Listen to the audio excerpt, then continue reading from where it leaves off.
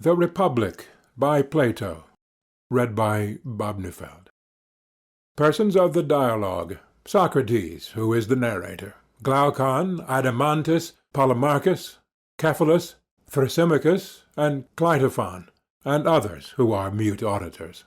The scene is laid in the house of Cephalus at the Piraeus, and the whole dialogue is narrated by Socrates, the day after it actually took place, to Timaeus, Hermocrates, Critias, and a nameless person, who are introduced in the Timaeus. Book I. I went down yesterday to the Piraeus with Glaucon, the son of Ariston, that I might offer up my prayers to the goddess, and also because I wanted to see in what manner they would celebrate the festival, which was a new thing. I was delighted with the procession of the inhabitants, but that of the Thracians was equally, if not more, beautiful. When we had finished our prayers and viewed the spectacle, we turned in the direction of the city, and at that instant Polemarchus, the son of Cephalus, chanced to catch sight of us from a distance as we were starting on our way home, and told his servant to run and bid us wait for him. The servant took hold of me by the cloak behind, and said, "Polemarchus desires you to wait." I turned round and asked him where his master was. "There he is," said the youth, "coming after you, if you will only wait." "Certainly we will," said Glaucon, and in a few minutes Polemarchus appeared, and with him Adeimantus, Glaucon's brother, Niceratus the son of Nicias, and several others who had been at the procession. Polemarchus said to me, "I perceive, Socrates, that you and your companion are already on your way to the city." "You are not far wrong," I said. "But do you see," he rejoined, "how many we are?" "Of course." "And are you stronger than all these? For if not, you will have to remain where you are."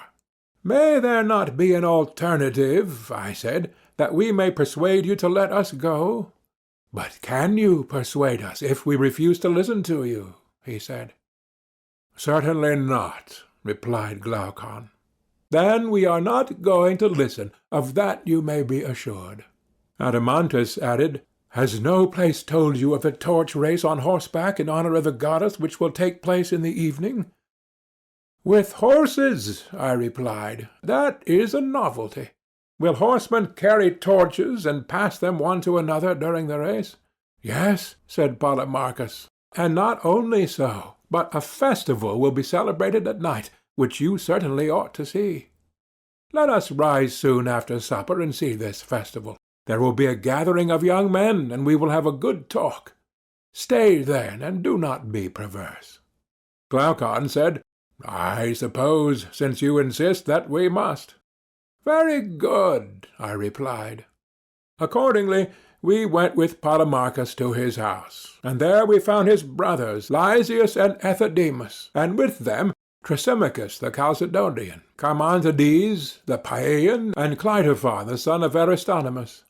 There too was Cephalus, the father of Polemarchus, whom I had not seen for a long time, and I thought him very much aged. He was seated on a cushioned chair, and had a garland on his head, for he had been sacrificing in the court. And there were some other chairs in the room, arranged in a semicircle, upon which we sat down by him. He saluted me eagerly, and then he said, "You don't come to see me, Socrates, as often as you ought. If I were still able to go and see you, I would not ask you to come to me, but at my age I can hardly get to the city, and therefore you should come oftener to the Piraeus. For let me tell you that the more the pleasures of the body fade away, the greater to me is the pleasure and charm of conversation.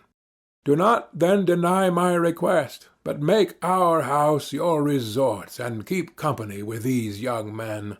We are old friends, and you will be quite at home with us." I replied, "There is nothing which for my part I like better, Cephalus, than conversing with aged men, for I regard them as travellers who have gone on a journey which I too may have to go, and of whom I ought to inquire whether the way is smooth and easy, or rugged and difficult. And this is a question which I should like to ask of you who have arrived at that time which the poets call the threshold of old age. Is life harder towards the end? Or what report do you give of it? I will tell you, Socrates, he said, what my own feeling is. Men of my age flock together. We are birds of a feather, as the old proverb says, and at our meetings the tale of my acquaintance commonly is, I cannot eat, I cannot drink, the pleasures of youth and love are fled away. There was a good time once, but now that is gone, and life is no longer life. Some complain of the slights which are put upon them by relations, and they will tell you sadly of how many evils their old age is the cause. But to me, Socrates, these complainers seem to blame that which is not really in fault. For if old age were the cause, I too, being old, and every other old man, would have felt as they do. But this is not my own experience, nor that of others whom I have known. How well I remember the aged poet Sophocles, when in answer to the question, How does love suit with age, Sophocles? Are you still the man you were? Peace, he replied. Most gladly have I escaped the thing of which you speak. I feel as if I had escaped from a mad and furious master. His words have often occurred to my mind since, and they seem as good to me now as at the time when he uttered them. For certainly old age has a great sense of calm and freedom. When the passions relax their hold, then, as Sophocles says, we are freed from the grasp not of one mad master only, but of many. The truth is, Socrates, that these regrets, and also the complaints about relations, are to be attributed to the same cause, which is not old age, but men's characters and tempers. For he who is of a calm and happy nature will hardly feel the pressure of age. But to him who is of an opposite disposition, youth and age are equally a burden. I listened in admiration, and wanting to draw him out that he might go on, Yes, Cephalus, I said, but I rather suspect that people in general are not convinced by you when you speak thus. They think that old age sits lightly upon you, not because of your happy disposition, but because you are rich, and wealth is well known to be a great comforter. You are right, he replied. They are not convinced, and there is something in what they say, not, however, so much as they imagine. I might answer them as Themistocles answered the Seriphian who was abusing him, and saying that he was famous not for his own merits, but because he was an Athenian. If you had been a native of my country, or I of yours, neither of us would have been famous. And to those who are not rich and are impatient of old age, the same reply may be made. For to the good poor man old age cannot be a light burden, nor can a bad rich man ever have peace with himself. May I ask, Cephalus, whether your fortune was for the most part inherited or acquired by you? Acquired, Socrates. Do you want to know how much I acquired? In the art of making money I have been midway between my father and grandfather, for my grandfather, whose name I bear, doubled and trebled the value of his patrimony, that which he inherited being much what I possess now. But my father, Lysanias, reduced the property below what it is at present, and I shall be satisfied if I leave to these my sons not less, but a little more than I received. That was why I asked you the question, I replied, because I see that you are indifferent about money, which is a characteristic rather of those who have inherited their fortunes than of those who have acquired them.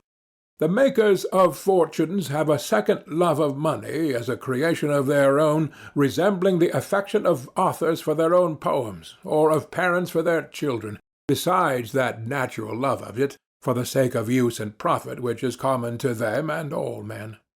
And hence they are very bad company, for they can talk about nothing but the praises of wealth. That is true, he said. Yes, that is very true. But may I ask you another question? What do you consider to be the greatest blessing which you have reaped from your wealth? One, he said, of which I could not expect easily to convince others. For let me tell you, Socrates, that when a man thinks himself to be near death, fears and cares enter into his mind which he never had before. The tales of a world below, and the punishment which is exacted there of deeds done here, were once a laughing matter to him. But now he is tormented with the thought that they may be true, either from the weakness of age, or because he is now drawing near to that other place. He has a clearer view of these things. Suspicions and alarms crowd thickly upon him, and he begins to reflect and consider what wrongs he has done to others. And when he finds that the sum of his transgressions is great, he will many a time, like a child, start up in his sleep for fear, and he is filled with dark forebodings. But to him who is conscious of no sin, sweet hope, as Pindar charmingly says, is the kind nurse of his age. Hope, he says, cherishes the soul of him who lives in justice and holiness, and is the nurse of his age and the companion of his journey. Hope which is mightiest to sway the restless soul of man. How admirable are his words! And the great blessing of riches, I do not say to every man, but to a good man, is that he has had no occasion to deceive or to defraud others, either intentionally or unintentionally. And when he departs to the world below, he is not in any apprehension about offerings due to the gods or debts which he owes to men. Now, to this peace of mind the possession of wealth greatly contributes, and therefore I say that, setting one thing against another, of the many advantages which wealth has to give, to a man of sense this is, in my opinion, the greatest. Well said, Cephalus, I replied. But as concerning justice, what is it? To speak the truth and to pay your debts, no more than this? And even to this are there not exceptions? Suppose that a friend, when in his right mind, has deposited alms with me, and he asks for them when he is not in his right mind. Ought I to give them back to him? No one would say that I ought, or that I should be right in doing so, any more than they would say that I ought always to speak the truth to one who is in his condition. You are quite right, he replied. But then, I said, speaking the truth and paying your debts is not a correct definition of justice. Quite correct, Socrates, if Simonides is to be believed, said Polemarchus, interposing. I fear, said Cephalus, that I must go now, for I have to look after the sacrifices, and I hand over the argument to Polemarchus and the company. Is not Polemarchus your heir? I said. To be sure, he answered, and went away, laughing to the sacrifices. Tell me, then, O thou heir of the argument, what did Simonides say, and according to you truly say, about justice? He said that the repayment of a debt is just, and in saying so he appears to me to be right. I should be sorry to doubt the word of such a wise and inspired man, but his meaning, though probably clear to you, is the reverse of clear to me. For he certainly does not mean, as we were just now saying, that I ought to return a deposit of alms or of anything else to one who asks for it when he is not in his right senses, and yet a deposit cannot be denied to be a debt. True. Then, when the person who asks me is not in his right mind, I am by no means to make the return? Certainly not. When Simonides said that the repayment of a debt was justice, he did not mean to include that case. Certainly not, for he thinks that a friend ought always to do good to a friend, and never evil. You mean that the return of a deposit of gold, which is to the injury of the receiver, if the two parties are friends, is not the repayment of a debt. That is what you would imagine him to say? Yes. And are enemies also to receive what we owe to them? To be sure, he said. They are to receive what we owe them, and an enemy, as I take it, owes to an enemy that which is due or proper to him, that is to say, evil. Simonides, then, after the manner of poets, would seem to have spoken darkly of the nature of justice. For he really meant to say that justice is the giving to each man what is proper to him, and this he termed a debt. That must have been his meaning, he said. By heaven, I replied, And if we asked him what due or proper thing is given by medicine, and to whom, what answer do you think that he would make to us? He would surely reply that medicine gives drugs and meat and drink to human bodies. And what due or proper thing is given by cookery, and to what? Seasoning to food. And what is that which justice gives, and to whom? If, Socrates, we are to be guided at all by the analogy of the preceding instances, then justice is the art which gives good to friends and evil to enemies. That is his meaning, then? I think so. And who is best able to do good to his friends and evil to his enemies in time of sickness? The physician. Or when they are on a voyage amid the perils of the sea? The pilot. And in what sort of actions, or with a view to what result, is the just man most able to do harm to his enemy and good to his friend? In going to war against the one, and in making alliances with the other. But when a man is well, my dear Polemarchus, there is no need of a physician. No. And he who is not on a voyage has no need of a pilot? No. Then in time of peace justice will be of no use. I am very far from thinking so. You think that justice may be of use in peace as well as in war? Yes. Like husbandry for the acquisition of corn? Yes. Or like shoemaking for the acquisition of shoes? That is what you mean? Yes. And what similar use or power of acquisition has justice in time of peace? In contracts, Socrates, justice is of use. And by contracts you mean partnerships? Exactly. But is the just man or the skilful player a more useful and better partner at the game of draughts? The skilful player. And in the laying of bricks and stones, is the just man a more useful or better partner than the builder? Quite the reverse. Then in what sort of partnership is the just man a better partner than the harp player? As in playing the harp player is certainly a better partner than the just man. In a money partnership.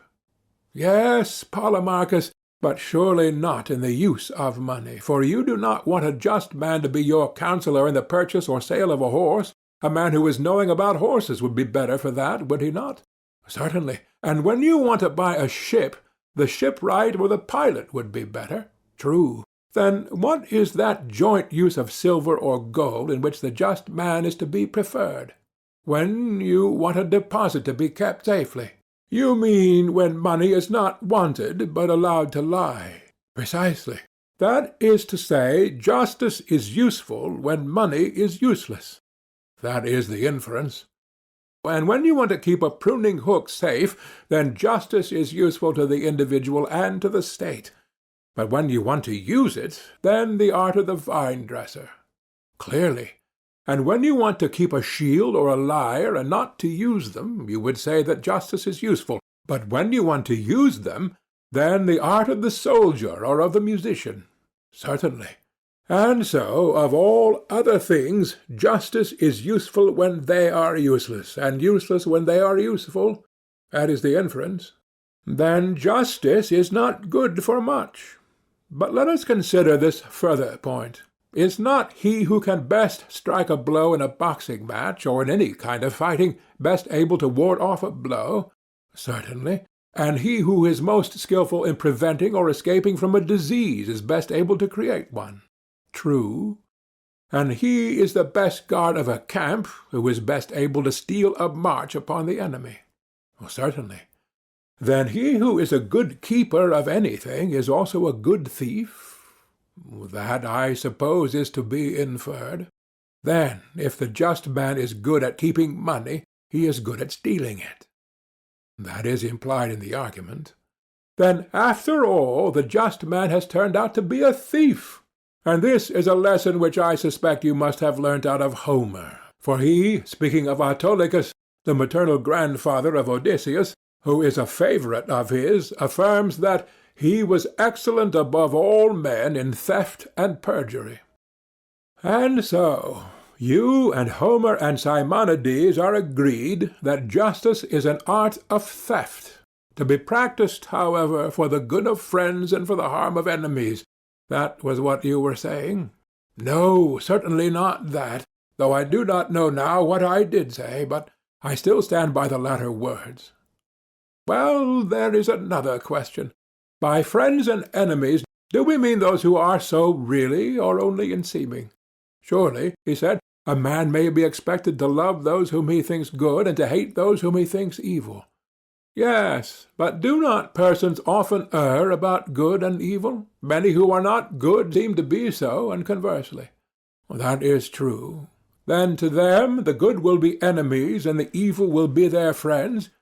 True, and in that case they will be right in doing good to the evil and evil to the good? Clearly, but the good are just, and would not do an injustice. True. Then, according to your argument, it is just to injure those who do no wrong. Nay, Socrates, the doctrine is immoral. Then I suppose that we ought to do good to the just and harm to the unjust. I like that better. But see the consequence. Many a man who is ignorant of human nature has friends who are bad friends, and in that case he ought to do harm to them, and he has good enemies whom he ought to benefit.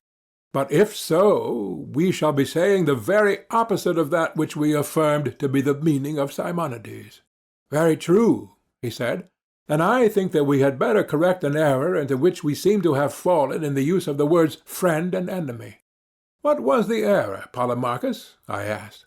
We assumed that he is a friend who seems to be, or who is thought, good. And how is the error to be corrected? We should rather say that he is a friend who is as well as seems good, and that he who seems only, and is not good, only seems to be and is not a friend, and of an enemy the same may be said. You would argue that the good are our friends and the bad our enemies? Yes. And instead of saying simply, as we did at first, that it is just to do good to our friends and harm to our enemies, we should further say, it is just to do good to our friends when they are good, and harm to our enemies when they are evil. Yes, that appears to me to be the truth. But ought the just to injure any one at all? Undoubtedly he ought to injure those who are both wicked and his enemies. When horses are injured, are they improved or deteriorated? The latter. Deteriorated, that is to say, in the good qualities of horses, not of dogs. Yes, of horses. And dogs are deteriorated in the good qualities of dogs, and not of horses? Of course. And will not men who are injured be deteriorated in that which is the proper virtue of man? Certainly. And that human virtue is justice? To be sure. Then men who are injured are of necessity made unjust. That is the result. But can the musician by his art make men unmusical? Certainly not. Or the horseman by his art make them bad horsemen? Impossible. And can the just by justice make men unjust? Or, speaking generally, can the good by virtue make them bad? Assuredly not. Any more than heat can produce cold, it cannot, or drought moisture. Clearly not. Nor can the good harm any one. Impossible. And the just is the good? Certainly. Then to injure a friend or any one else is not the act of a just man, but of the opposite, who is the unjust. I think that what you say is quite true, Socrates. Then if a man says that justice consists in the repayment of debts, and that good is the debt which a just man owes to his friends, and evil the debt which he owes to his enemies, to say this is not wise. For it is not true, if, as has been clearly shown, the injuring of another can be in no case just. I agree with you, said Polemarchus. Then you and I are prepared to take up arms against anyone who attributes such a saying to Simonides, or Bias, or Pittacus, or any other wise man or seer. I am quite ready to do battle at your side, he said. Shall I tell you whose I believe the saying to be? Whose? I believe that Periander, or Perdiccas, or Xerxes, or Ismenias the Theban, or some other rich and mighty man, who had a great opinion of his own power, was the first to say that justice is doing good to your friends and harm to your enemies. Most true, he said. Yes, I said, but if this definition of justice also breaks down, what other can be offered? Several times in the course of the discussion, Thrasymachus had made an attempt to get the argument into his own hands, and had been put down by the rest of the company, who wanted to hear the end. But when Polemarchus and I had done speaking, and there was a pause, he could no longer hold his peace, and gathering himself up, he came at us like a wild beast, seeking to devour us. We were quite panic-stricken at the sight of him. He roared out to the whole company, "What folly, Socrates, has taken possession of you all, and why, silly billies, do you knock under to one another? I say that if you want really to know what justice is, you should not only ask but answer, and you should not seek honor to yourself from the refutation of an opponent, but have your own answer. For there is many a one who can ask and cannot answer. And now I will not have you say that justice is duty or advantage or profit or gain or interest, for this sort of nonsense will not do for me. I must have clearness and accuracy." I was panic-stricken at his words, and could not look at him without trembling. Indeed, I believe that if I had not fixed my eye upon him, I should have been struck dumb. But when I saw his fury rising, I looked at him first, and was therefore able to reply to him. "Thrasymachus," I said, with a quiver, "don't be hard upon us. Polemarchus and I may have been guilty of a little mistake in the argument, but I can assure you that the error was not intentional. If we were seeking for a piece of gold, you would not imagine that we were knocking under to one another, and so losing our chance of finding it. And why, when we are seeking for justice, a thing more precious than many pieces of gold, do you say that we are weakly yielding to one another, and not doing our utmost to get at the truth? Nay, my good friend, we are most willing and anxious to do so. But the fact is that we cannot, and if so, you people who know all things should pity us, and not be angry with us." "How characteristic of Socrates," he replied, with a bitter laugh. "That's your ironical style. Did I not foresee, have I not already told you, that whatever he was asked he would refuse to answer, and try irony or any other shuffle, in order that he might avoid answering?" "You are a philosopher, Thrasymachus," I replied, "and well know that if you ask a person what numbers make up 12, taking care to prohibit him whom you ask from answering twice 6, or 3 times 4, or 6 times 2, or 4 times 3, for this sort of nonsense will not do for me, then obviously, if that is your way of putting the question, no one can answer you. But suppose that he were to retort, 'Thrasymachus, what do you mean? If one of these numbers which you interdict be the true answer to the question, am I falsely to say some other number which is not the right one? Is that your meaning?' How would you answer him?" "Just as if the two cases were at all alike," he said. "Well, why should they not be?" I replied, "and even if they are not, but only appear to be so to the person who is asked, ought he not to say what he thinks, whether you and I forbid him or not?" "I presume, then, that you are going to make one of the interdicted answers." "I dare say that I may, notwithstanding the danger, if upon reflection I approve of any of them. But what if I give you an answer about justice other and better," he said, "than any of these? What do you deserve to have done to you?" "Done to me? As becomes the ignorant, I must learn from the wise. That is what I deserve to have done to me." "What, and no payment? A pleasant notion." "I will pay when I have the money," I replied. "But you have, Socrates," said Glaucon, "and you, Thrasymachus, need to be under no anxiety about money, for we will all make a contribution for Socrates." "Yes," he replied, "and then Socrates will do as he always does, refuse to answer himself, but take and pull to pieces the answer of some one else." "Why, my good friend," I said, "how can any one answer who knows and says that he knows just nothing, and who, even if he has some faint notions of his own, is told by a man of authority not to utter them? The natural thing is that the speaker should be someone like yourself, who professes to know and can tell what he knows. Will you then kindly answer, for the edification of the company and of myself?" Glaucon and the rest of the company joined in my request, and Thrasymachus, as any one might see, was in reality eager to speak, for he thought that he had an excellent answer and would distinguish himself. But at first he affected to insist on my answering. At length he consented to begin. "Behold," he said, "the wisdom of Socrates. He refuses to teach himself, and goes about learning of others, to whom he never even says thank you." "That I learn of others," I replied, "is quite true, but that I am ungrateful I wholly deny. Money I have none, and therefore I pay in praise, which is all I have.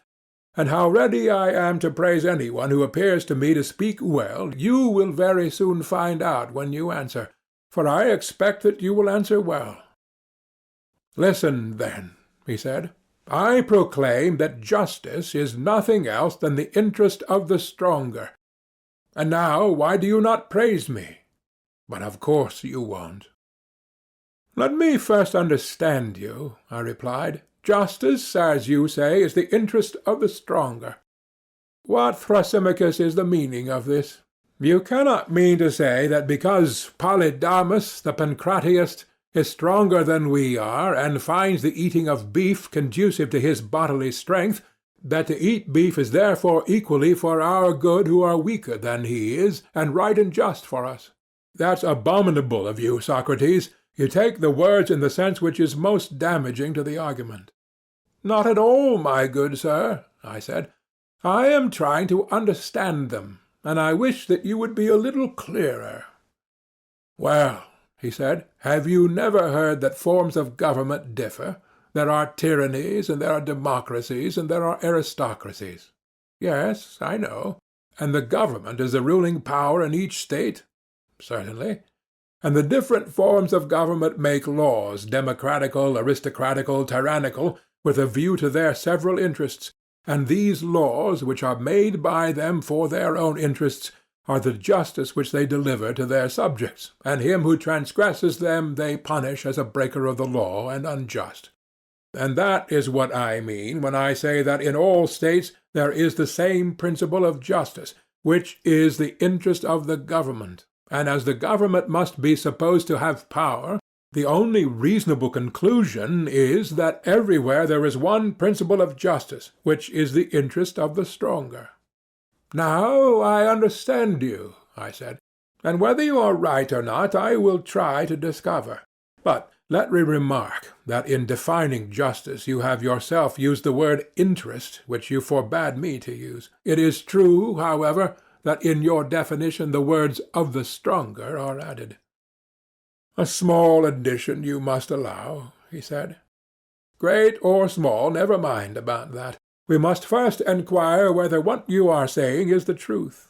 Now, we are both agreed that justice is interest of some sort, but you go on to say of the stronger. About this addition I am not so sure, and must therefore consider further." "Proceed." "I will. And first tell me, do you admit that it is just for subjects to obey their rulers?" "I do." "But are the rulers of states absolutely infallible, or are they sometimes liable to err?" "To be sure," he replied, "they are likely to err." "Then, in making their laws, they may sometimes make them rightly and sometimes not?" "True." "When they make them rightly, they make them agreeable to their interest. When they are mistaken, contrary to their interest. You admit that?" "Yes." "And the laws which they make must be obeyed by their subjects, and that is what you call justice?" "Doubtless." "Then justice, according to your argument, is not only obedience to the interest of the stronger, but the reverse." "What is that you are saying?" he asked. "I am only repeating what you are saying, I believe. But let us consider. Have we not admitted that the rulers may be mistaken about their own interest in what they command, and also that to obey them is justice? Has not that been admitted?" "Yes."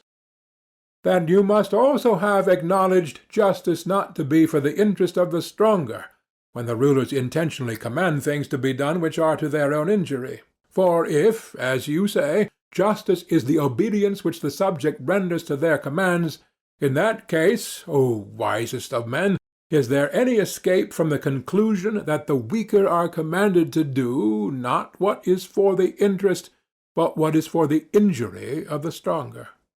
Nothing can be clearer, Socrates, said Polemarchus.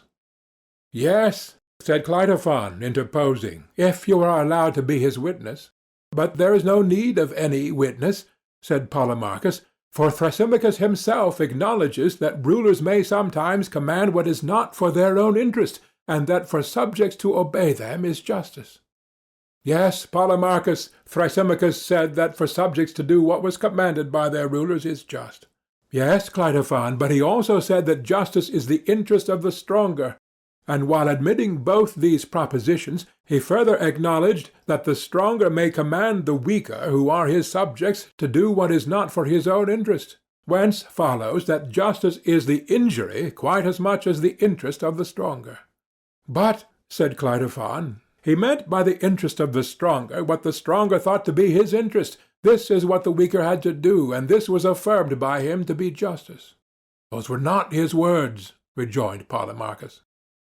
Never mind, I replied. If he now says that they are, let us accept his statement. Tell me, Thrasymachus, I said, did you mean by justice what the stronger thought to be his interest, whether really so or not? Well, certainly not, he said. Do you suppose that I call him who is mistaken the stronger at the time when he is mistaken? Yes, I said, my impression was that you did so, when you admitted that the ruler was not infallible, but might be sometimes mistaken.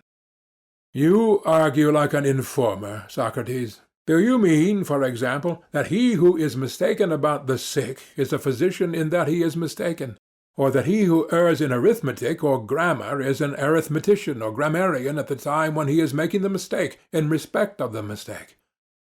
True, we say that the physician or arithmetician or grammarian has made a mistake, but this is only a way of speaking, for the fact is that neither the grammarian nor any other person of skill ever makes a mistake in so far as he is what his name implies.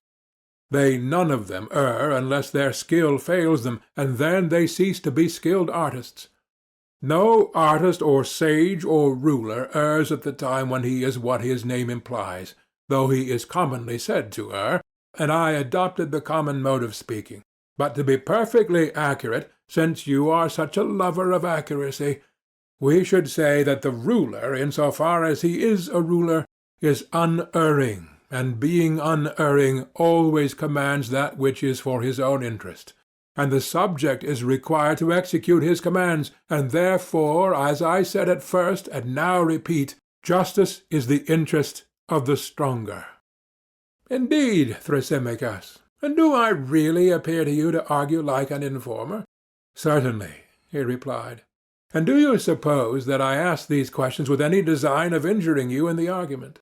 Nay, he replied, suppose is not the word, I know it. But you will be found out, and by sheer force of argument you will never prevail. I shall not make the attempt, my dear man, but to avoid any misunderstanding occurring between us in future, let me ask, in what sense do you speak of a ruler or stronger, whose interest, as you were saying, he being the superior, it is just that the inferior should execute? Is he a ruler in the popular or in the strict sense of the term? In the strictest of all senses, he said. And now cheat and play the informer if you can. I ask no quarter at your hands. But you never will be able, never. And do you imagine, I said, that I am such a madman as to try and cheat, Thrasymachus? I might as well shave a lion. Why, he said, you made the attempt a minute ago, and you failed. Enough, I said, of these civilities. It will be better that I should ask you a question. Is the physician, taken in that strict sense of which you were speaking, a healer of the sick or a maker of money? And remember that I am now speaking of the true physician. A healer of the sick, he replied. And the pilot, that is to say, the true pilot, is he a captain of sailors or a mere sailor? A captain of sailors. The circumstance that he sails in the ship is not to be taken into account, neither is he to be called a sailor. The name pilot by which he is distinguished has nothing to do with sailing, but is significant of his skill and of his authority over the sailors. Very true, he said. Now, I said, every art has an interest. Certainly.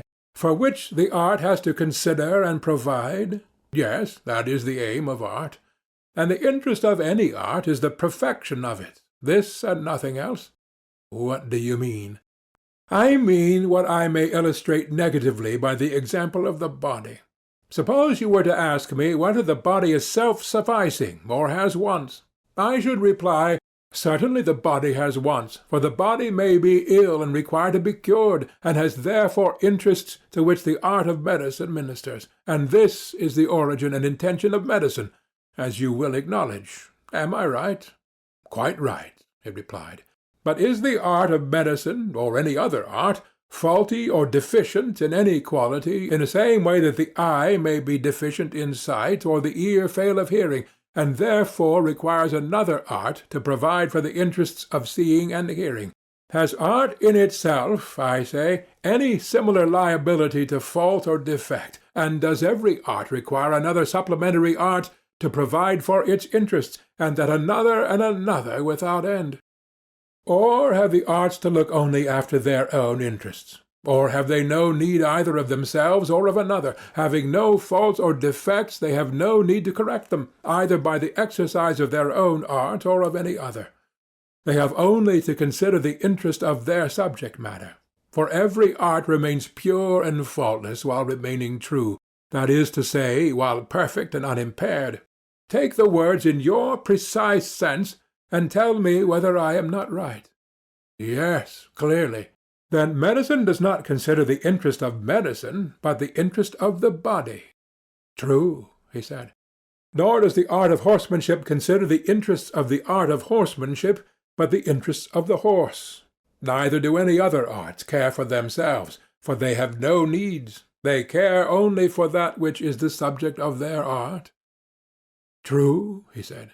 But surely, Thrasymachus, the arts are the superiors and rulers of their own subjects. To this he assented with a good deal of reluctance. Then, I said, no science or art considers or enjoins the interest of the stronger or superior, but only the interest of the subject and the weaker. He made an attempt to contest this proposition also, but finally acquiesced. Then, I continued, no physician, in so far as he is a physician, considers his own good in what he prescribes, but the good of his patient. For the true physician is also a ruler having the human body as a subject, and he is not a mere money-maker. That has been admitted. Yes. And the pilot likewise, in the strict sense of the term, is a ruler of sailors, and not a mere sailor. That has been admitted. And such a pilot and ruler will provide and prescribe for the interest of the sailor who is under him, and not for his own or the ruler's interest. He gave a reluctant yes. Then, I said, Thrasymachus, there is no one in any rule who, in so far as he is a ruler, considers or enjoins what is for his own interest, but always what is for the interest of his subject, or suitable to his art. To that he looks, and that alone he considers in everything which he says and does. End of Part 1. Book 1, Part 2. When we had got to this point in the argument, and every one saw that the definition of justice had been completely upset, Thrasymachus, instead of replying to me, said, "Tell me, Socrates, have you got a nurse?" "Why do you ask such a question," I said, "when you ought rather to be answering?" "Because she leaves you to snivel, and never wipes your nose. She has not even taught you to know the shepherd from the sheep." "What makes you say that?" I replied. "Because you fancy that the shepherd or neatherd fattens or tends the sheep or oxen with a view to their own good, and not to the good of himself or his master. And you further imagine that the rulers of states if they are true rulers, never think of their subjects as sheep, and that they are not studying their own advantage day and night. Oh, no, and so entirely astray are you in your ideas about the just and unjust as not even to know that justice and the just are in reality another's good.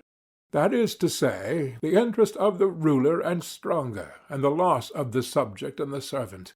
And injustice the opposite.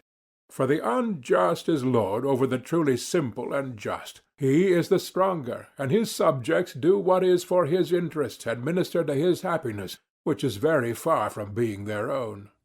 Consider further, most foolish Socrates, that the just is always a loser in comparison with the unjust. First of all, in private contracts. Wherever the unjust is the partner of the just, you will find that, when the partnership is dissolved, the unjust man has always more and the just less. Secondly, in their dealings with the state. When there is an income tax, the just man will pay more, and the unjust less on the same amount of income. And when there is anything to be received, the one gains nothing and the other much. Observe also what happens when they take an office.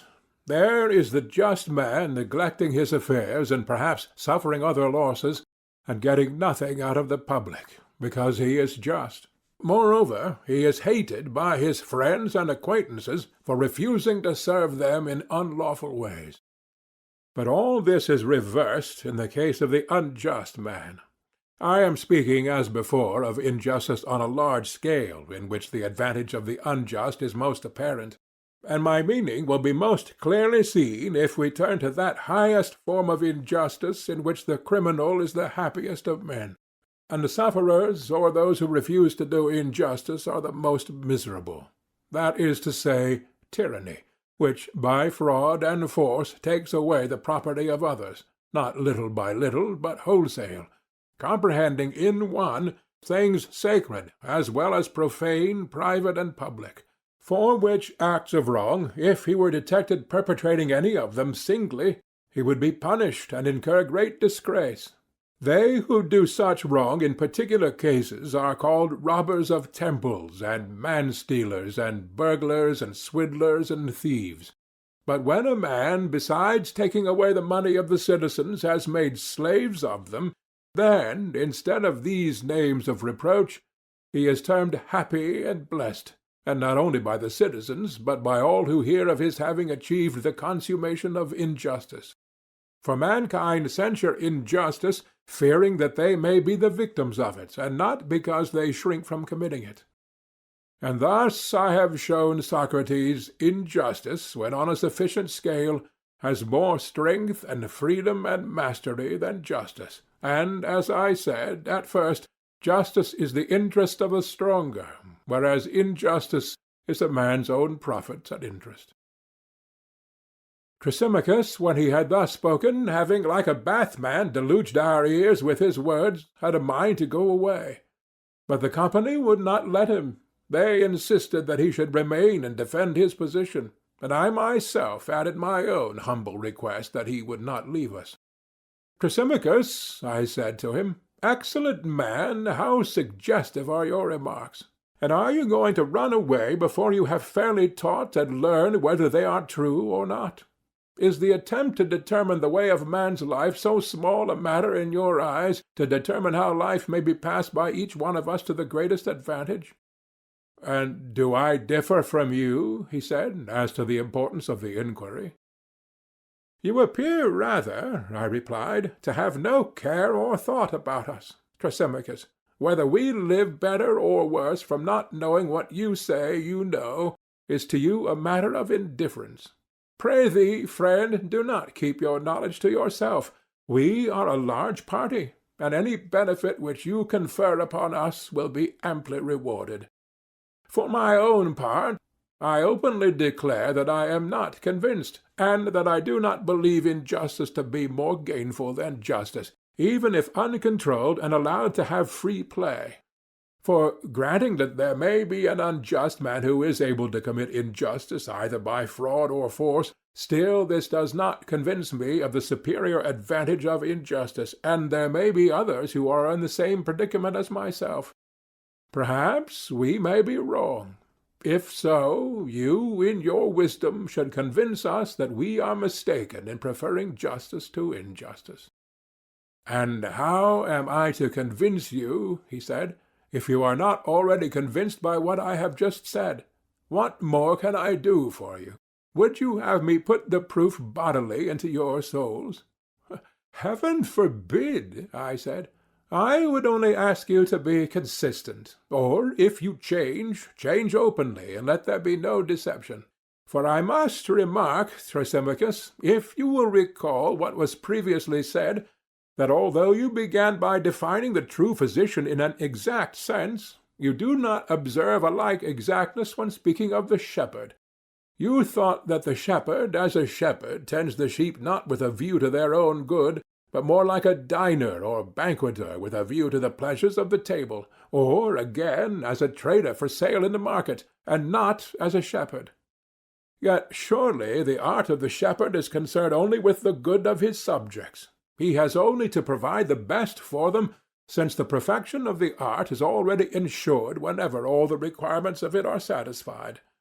And that was what I was saying just now about the ruler. I conceive that the art of the ruler, considered as ruler, whether in a state or in private life, can only regard the good of his flock or subjects, whereas you seem to think that the rulers in states, that is to say, the true rulers, like being in authority. Think? Nay, I am sure of it. Then why, in the case of lesser offices, do men never take them willingly without payment, unless under the idea that they govern for the advantage not of themselves but of others? Let me ask you a question.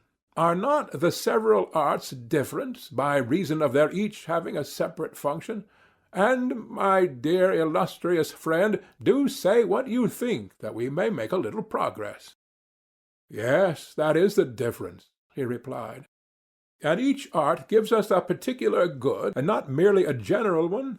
Medicine, for example, gives us health, navigation, safety at sea, and so on. Yes, he said. And the art of payment has the special function of giving pay, but we do not confuse this with other arts, any more than the art of the pilot is to be confused with the art of medicine, because the health of the pilot may be improved by a sea voyage. You would not be inclined to say, would you, that navigation is the art of medicine, at least if we are to adopt your exact use of language? Certainly not. Or, because a man is in good health when he receives pay, you would not say that the art of payment is medicine? I should not. Nor would you say that medicine is the art of receiving pay, because a man takes fees when he is engaged in healing? Certainly not. And we have admitted, I said, that the good of each art is specially confined to the art? Yes. Then, if there be any good which all artists have in common, that is to be attributed to something of which they all have the common use. True, he replied.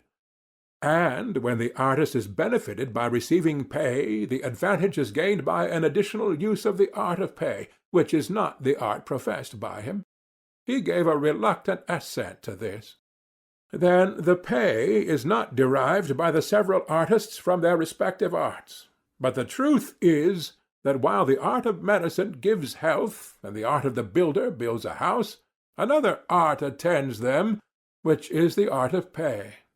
The various arts may be doing their own business and benefiting that over which they preside, but would the artist receive any benefit from his art unless he were paid as well? I suppose not. But does he therefore confer no benefit when he works for nothing? Certainly he confers a benefit.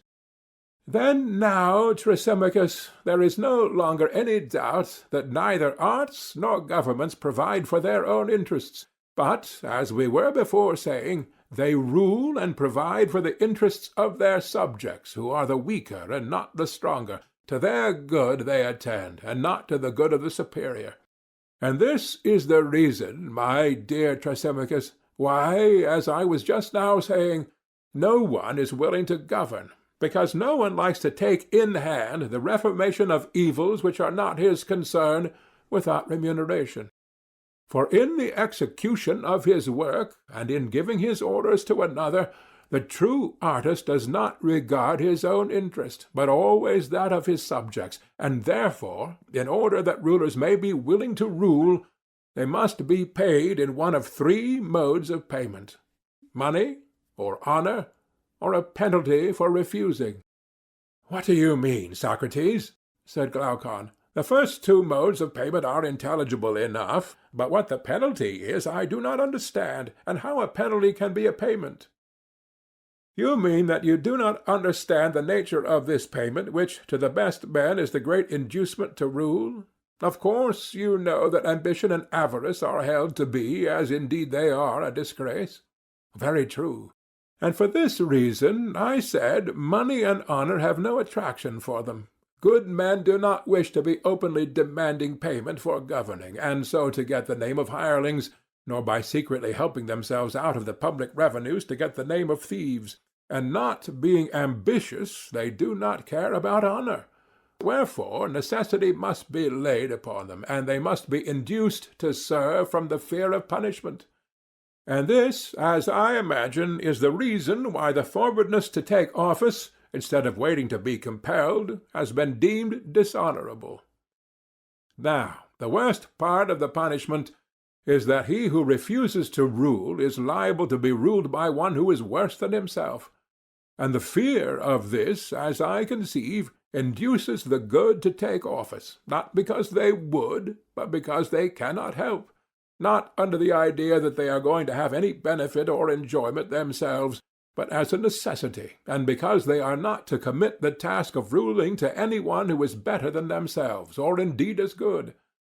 For there is reason to think that if a city were composed entirely of good men, then to avoid office would be as much an object of contention as to obtain office is at present. Then we should have plain proof that the true ruler is not meant by nature to regard his own interest, but that of his subjects, and every one who knew this would choose rather to receive a benefit from another than to have the trouble of conferring one. So far am I from agreeing with Thrasymachus that justice is the interest of the stronger. This latter question need not be further discussed at present, but when Thrasymachus says that the life of the unjust is more advantageous than that of the just, his new statement appears to me to be of a far more serious character. Which of us has spoken truly, and which sort of life, Glaucon, do you prefer? I, for my part, deem the life of the just to be the more advantageous, he answered. Do you hear all the advantages of the unjust which Thrasymachus was rehearsing? Yes, I heard him, he replied, but he has not convinced me. Then shall we try to find some way of convincing him, if we can, that he is saying what is not true? Most certainly, he replied.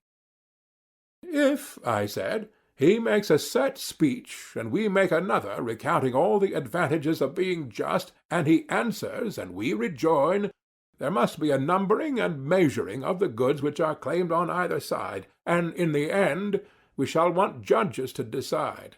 But if we proceed in our inquiry as we lately did, by making admissions to one another, we shall unite the offices of judge and advocate in our own persons. Very good, he said.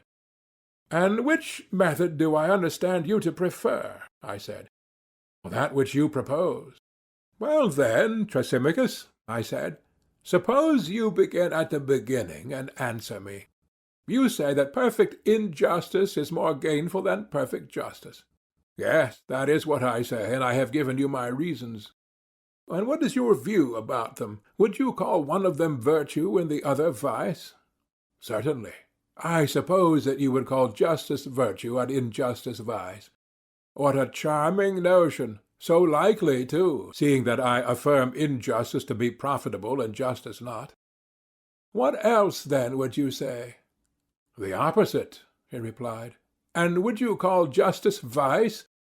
No, I would rather say sublime simplicity. Then would you call injustice malignity? No, I would rather say discretion. And do the unjust appear to you to be wise and good? Yes, he said. At any rate, those of them who are able to be perfectly unjust and who have the power of subduing states and nations. But perhaps you imagine me to be talking of cut-purses. Even this profession, if undetected, has advantages, though they are not to be compared with those of which I was just now speaking. I do not think that I misapprehend your meaning, Thrasymachus, I replied, but still I cannot hear without amazement that you class injustice with wisdom and virtue, and justice with the opposite. Certainly I do so class them.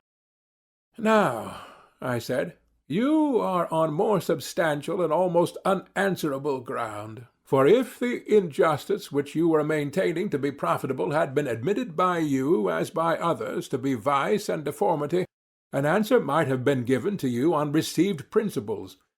But now I perceive that you will call injustice honorable and strong, and to the unjust you will attribute all the qualities which are attributed by us before to the just, seeing that you do not hesitate to rank injustice with wisdom and virtue.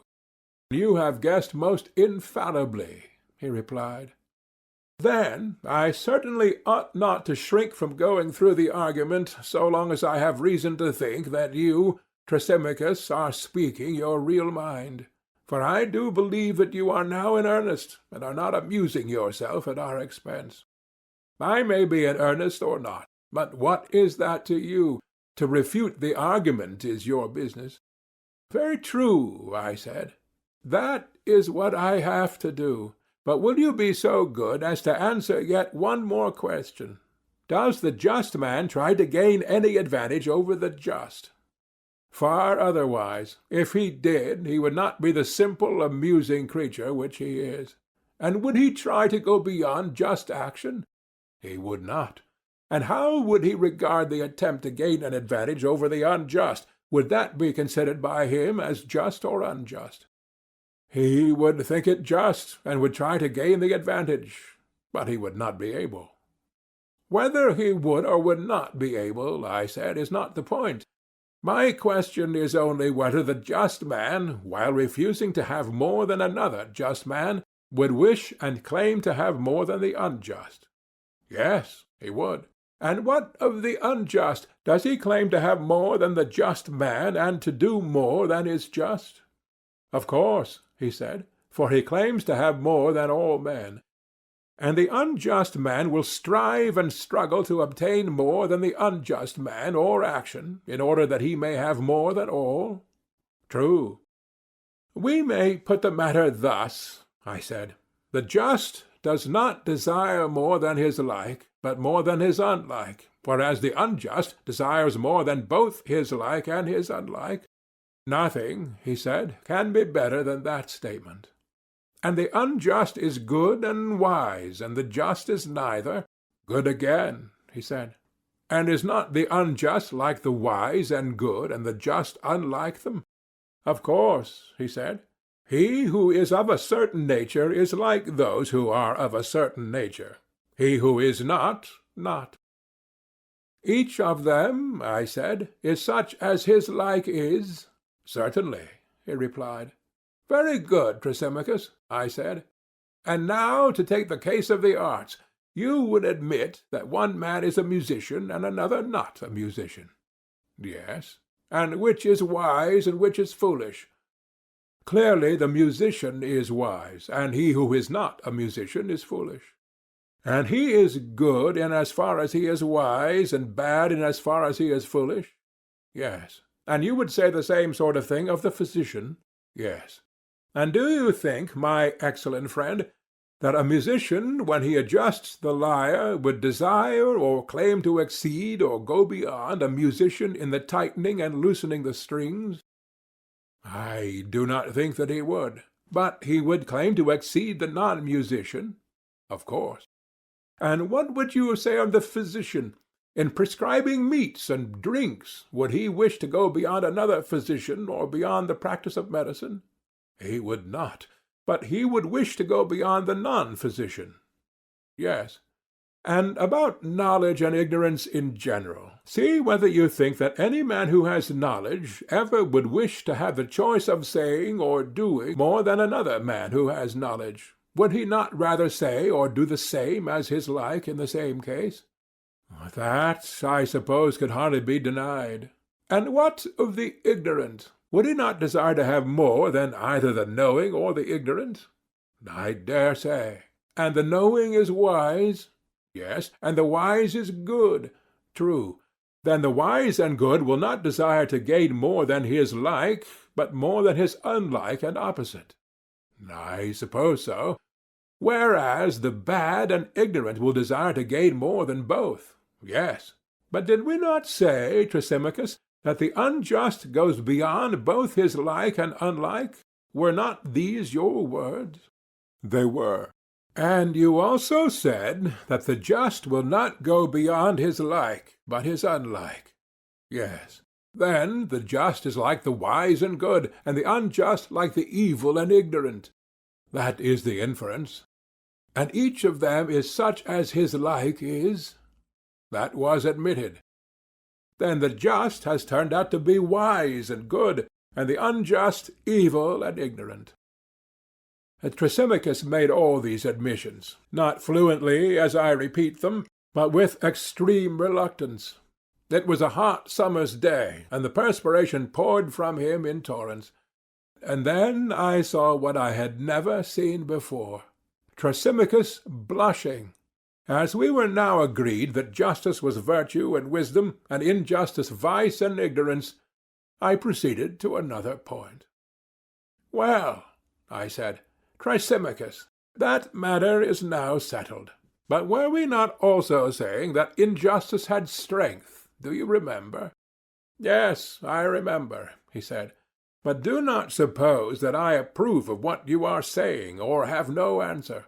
If, however, I were to answer, you would be quite certain to accuse me of haranguing. Therefore, either permit me to have my say out, or, if you would rather ask, do so, and I will answer very good, as they say to story-telling old women, and will nod yes and no. Certainly not, I said, if contrary to your real opinion. Yes, he said, I will, to please you, since you will not let me speak. What else would you have?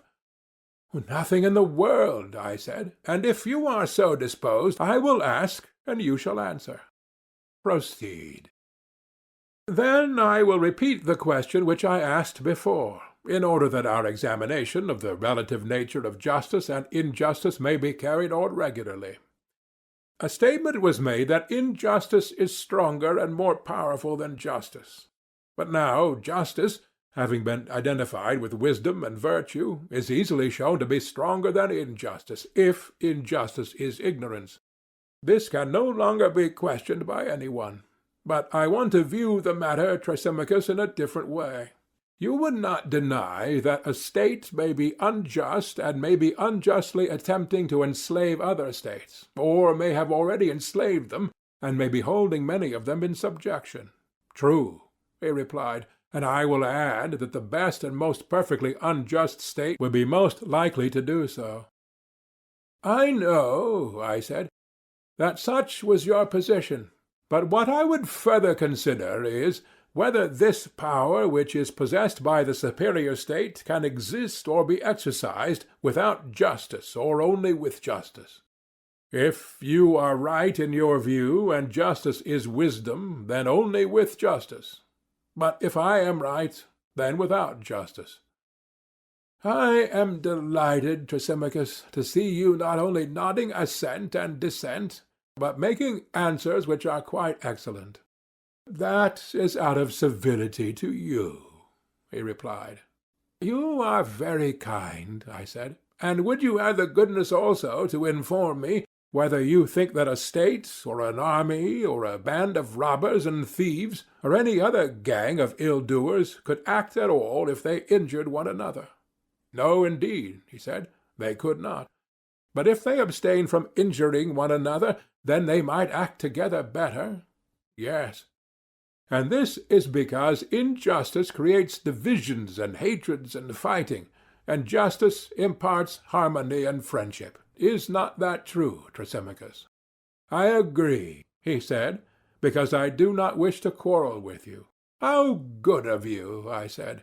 But I should like to know also whether injustice, having this tendency to arouse hatred, wherever existing, among slaves or among freemen, will not make them hate one another and set them at variance and render them incapable of common action. Certainly. And even if injustice be found in two only, will they not quarrel and fight, and become enemies to one another and to the just? They will. And suppose injustice abiding in a single person, would your wisdom say that she loses or that she retains her natural power? Let us assume that she retains her power. Yet is not the power which injustice exercises of such a nature that wherever she takes up her abode, whether in a city, in an army, in a family, or in any other body, that body is, to begin with, rendered incapable of united action by reason of sedition and distraction, and does it not become its own enemy, and at variance with all that opposes it, and with the just? Is not this the case? Yes, certainly. And is not injustice equally fatal when existing in a single person? In the first place, rendering him incapable of action because he is not at unity with himself, and in the second place, making him an enemy to himself and the just. Is not that true, Thrasymachus? Yes. And, oh, my friend, I said, surely the gods are just? Granted that they are. But if so, the unjust will be the enemy of the gods, and the just will be their friend. Feast away in triumph, and take your fill of the argument. I will not oppose you, lest I should displease the company. Well, then, proceed with your answers, and let me have the remainder of my repast. For we have already shown that the just are clearly wiser and better and abler than the unjust, and that the unjust are incapable of common action. Nay, more, that to speak as we did of men who are evil acting at any time vigorously together is not strictly true, for if they had been perfectly evil, they would have laid hands upon one another. But it is evident that there must have been some remnant of justice in them, which enabled them to combine. If there had not been, they would have injured one another as well as their victims. They were but half villains in their enterprises, for had they been whole villains and utterly unjust, they would have been utterly incapable of action. That, as I believe, is the truth of the matter, and not what you said at first. But whether the just have a better and happier life than the unjust is a further question which we also propose to consider. I think that they have, and for the reasons which I have given. But still, I should like to examine further, for no light matter is at stake, nothing less than the rule of human life. Proceed. I will proceed by asking a question. Would you not say that a horse has some end? I should. And the end or use of a horse or of anything would be that which could not be accomplished, or not so well accomplished, by any other thing. I do not understand, he said. Let me explain. Can you see except with the eye? Certainly not. Or hear except with the ear? No. These, then, may be truly said to be the ends of these organs. They may. But you can cut off a vine branch with a dagger or with a chisel, and in many other ways. Of course. And yet not so well as with a pruning hook made for the purpose. True. May we not say that this is the end of a pruning hook? We may.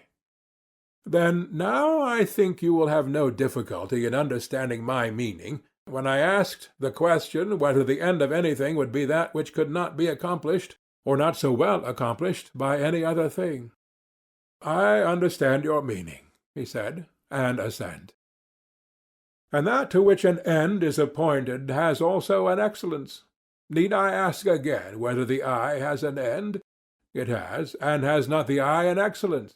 Yes. And the ear has an end and an excellence also? True. And the same is true of all other things. They have each of them an end and a special excellence. That is so. Well, and can the eyes fulfill their end if they are wanting in their own proper excellence and have a defect instead? How can they, he said, if they are blind and cannot see? You mean to say, if they have lost their proper excellence, which is sight.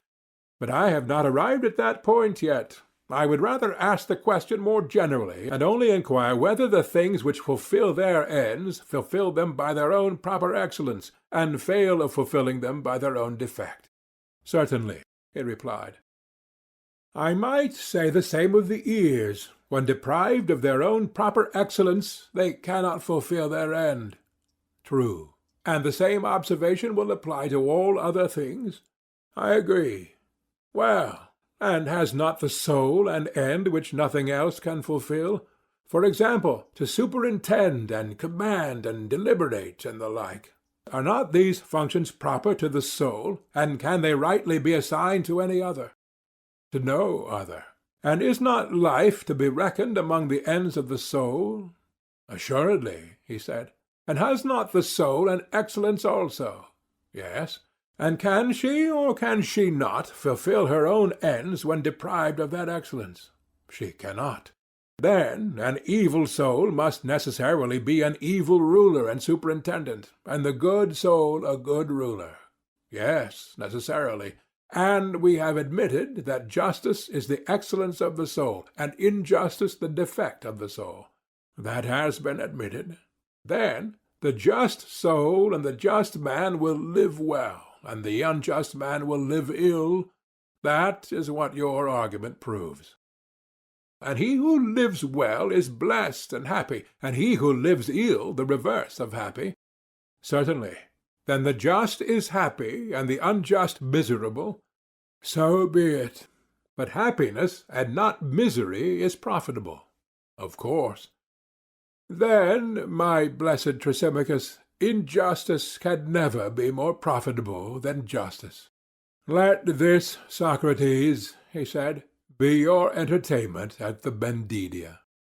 For which I am indebted to you, I said, now that you have grown gentle towards me and have left off scolding. Nevertheless, I have not been well entertained, but that was my own fault, not yours. As an epicure snatches a taste of every dish which is successively brought to table, he not having allowed himself time to enjoy the one before, so have I gone from one subject to another without having discovered what I sought at first, the nature of justice.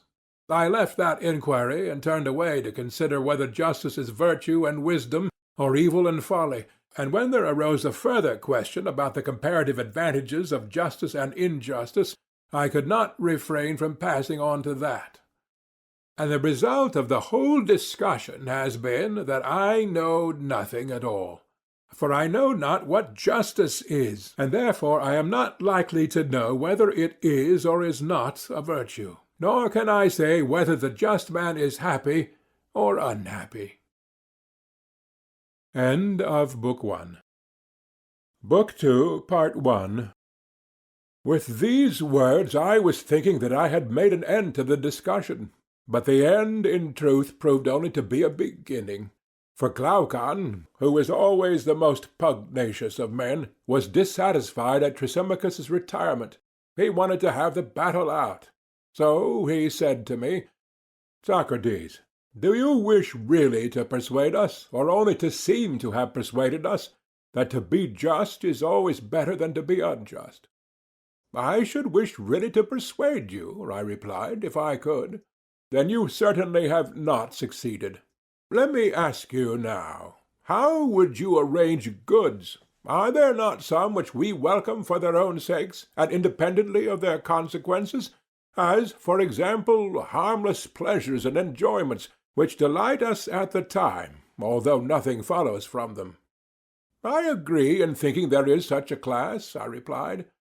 Is there not also a second class of goods, such as knowledge, sight, or health, which are desirable not only in themselves, but also for their results? Certainly, I said. And would you not recognize a third class, such as gymnastic, and the care of the sick, and the physician's art? Also, the various ways of money-making.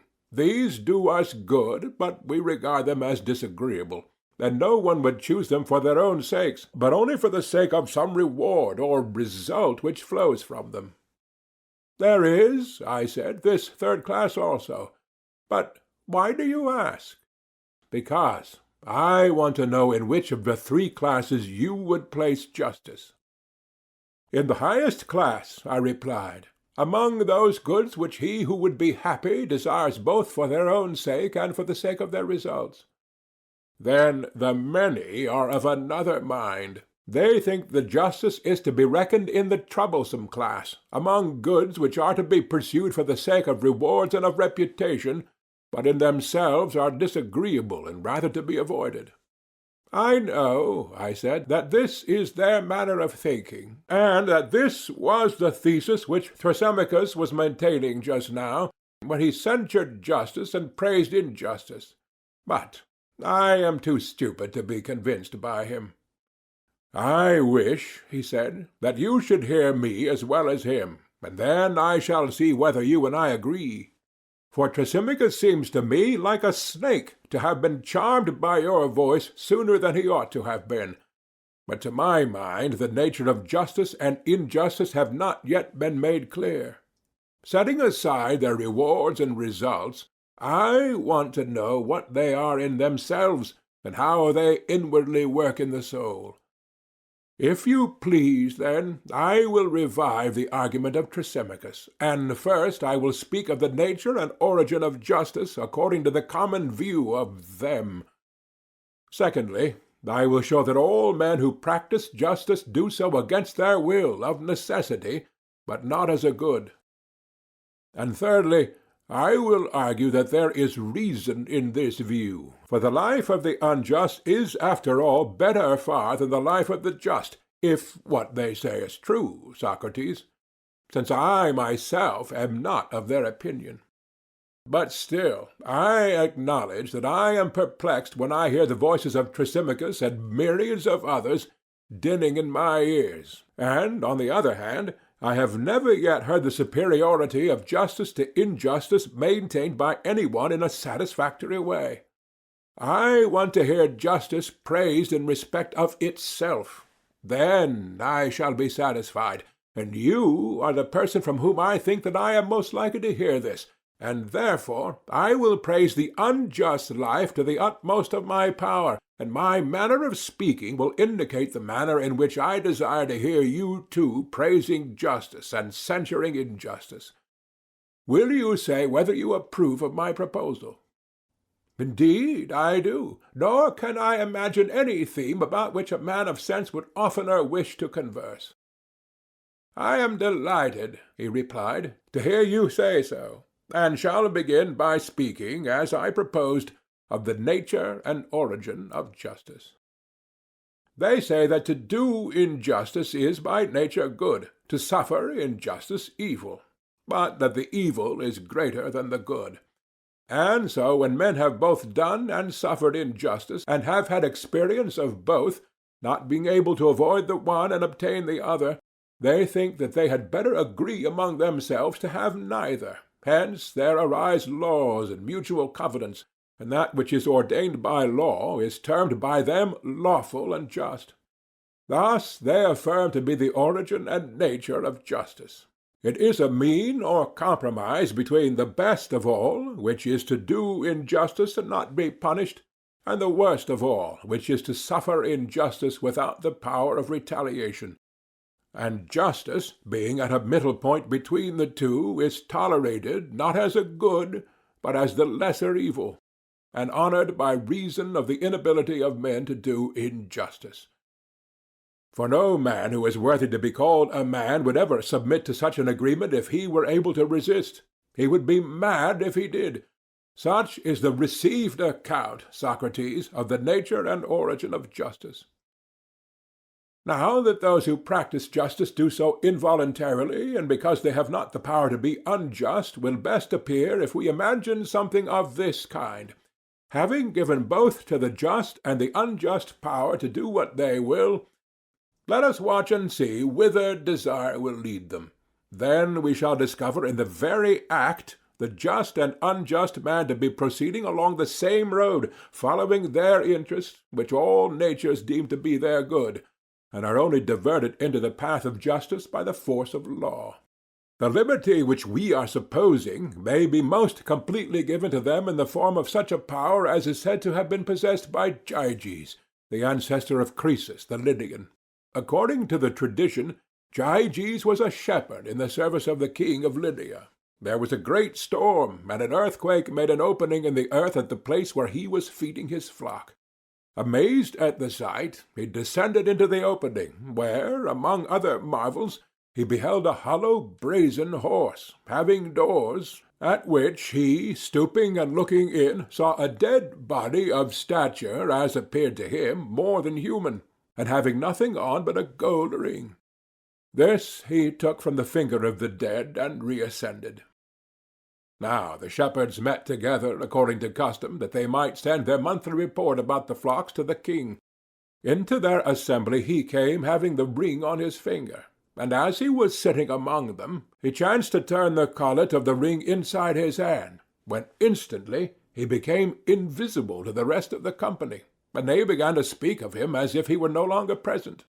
He was astonished at this, and again touching the ring, he turned the collet outwards and reappeared. He made several trials of the ring, and always with the same result.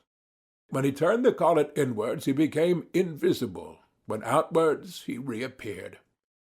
Whereupon he contrived to be chosen one of the messengers who was sent to the court, whereas, soon as he arrived, he seduced the queen, and with her help conspired against the king, and slew him, and took the kingdom.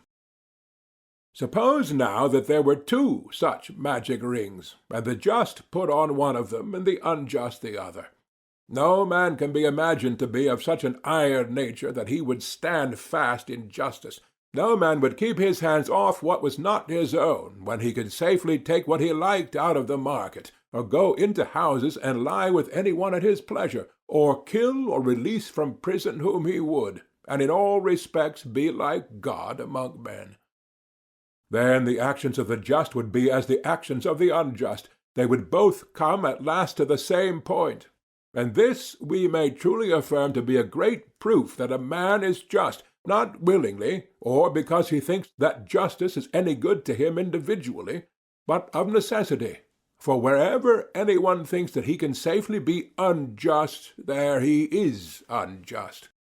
For all men believe in their hearts that injustice is far more profitable to the individual than justice, and he who argues, as I have been supposing, will say that they are right.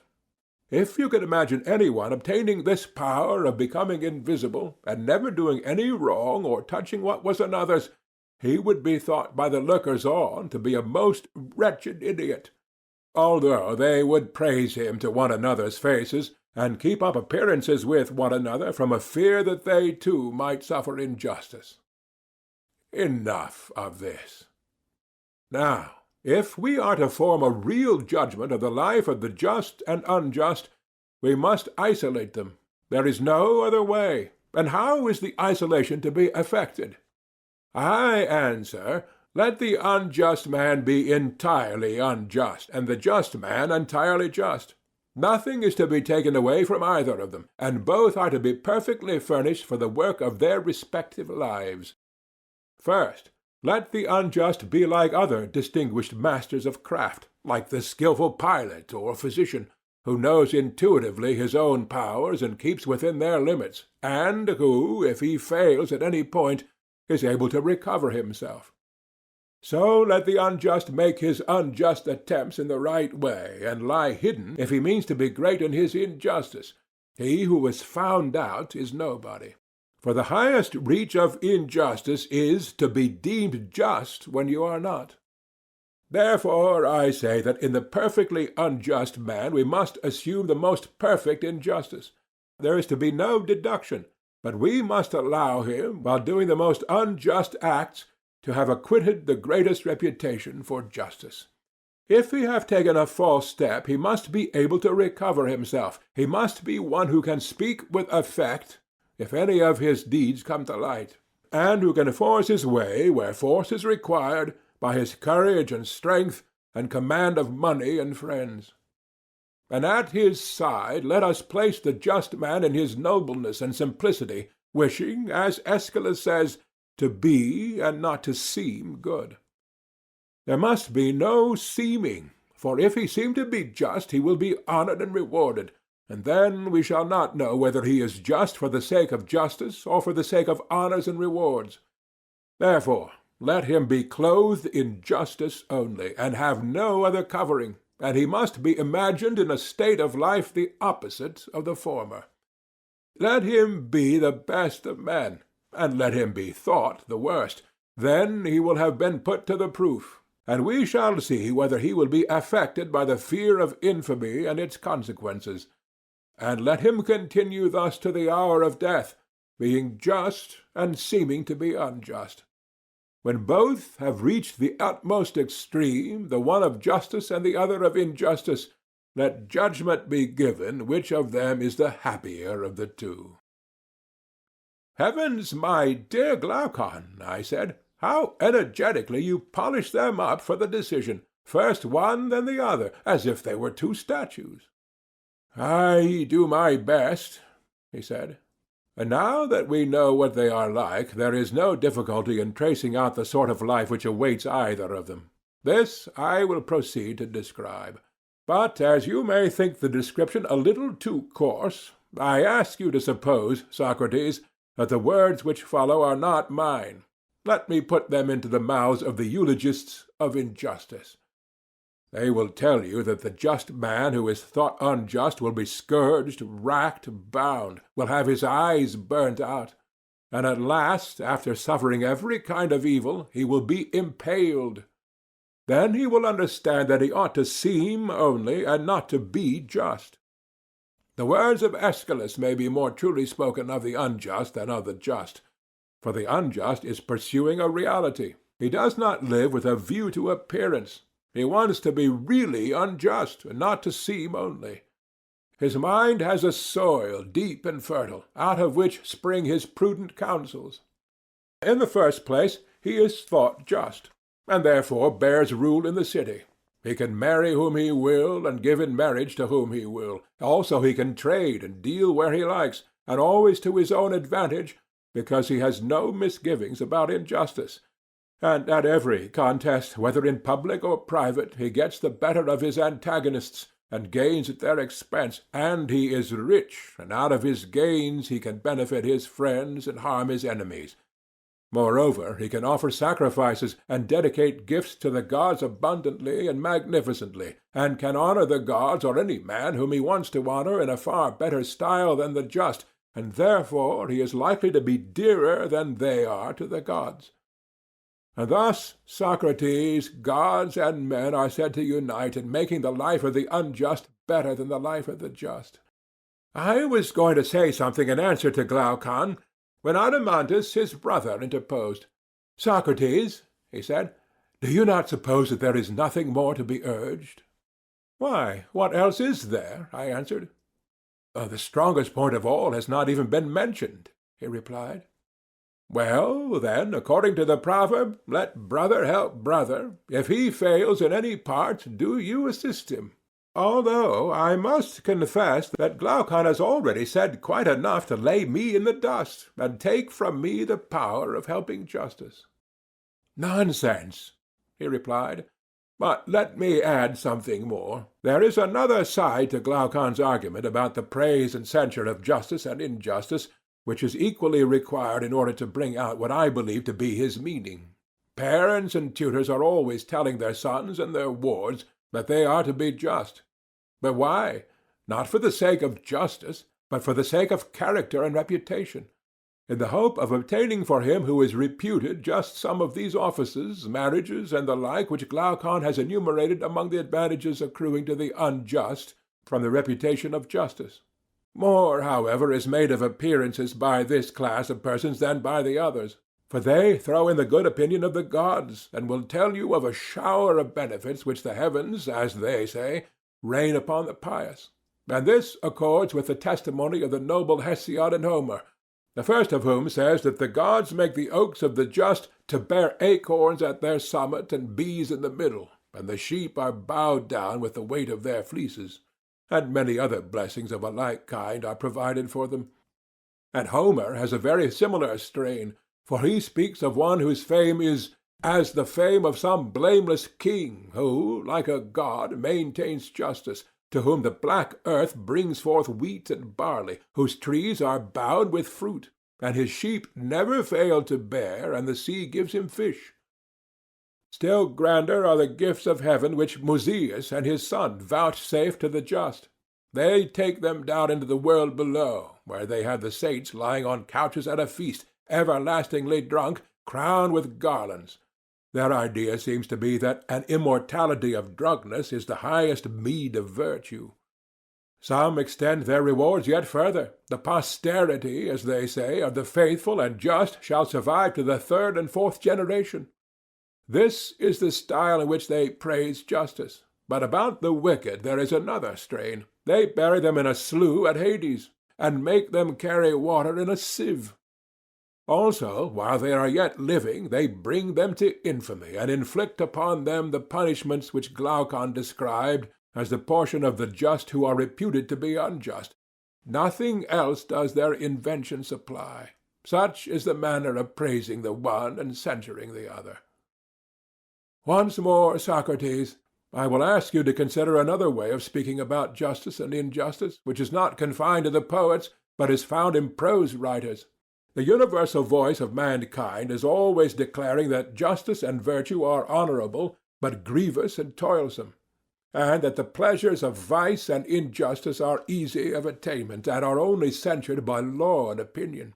They say also that honesty is for the most part less profitable than dishonesty, and they are quite ready to call wicked men happy, and to honor them both in public and private when they are rich or in any other way influential, while they despise and overlook those who may be weak and poor, even though acknowledging them to be better than the others. But most extraordinary of all is their mode of speaking about virtue and the gods. They say that the gods apportion calamity and misery to many good men, and good and happiness to the wicked. The mendicant prophets go to rich men's doors and persuade them that they have a power committed to them by the gods of making an atonement for man's own or his ancestors' sins by sacrifices or charms, with rejoicings and feasts. And they promise to harm an enemy, whether just or unjust, at a small cost, with magic arts and incantations binding heaven, as they say, to execute their will. And the poets are the authorities to whom they appeal, now smoothing the path of vice with the words of Hesiod. Vice may be had in abundance without trouble. The way is smooth, and her dwelling place is near. But before virtue the gods have set toil, and a tedious and uphill road. Then, citing Homer as a witness that the gods may be influenced by men, for he also says, "The gods too may be turned from their purpose, and men pray to them and avert their wrath by sacrifices and soothing entreaties, and by libations and the odor of fat, when they have sinned and transgressed." And they produce a host of books written by Musaeus and Orpheus, who were children of the moon and the muses, that is what they say, according to which they perform their ritual, and persuade not only individuals, but whole cities, that expiations and atonements for sin may be made by sacrifices and amusements which fill a vacant hour, and are equally at the service of the living and the dead. The latter sort they call mysteries, and they redeem us from the pains of hell. But if we neglect them, no one knows what awaits us. He proceeded, and now, when the young hear all this said about virtue and vice, and the way in which gods and men regard them, how are their minds likely to be affected, my dear Socrates? Those of them, I mean, who are quick-witted, and, like bees on the wing, light on every flower, and from all that they hear are prone to draw conclusions as to what manner of persons they should be, and in what way they should walk, if they would make the best of life. Probably the youth will say to himself, in the words of Pindar, "Can I by justice or by crooked ways of deceit ascend a loftier tower which may be a fortress to me all my days?" For what men say is that if I am really just, and not also thought just, profit there is none, but the pain and loss on the other hand are unmistakable. But if, though unjust, I acquire the reputation of justice, a heavenly life is promised to me. Since then, as philosophers prove, appearance tyrannizes over truth and is lord of happiness, to appearance I must devote myself. I will describe around me a picture and shadow of virtue to be the vestibule and exterior of my house. Behind I will trail the subtle and crafty fox, as Archilochus, greatest of sages, recommends. But I hear some one exclaiming that the concealment of wickedness is often difficult, to which I answer, nothing great is easy. Nevertheless, the argument indicates this, if we would be happy, to be the path along which we should proceed. With a view to concealment, we will establish secret brotherhoods and political clubs. And there are professors of rhetoric who teach the art of persuading courts and assemblies, and so, partly by persuasion and partly by force, I shall make unlawful gains and not be punished. Still I hear a voice saying that the gods cannot be deceived, neither can they be compelled. But what if there are no gods? Or suppose them to have no care of human things? Why, in either case, should I mind about concealment? And even if there are gods, and they do care about us, what yet we know of them only from tradition and the genealogies of the poets? And these are the very persons who say that they may be influenced and turned by sacrifices and soothing entreaties and by offerings. Let us be consistent, then, and believe both or neither. If the poets speak truly, why, then we had better be unjust, and offer the fruits of injustice. For if we are just, although we may escape the vengeance of heaven, we shall lose the gains of injustice. But if we are unjust, we shall keep the gains, and by our sinning and praying and sinning, the gods will be propitiated, and we shall not be punished. But there is a world below in which either we or our posterity will suffer for unjust deeds. Yes, my friend, will be the reflection. But there are mysteries and atoning deities, and these have great power. This is what mighty cities declare, and the children of the gods, who were their poets and prophets, bear a like testimony. On what principle, then, shall we any longer choose justice rather than the worst injustice, when, if we only unite the latter with a deceitful regard to appearances, we shall fare to our mind, both with gods and men, in life and after death, as the most numerous and the highest authorities tell us? Knowing all this, Socrates, how can a man who has any superiority of mind or person or rank or wealth be willing to honor justice, or indeed to refrain from laughing when he hears justice praised? And even if there should be someone who is able to disprove the truth of my words, and who is satisfied that justice is best, still he is not angry with the unjust, but is very ready to forgive them, because he also knows that men are not just of their own free will, unless peradventure there be some one whom the divinity within him may have inspired with a hatred of injustice, or who has attained knowledge of the truth, but no other man. He only blames injustice who, owing to cowardice or age or some weakness, has not the power of being unjust. And this is proved by the fact that when he obtains the power, he immediately becomes unjust as far as he can be. The cause of all this, Socrates, was indicated by us at the beginning of the argument, when my brother and I told you how astonished we were to find that all of the professing panegyrists of justice, beginning with the ancient heroes of whom any memorial has been preserved to us, and ending with the men of our own time, no one has ever blamed injustice or praised justice except with a view to the glories, honors, and benefits which flow from them. No one has ever adequately described either in verse or prose the true essential nature of either of them abiding in the soul, and invisible to any human or divine eye, or shown that of all the things of a man's soul which he has within him, justice is the greatest good, and injustice the greatest evil. Had this been the universal strain, had you sought to persuade us of this from our youth upwards, we should not have been on the watch to keep one another from doing wrong. But every one would have been his own watchman, because afraid, if he did wrong, of harbouring in himself the greatest of evils. I dare say that Thrasymachus and others would seriously hold the language which I have been merely repeating, and words even stronger than these about justice and injustice, grossly, as I conceive, perverting their true nature.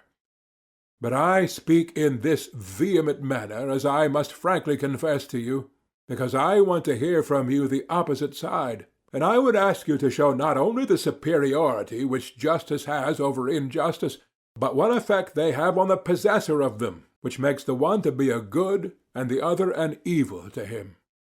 And please, as Glaucon requested of you, to exclude reputations, for unless you take away from each of them his true reputation and add on the false, we shall say that you do not praise justice, but the appearance of it.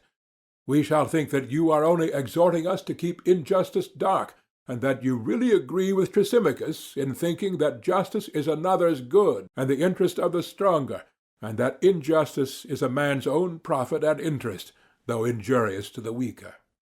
Now, as you have admitted that justice is one of that highest class of goods which are desired indeed for their results, but in a far greater degree for their own sakes, like sight or hearing or knowledge or health or any other real and natural and not merely conventional good, I would ask you in your praise of justice to regard one point only. I mean the essential good and evil which justice and injustice work in the possessors of them. Let us praise justice and censure injustice, magnifying the rewards and honors of the one and abusing the other. That is a manner of arguing which, coming from them, I am ready to tolerate, but from you, who have spent your whole life in the consideration of this question, unless I hear the contrary from your own lips, I expect something better. And therefore, I say, not only prove to us that justice is better than injustice, but show what they either of them do to the possessor of them, which makes the one to be a good and the other an evil, whether seen or unseen by gods and men. I have always admired the genius of Glaucon and Adeimantus, but on hearing these words I was quite delighted, and said, "Sons of an illustrious father, that was not a bad beginning of the elegiac verses which the admirer of Glaucon made in honor of you after you had distinguished yourselves at the battle of Megara. Sons of Ariston, he sang, divine offspring of an illustrious hero. The epithet is very appropriate, for there is something truly divine in being able to argue as you have done for the superiority of injustice, and remaining unconvinced by your own arguments. And I do believe that you are not convinced. This I infer from your general character, for had I judged you only from your speeches, I should have mistrusted you. But now, the greater my confidence in you, the greater is my difficulty in knowing what to say. For I am in a strait between two.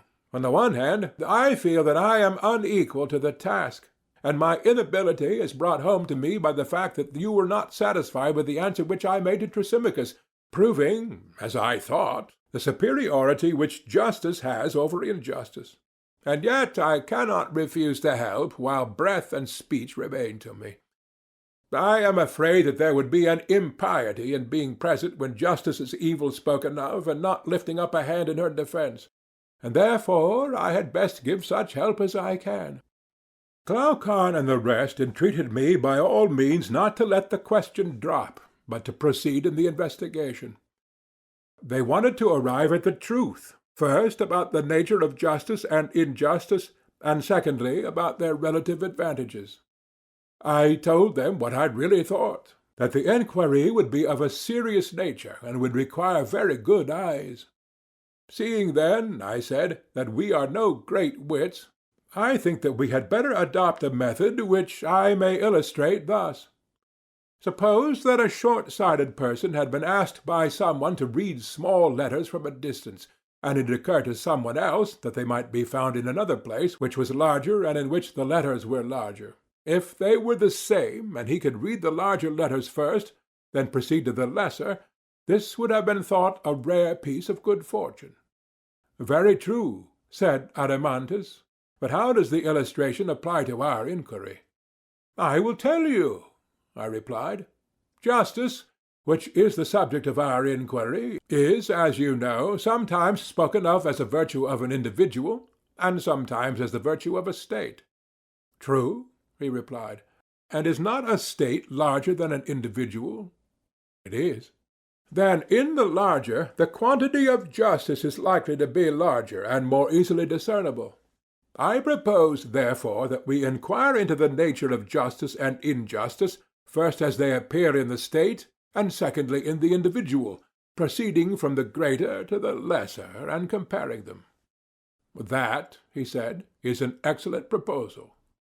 And if we imagine the state in process of creation, we shall see the justice and injustice of the state in process of creation also.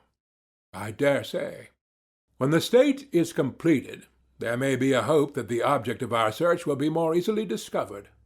Yes, far more easily. But ought we to attempt to construct one? I said. For to do so, as I am inclined to think, will be a very serious task. Reflect, therefore. I have reflected, said Adeimantus, and I am anxious that you should proceed. A state, I said, arises, as I conceive, out of the needs of mankind. No one is self-sufficing, but all of us have many wants. Can any other origin of a state be imagined? There can be no other. Then, as we have many wants, and many persons are needed to supply them, one takes a helper for one purpose and another for another. And when these partners and helpers are gathered together in one habitation, the body of inhabitants is termed a state. True, he said. And they exchange with one another, and one gives and another receives, under the idea that exchange will be for their good. Very true. Then, I said, let us begin and create in idea a state. And yet the true creator is necessity, who is the mother of our invention. Of course, he replied. Now, the first and greatest of necessities is food, which is the condition of life and existence. Certainly. The second is a dwelling, and the third clothing, and the like. True. And now let us see how our city will be able to supply the great demand. We may suppose that one man is a husbandman, another a builder, someone else a weaver. Shall we add to them a shoemaker, or perhaps some other purveyor to our bodily wants? Quite right. The barest notion of a state must include 4 or 5 men. Clearly. And how will they proceed? Will each bring the result of his labors into a common stock? The individual husbandman, for example, producing for 4, and laboring 4 times as long and as much as he need in the provision of food with which he supplies others as well as himself, or will he have nothing to do with others and not be at the trouble of producing for them, but provide for himself alone 1/4 of the food in 1/4 of the time? And in the remaining 3/4 of his time be employed in making a house, or a coat, or a pair of shoes, having no partnership with others, but supplying himself all his own wants. Adeimantus thought that he should aim at producing food only, and not at producing everything. Probably, I replied, that would be the better way. And when I hear you say this, I am myself reminded that we are not all alike. There are diversities of natures among us which are adapted to different occupations. Very true. And will you have a work better done when the workman has many occupations, or when he has only one? When he has only one. Further, there can be no doubt that a work is spoilt when not done at the right time. No doubt. For business is not disposed to wait until the doer of the business is at leisure, but the doer must follow up what he is doing and make the business his first object. He must. And if so, we must infer that all things are produced more plentifully and easily and of a better quality When one man does one thing which is natural to him, and does it at the right time, and leaves other things? Undoubtedly. Then more than 4 citizens will be required, for the husbandman will not make his own plough or mattock or other implements of agriculture, if they are to be good for anything. Neither will the builder make his tools, and he too needs many, and in like manner the weaver and the shoemaker. True. Then carpenters and smiths and many other artisans will be sharers in our little state, which is already beginning to grow. True. Yet even if we add neathards, shepherds, and other herdsmen, in order that our husbandmen may have oxen to plough with, and builders as well as husbandmen may have draught cattle, and curriers and weavers fleeces and hides, still our state will not be very large. Well, that is true. Yet neither will it be a very small state which contains all these. Then again there is the situation of the city. To find a place where nothing need be imported is well nigh impossible.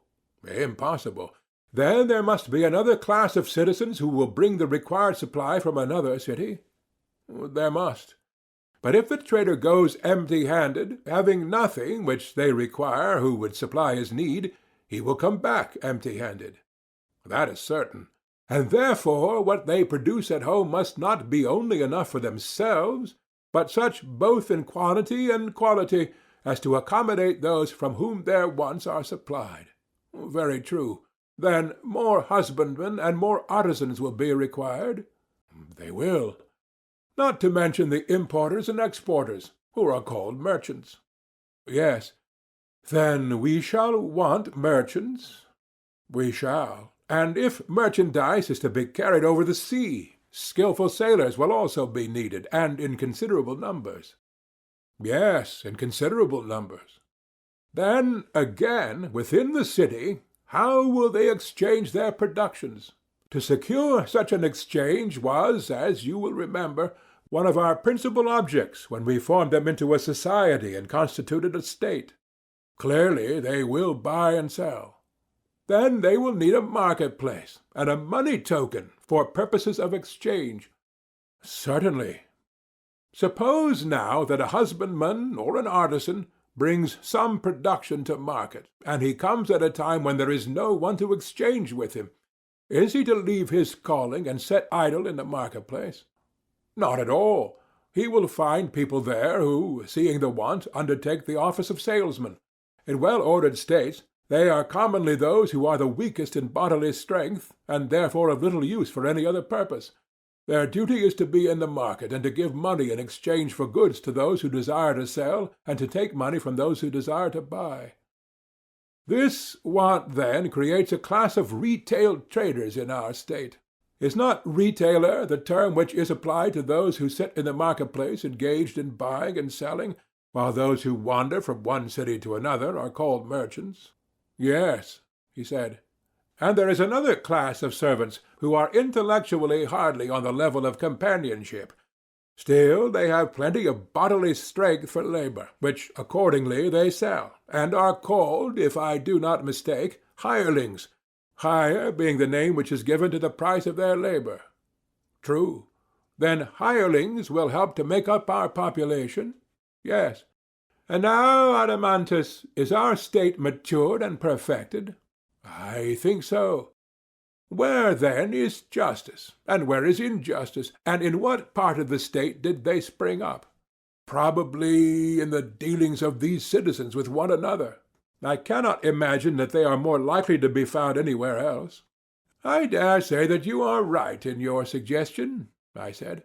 We had better think the matter out, and not shrink from the enquiry.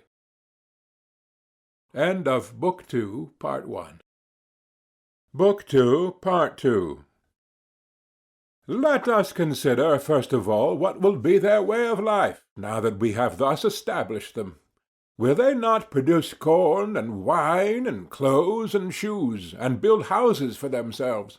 And when they are housed, they will work in summer commonly stripped and barefoot, but in winter substantially clothed and shod. They will feed on barley meal and flour of wheat, baking and kneading them, making noble cakes and loaves. These they will serve up on a mat of reeds or on clean leaves, themselves reclining the while upon beds strewn with yew or myrtle. And they and their children will feast, drinking the wine which they have made, wearing garlands on their heads, and hymning the praises of the gods in happy converse with one another. And they will take care that their families do not exceed their means, having an eye to poverty or war. But, said Glaucon, interposing, you have not given them a relish to their meal. True, I replied, I had forgotten. Of course they must have a relish, salt and olives and cheese, and they will boil roots and herbs such as country people prepare. For a dessert we shall give them figs and peas and beans, and they will roast myrtle berries and acorns at the fire, drinking in moderation. And with such a diet they may be expected to live in peace and health to a good old age, and bequeath a similar life to their children after them.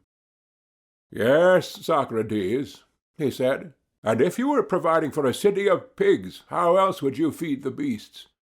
But what would you have, Glaucon? I replied.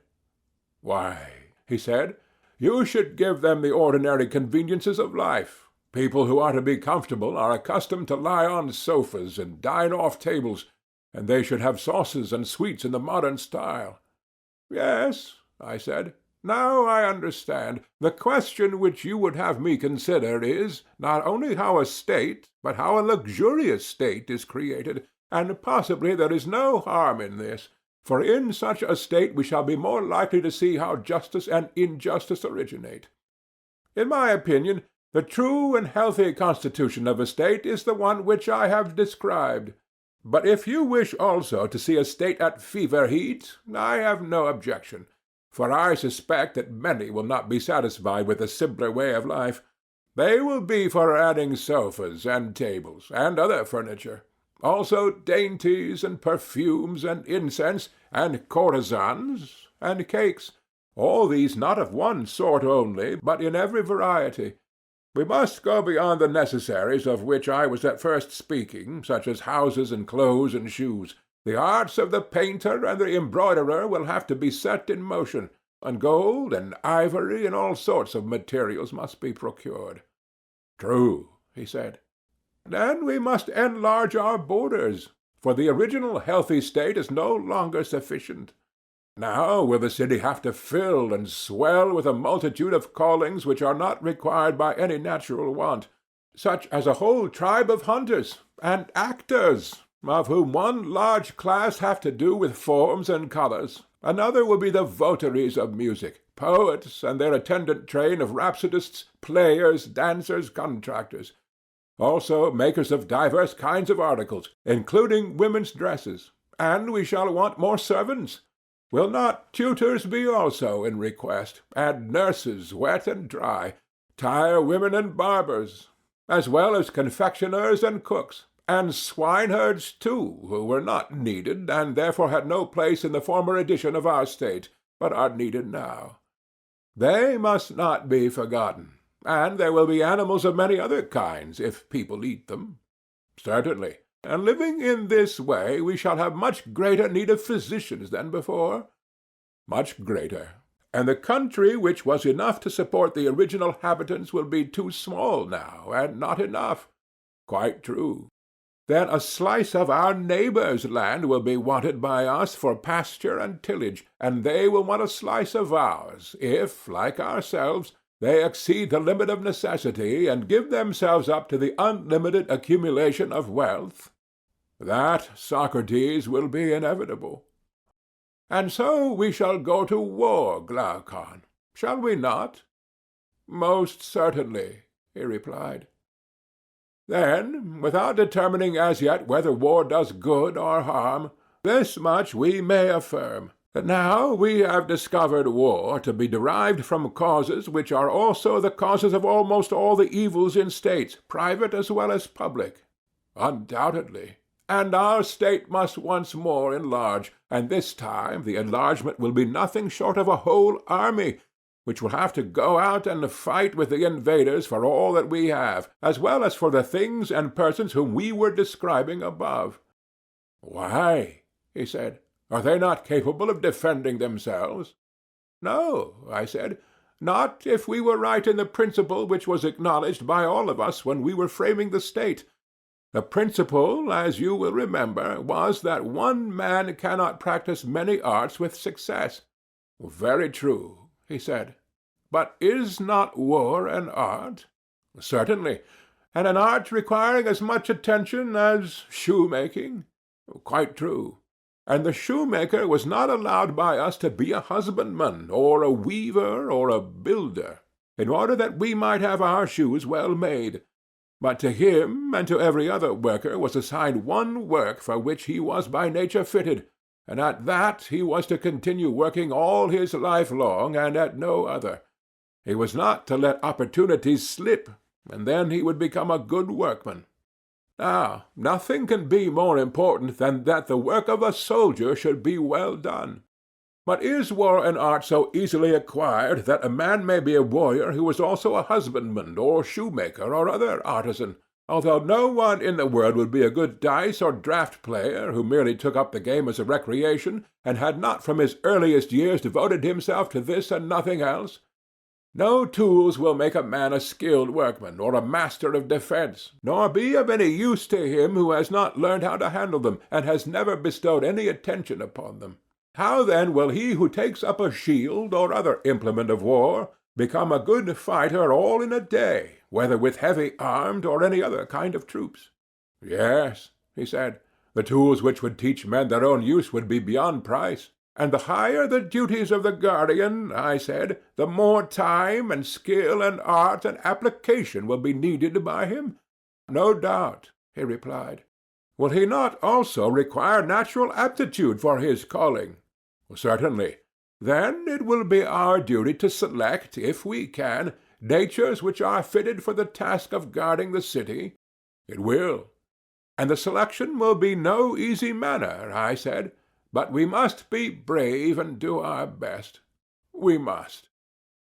Is not the noble youth very like a well-bred dog in respecting of guarding and watching? What do you mean? I mean that both of them ought to be quick to see and swift to overtake the enemy when they see him, and strong too, if, when they have caught him, they have to fight with him. All these qualities, he replied, will certainly be required by them. Well, and your guardian must be brave if he is to fight well. Certainly. And is he likely to be brave who has no spirit, whether horse or dog or any other animal? Have you never observed how invincible and unconquerable is spirit, and how the presence of it makes the soul of any creature to be absolutely fearless and indomitable? I have. Then now we have a clear notion of the bodily qualities which are required in the guardian. True, and also of the mental ones. His soul is to be full of spirit? Yes. But are not these spirited natures apt to be savage with one another and with everybody else? A difficulty by no means easy to overcome, he replied. Whereas, I said, they ought to be dangerous to their enemies and gentle to their friends. If not, they will destroy themselves without waiting for their enemies to destroy them. True, he said. What is to be done, then? I said. How shall we find a gentle nature which has also a great spirit, for the one is the contradiction of the other? True. He will not be a good guardian who is wanting in either of these two qualities, and yet the combination of them appears to be impossible, and hence we must infer that to be a good guardian is impossible. I am afraid that what you say is true, he replied. Here, feeling perplexed, I began to think over what had preceded. My friend, I said, no wonder that we are in a perplexity, for we have lost sight of the image which we had before us. What do you mean? He said. I mean to say that there do exist natures gifted with these opposite qualities. And where do you find them? Many animals, I replied, furnish examples of them. Our friend the dog is a very good one. You know that well-bred dogs are perfectly gentle to their familiars and acquaintances, and the reverse to strangers. Yes, I know. Then there is nothing impossible or out of order of nature in our finding a guardian who has a similar combination of qualities? Certainly not. What? Would not he who is fitted to be a guardian, besides the spirited nature, need to have the qualities of a philosopher? I do not apprehend your meaning. The trait of which I am speaking, I replied, may also be seen in the dog, and is remarkable in the animal. What trait? Why, a dog, whenever he sees a stranger, is angry. When an acquaintance, he welcomes him, although the one has never done him any harm, nor the other any good. Did this never strike you as curious? The matter never struck me before, but I quite recognize the truth of your remark. And surely this instinct of the dog is very charming. Your dog is a true philosopher. Why? Why, because he distinguishes the face of a friend and of an enemy only by the criterion of knowing and not knowing. And must not an animal be a lover of learning who determines what he likes and dislikes by the test of knowledge and ignorance? Most assuredly. And is not the love of learning the love of wisdom, which is philosophy? They are the same, he replied. And may we not say confidently of man also, that he who is likely to be gentle to his friends and acquaintances must by nature be a lover of wisdom and knowledge? That we may safely affirm. Then he who has to be a really good and noble guardian of the state will require to unite in himself philosophy and spirit and swiftness and strength? Undoubtedly. Then we have found the desired natures. And now that we have found them, how are they to be reared and educated? Is not this an inquiry which may be expected to throw light on the greater inquiry which is our final end? How do justice and injustice grow up in states?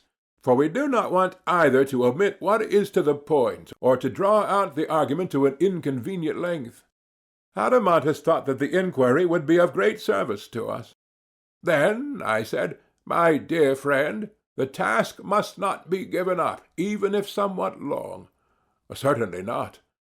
Come, then, and let us pass a leisure hour in story-telling, and our story shall be the education of our heroes. By all means. And what shall be their education? Can we find a better than the traditional sort? And this has two divisions, gymnastic for the body, and music for the soul. True. Shall we begin education with music, and go on to gymnastics afterwards? By all means. And when you speak of music, do you include literature or not? I do. And literature may be either true or false? Yes. And the young shall be trained in both kinds, and we begin with the false? I do not understand your meaning, he said. You know, I said, that we begin by telling children stories which, though not wholly destitute of truth, are in the main fictitious, and these stories are told them when they are not of an age to learn gymnastics.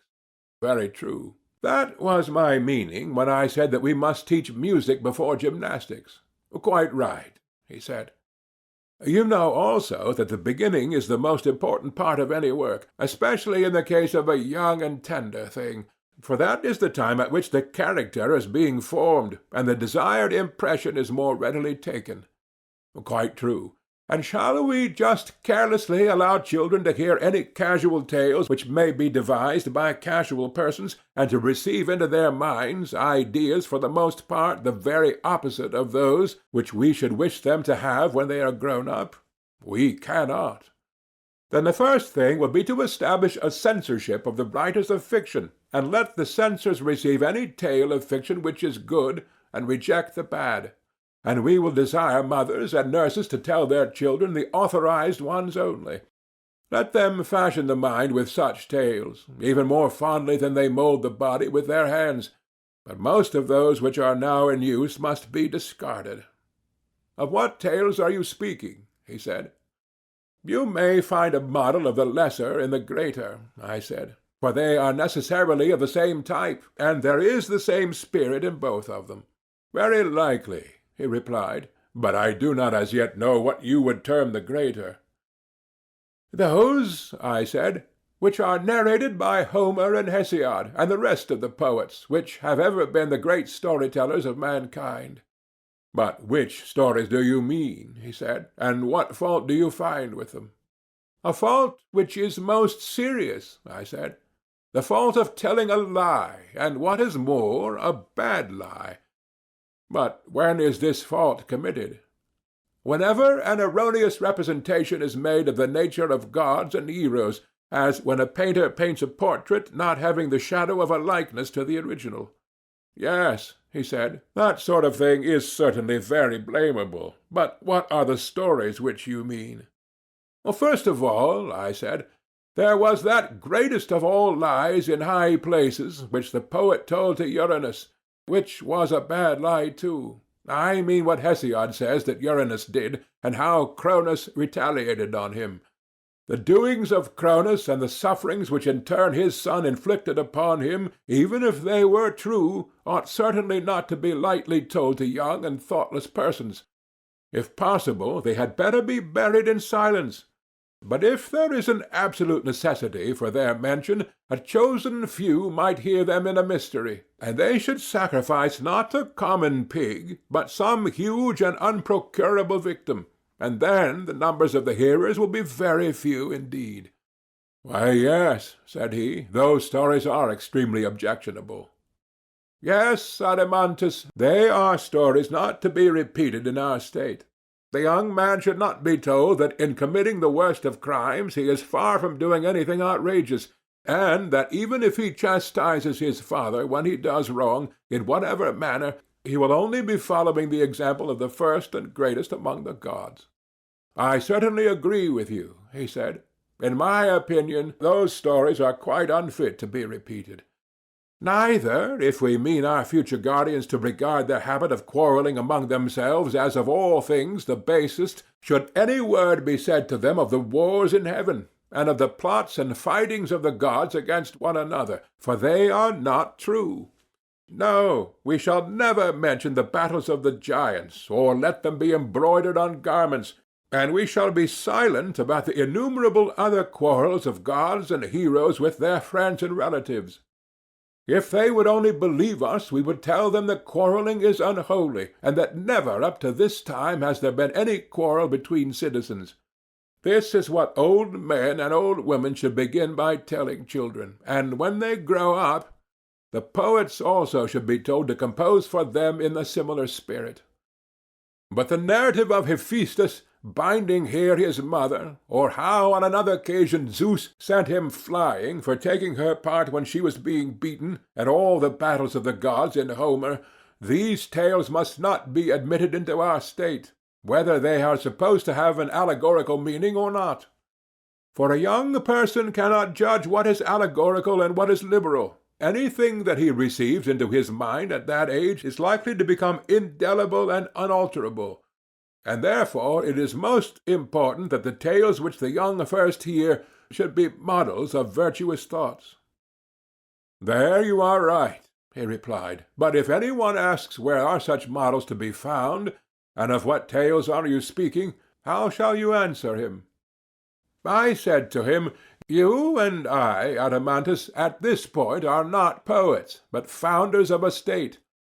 Now, the founders of a state ought to know the general forms in which poets should cast their tales, and the limits which must be observed by them, but to make the tales is not their business."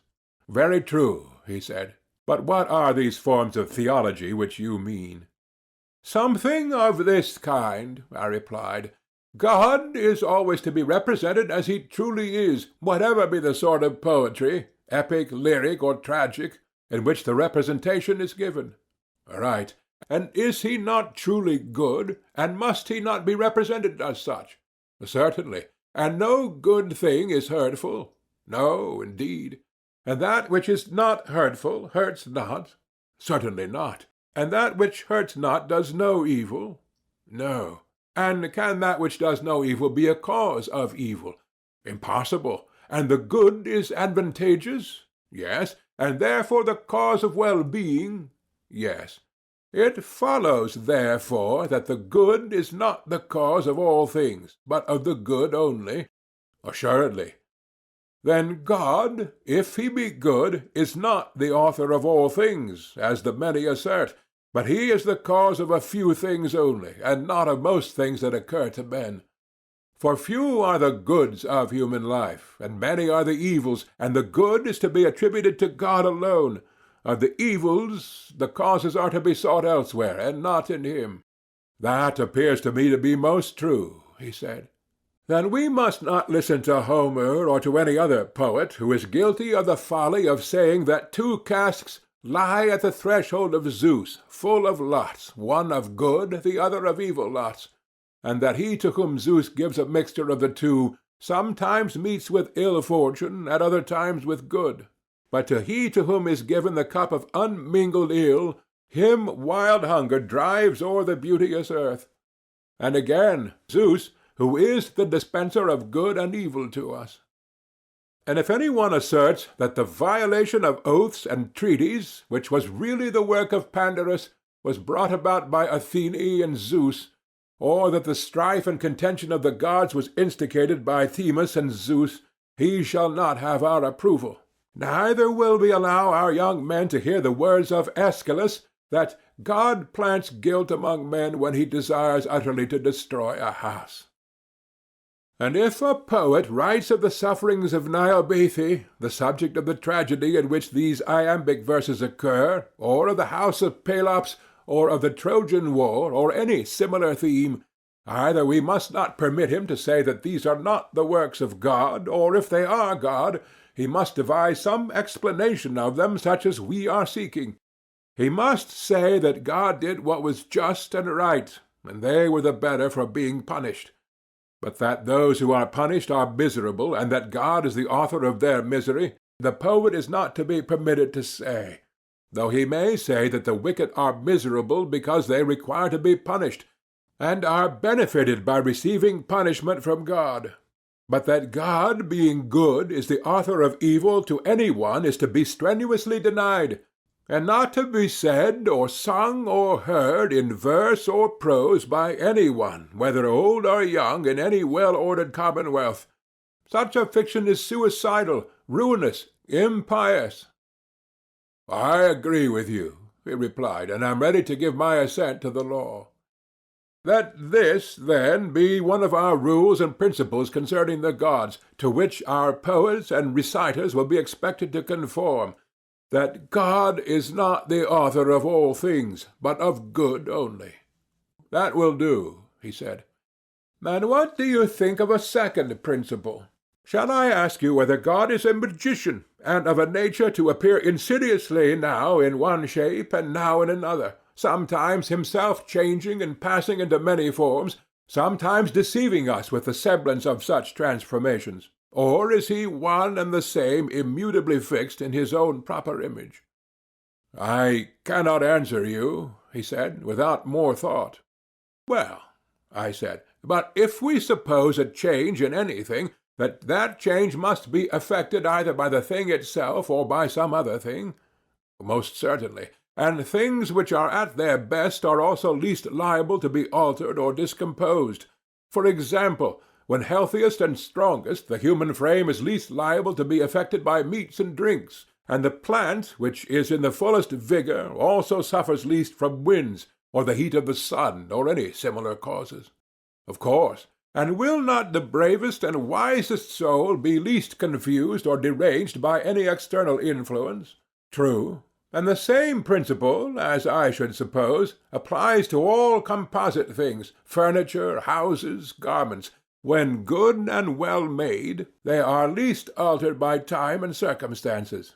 Very true. Then everything which is good, whether made by art or nature, or both, is least liable to suffer change from without.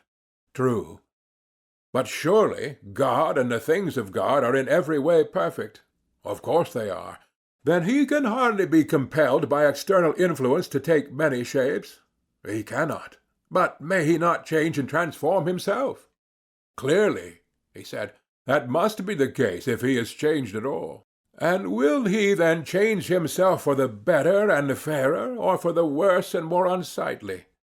If he change at all, he can only change for the worse, for we cannot suppose him to be deficient either in virtue or beauty.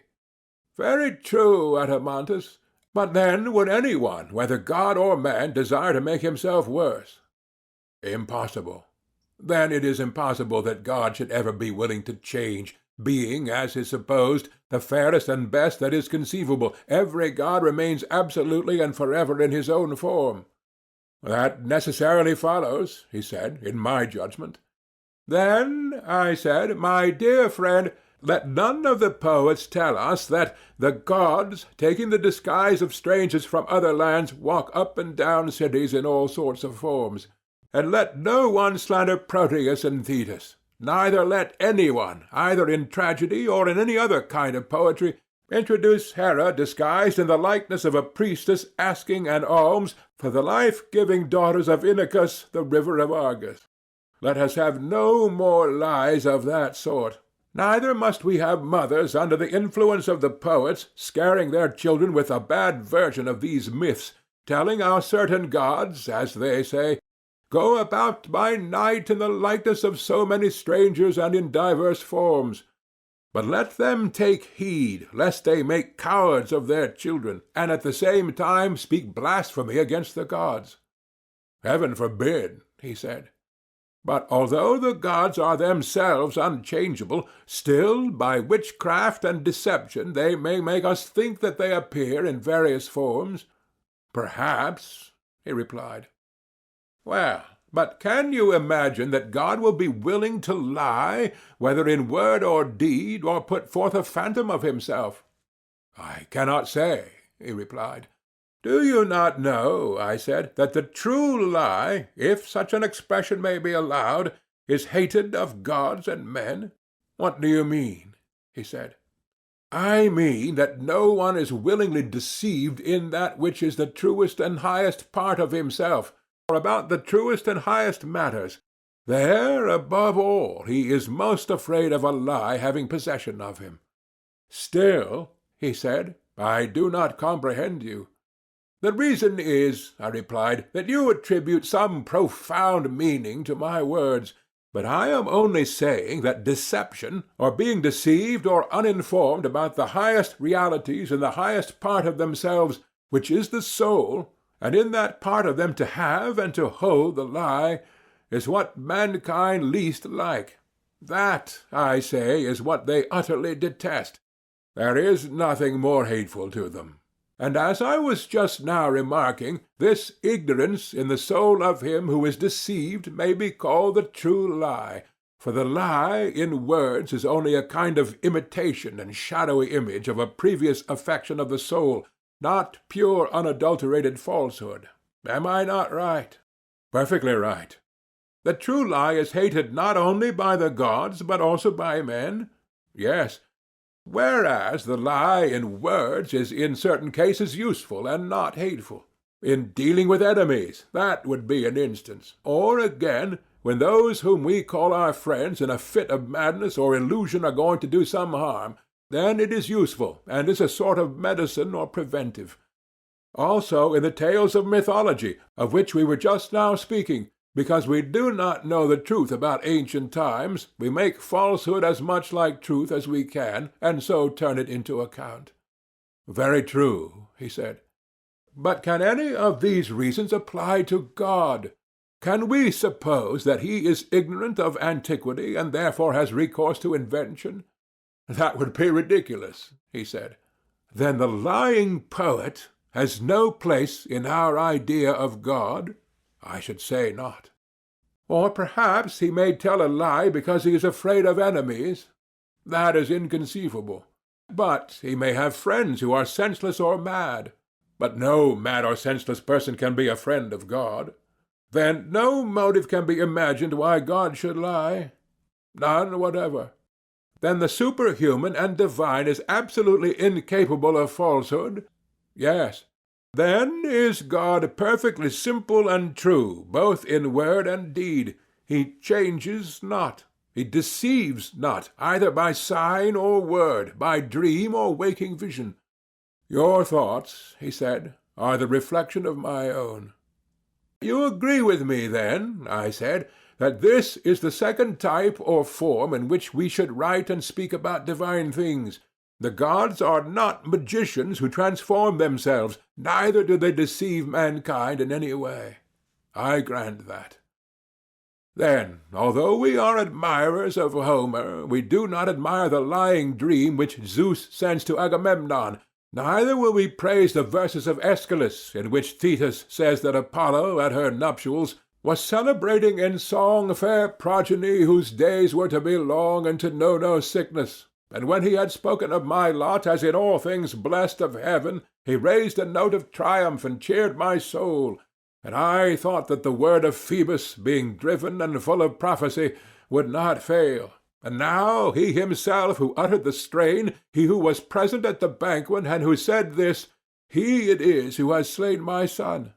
These are the kind of sentiments about the gods which will arouse our anger, and he who utters them shall be refused a chorus, neither shall we allow teachers to make use of them in the instruction of the young, meaning, as we do, that our guardians, as far as men can be, should be true worshippers of the gods, and like them. I entirely agree, he said, in these principles, and promise to make them my laws. End of Part 2. Book 3, Part 1. Such, then, I said, are our principles of theology.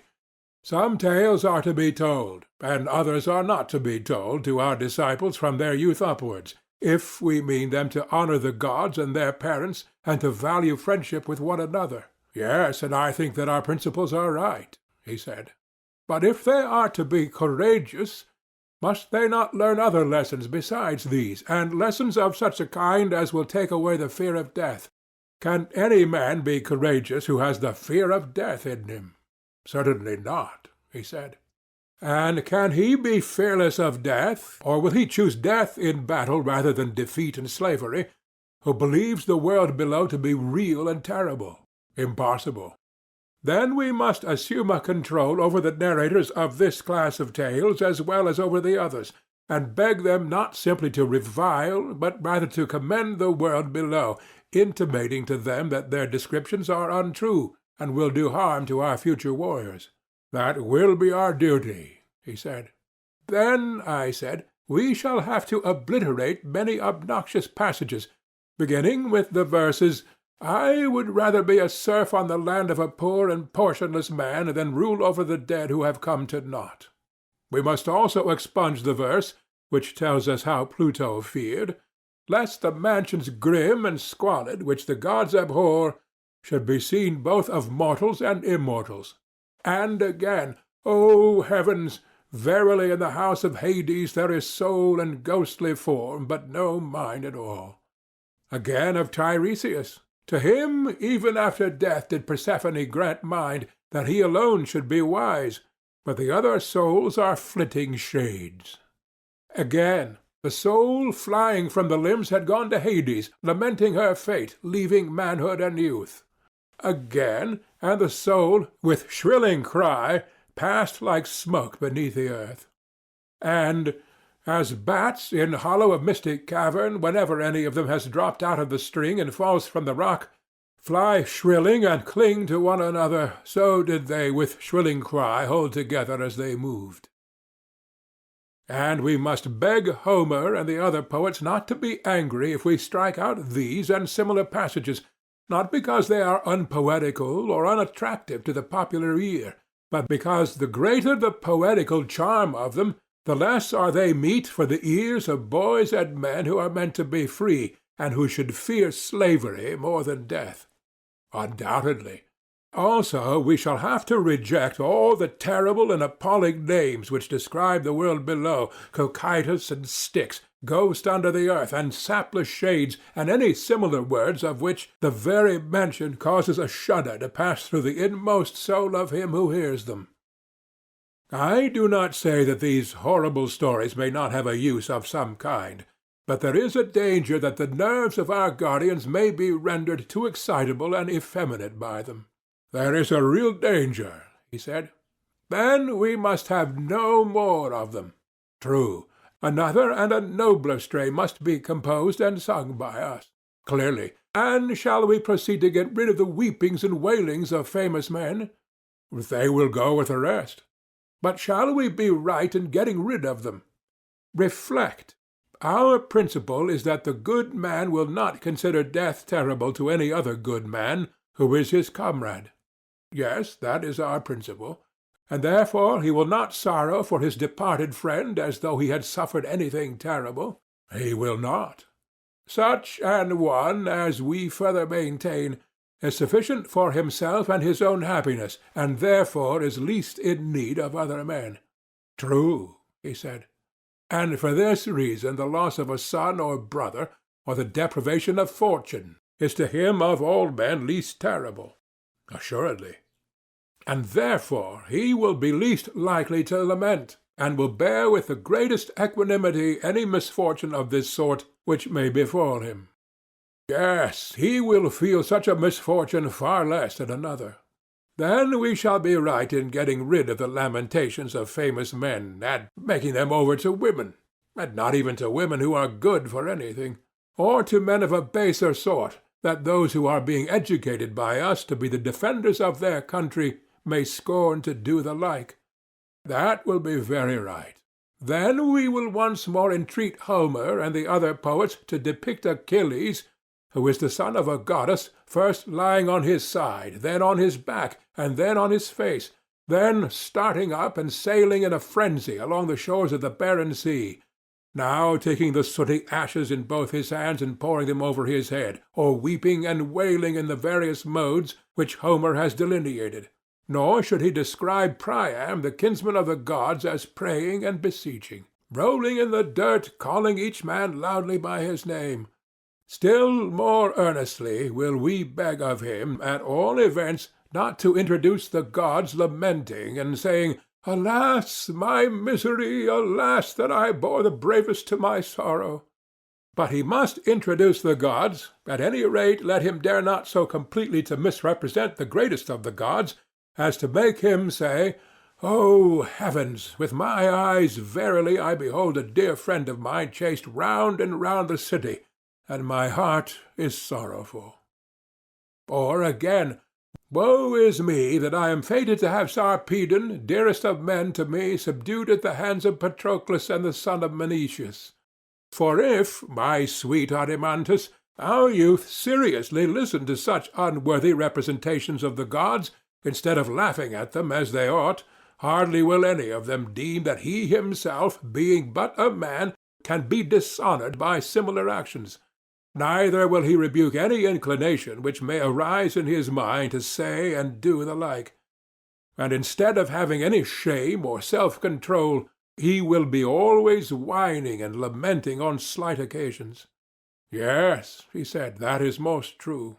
Yes, I replied, but that surely is what ought not to be, as the argument has just proved to us, and by that proof we must abide until it is disproved by a better. It ought not to be. Neither ought our guardians to be given to laughter, for a fit of laughter which has been indulged to excess almost always produces a violent reaction. So I believe. Then persons of worth, even if only mortal men, must not be represented as overcome by laughter, and still less must such a representation of the gods be allowed. Still less of the gods, as you say, he replied. Then we shall not suffer such an expression to be used against the gods as that of Homer when he describes how inextinguishable laughter arose among the blessed gods when they saw Hephaestus bustling about the mansion. On your views we must admit them. On my views, if you like to father them on me, that we must not admit them is certain.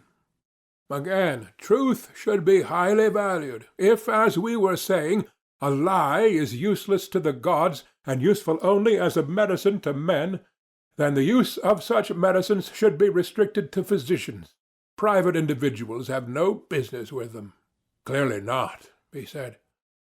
Then, if anyone at all is to have the privilege of lying, the rulers of the state should be the persons, and they, in their dealings either with enemies or with their own citizens, may be allowed to lie for the public good.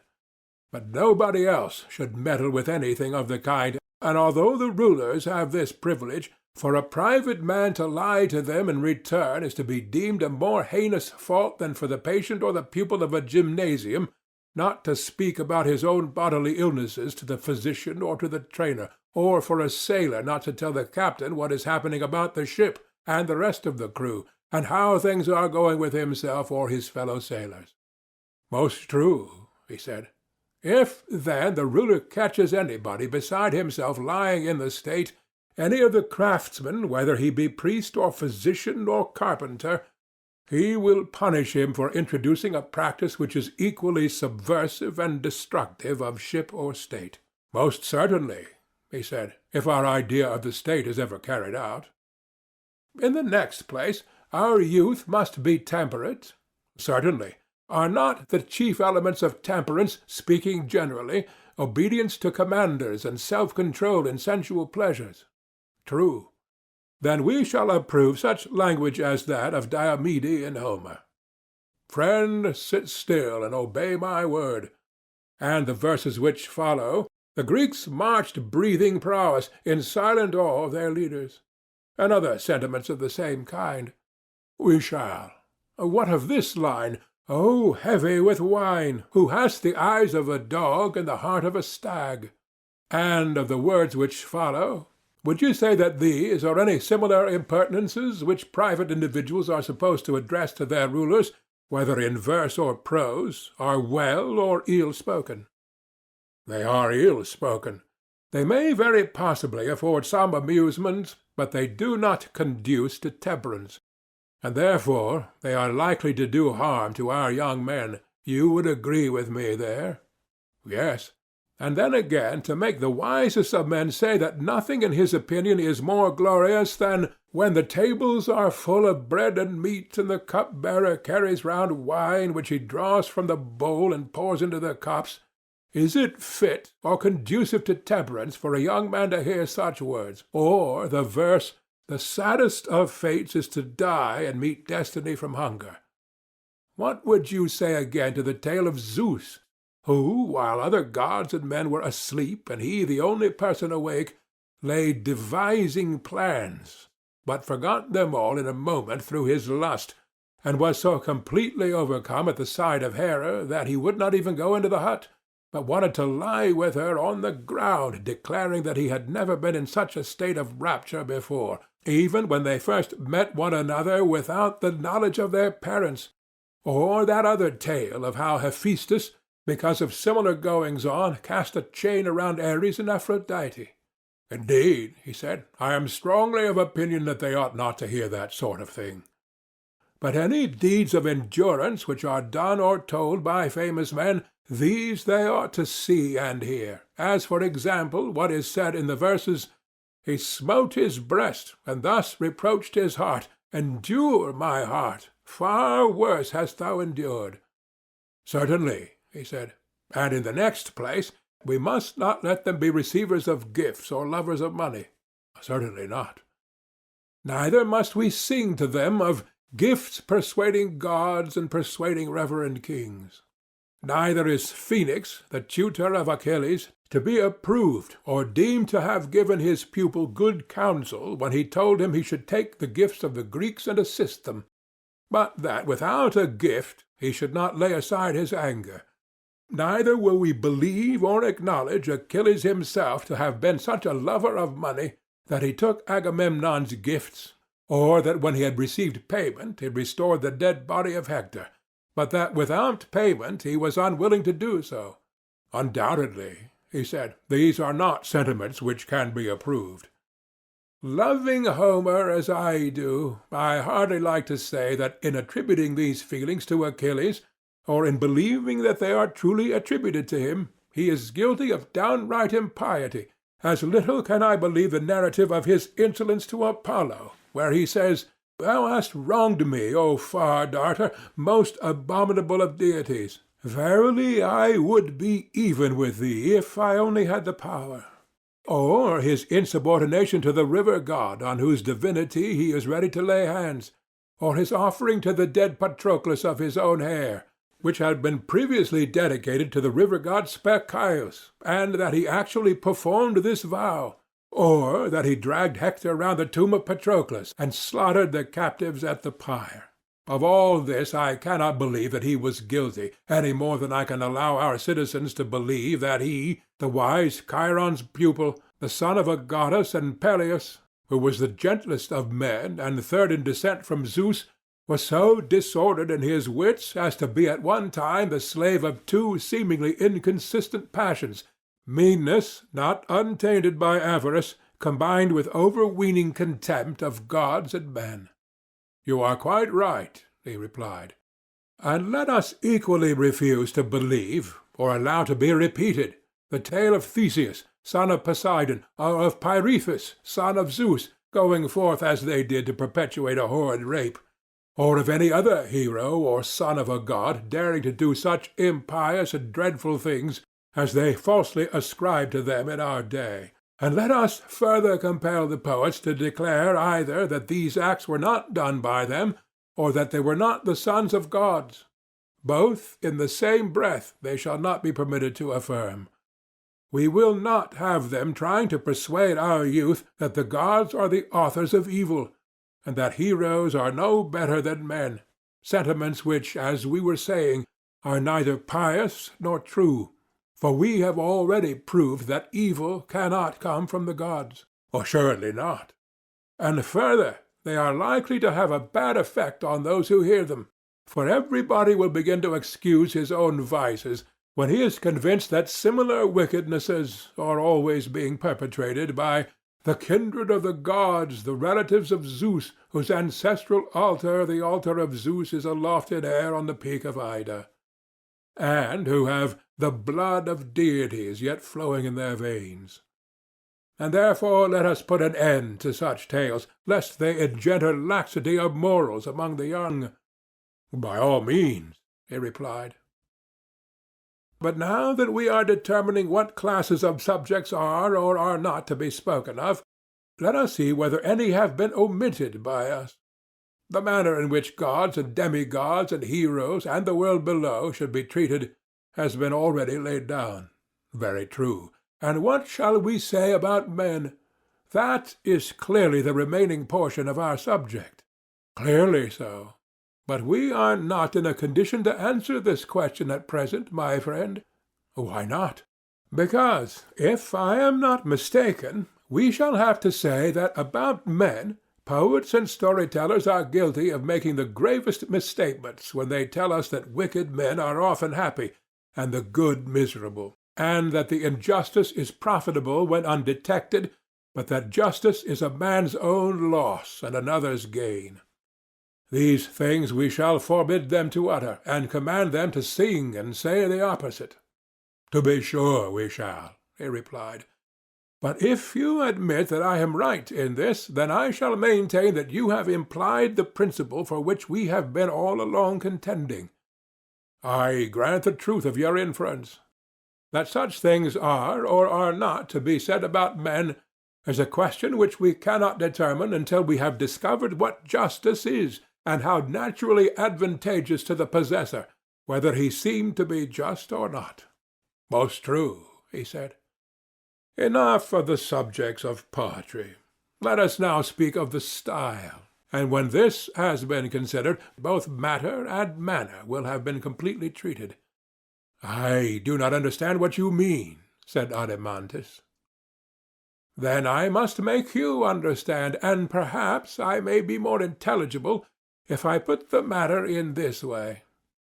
You are aware, I suppose, that all mythology and poetry is a narration of events, either past, present, or to come? Certainly, he replied. And narration may be either simple narration or imitation, or a union of the two. That again, he said, I do not quite understand. I fear that I must be a ridiculous teacher, when I have so much difficulty in making myself apprehended. Like a bad speaker, therefore, I will not take the whole of the subject, but will break a piece off in illustration of my meaning. You know the first lines of the Iliad, in which the poet says that Chryses prayed Agamemnon to release his daughter, and that Agamemnon flew into a passion with him, whereupon Chryses, failing of his object, invoked the anger of the god against the Achaeans. Now, as far as these lines, and he prayed all the Greeks, but especially the two sons of Atreus, the chiefs of the people, the poet is speaking in his own person. He never leads us to suppose that he is any one else. But in what follows he takes the person of Chryses, and then he does all that he can to make us believe that the speaker is not Homer, but the aged priest himself. And in this double form he has cast the entire narrative of the events which occurred at Troy and in Ithaca and throughout the Odyssey. Yes, and a narrative it remains, both in the speeches which the poet recites from time to time, and in the intermediate passages. Quite true. But when the poet speaks in the person of another, may we not say that he assimilates his style to that of a person who, as he informs you, is going to speak? Certainly. And this assimilation of himself to another, either by the use of voice or gesture, is the imitation of the person whose character he assumes? Of course. Then in this case the narrative of the poet may be said to proceed by way of imitation? Very true. Or, if the poet everywhere appears and never conceals himself, then again the imitation is dropped, and his poetry becomes simple narration. However, in order that I may make my meaning quite clear, and that you may no more say, "I don't understand," I will show how the change might be effected. If Homer had said, "The priest came, having his daughter's ransom in his hands, supplicating the Achaeans and above all the kings," and then if, instead of speaking in the person of Chryses, he had continued in his own person, the words would have been not imitation, but simple narration. The passage would have run as follows. I am no poet, and therefore I drop the metre. A priest came and prayed the gods on behalf of the Greeks that they might capture Troy and return safely home, but begged that they would give him back his daughter, and take the ransom which he brought, and respect the god. Thus he spoke, and the other Greeks revered the priest, and assented. But Agamemnon was wroth, and bade him depart and not come again, lest the staff and chaplets of the god should be of no avail to him. The daughter of Chryses should not be released, he said. She should grow old with him in Argos. And then he told him to go away, and not to provoke him, if he intended to get home unscathed. And the old man went away in fear and silence, and when he had left the camp, he called upon Apollo by his many names, reminding him of everything which he had done pleasing to him, whether in building his temples or in offering sacrifice, and praying that his good deeds might be returned to him, and that the Achaeans might expiate his tears by the arrows of the god, and so on. In this way the whole becomes simple narrative. I understand, he said. Or you may suppose the opposite case, that the intermediate passages are omitted and the dialogue only left. That also, he said, I understand. You mean, for example, as in tragedy. You have conceived my meaning perfectly, and if I mistake not, what you failed to apprehend before is now made clear to you, that poetry and mythology are, in some cases, wholly imitative. Instances of this are supplied by tragedy and comedy. There is likewise the opposite style, in which the poet is the only speaker. Of this the dithyramb affords the best example. And the combination of both is found in epic, and in several other styles of poetry. Do I take you with me? Yes, he said. I see now what you meant. I will ask you to remember also what I began by saying, that we had done with the subject, and might proceed to the style. Yes, I remember. In saying this, I intended to imply that we must come to an understanding about the mimetic art, whether the poets in narrating their stories are to be allowed by us to imitate, and if so, whether in whole or in part, and if the latter, in what parts, or should all imitation be prohibited? You mean, I suspect, to ask whether tragedy and comedy shall be admitted into our state. Yes, I said, But there may be more than this in question. I really do not know as yet, but whither the argument may blow, thither we go. And go we will, he said. Then, Adeimantus, let me ask you whether our guardians ought to be imitators, or rather, has not this question been decided by the rule already laid down that one man can only do one thing well, and not many, and that if he attempt many, he will altogether fail of gaining much reputation in any? Certainly, and this is equally true of imitation. No man can imitate many things as well as he would imitate a single one. He cannot. Then the same person would hardly be able to play a serious part in life, and at the same time to be an imitator and imitate many other parts as well. For even when two species of imitation are nearly allied, the same person cannot succeed in both, as, for example, the writers of tragedy and comedy. Did you not just now call them imitations? Yes, I did, and you were right in thinking that the same persons cannot succeed in both. Any more than they can be rhapsodists and actors at once? True. Neither are comic and tragic actors the same, yet all these things are but imitations. They are so. And human nature, Adeimantus, appears to have been coined into yet smaller pieces, and to be as incapable of imitating many things well as of performing well the actions of which the imitations are copies. Quite true, he replied.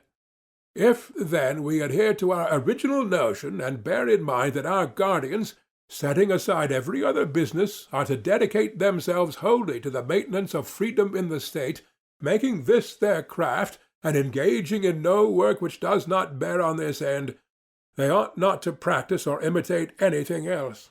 If they imitate at all, they should imitate from youth upward only those characters which are suitable to their profession, the courageous, temperate, holy, free, and the like. But they should not depict or be skilful at imitating any kind of illiberality or baseness, lest from imitation they should come to be what they imitate. Did you never observe how imitations, beginning in early youth and continuing far into life, at length grow into habits and become a second nature, affecting body, voice, and mind? Yes, certainly, he said. Then, I said, we will not allow those for whom we profess a care, and of whom we say that they ought to be good men, to imitate a woman, whether young or old, quarrelling with her husband, or striving and vaunting against the gods in conceit of her happiness, or when she is in affliction, or sorrow, or weeping, and certainly not one who is in sickness, love, or labor. Very right, he said. Neither must they represent slaves, male or female, performing the offices of slaves. They must not, and surely not bad men, whether cowards or any others, who do the reverse of what we have just been prescribing, who scold or mock or revile one another in drink or out of drink, or who in any other manner sin against themselves and their neighbors in word or deed, as the manner of such is. Neither should they be trained to imitate the action or speech of men or women who are mad or bad, for madness, like vice, is to be known, but not to be practised or imitated. Very true, he replied. Neither may they imitate smiths or other artificers, or oarsmen, or boatswains, or the like. How can they, he said, when they are not allowed to apply their minds to the callings of any of these? Nor may they imitate the neighing of horses, the bellowing of bulls, the murmur of rivers and roll of the ocean, thunder, and all that sort of thing. Nay, he said, if madness be forbidden, neither may they copy the behavior of madmen. You mean, I said, if I understand you aright, that there is one sort of narrative style which may be employed by a truly good man when he has anything to say, and that another sort will be used by a man of an opposite character and education. And which are these two sorts? He asked. Suppose, I answered, that a just and good man in the course of a narration comes on some saying or action of another good man. I should imagine that he will like to personate him, and will not be ashamed of this sort of imitation. He will be most ready to play the part of a good man when he is acting firmly and wisely, in a less degree when he is overtaken by illness, or love, or drink, or has met with any other disaster. But when he comes to a character which is unworthy of him, he will not make a study of that. He will disdain such a person, and will assume his likeness, if at all, for a moment only when he is performing some good action. At other times he will be ashamed to play a part which he has never practised, nor will he like to fashion and frame himself after the baser models. He feels the employment of such an art, unless in jest, to be beneath him, and his mind revolts at it. So I should expect, he replied. Then he will adopt a mode of narration such as we have illustrated out of Homer. That is to say, his style will be both imitative and narrative, but there will be very little of the former and a great deal of the latter. Do you agree? Certainly, he said.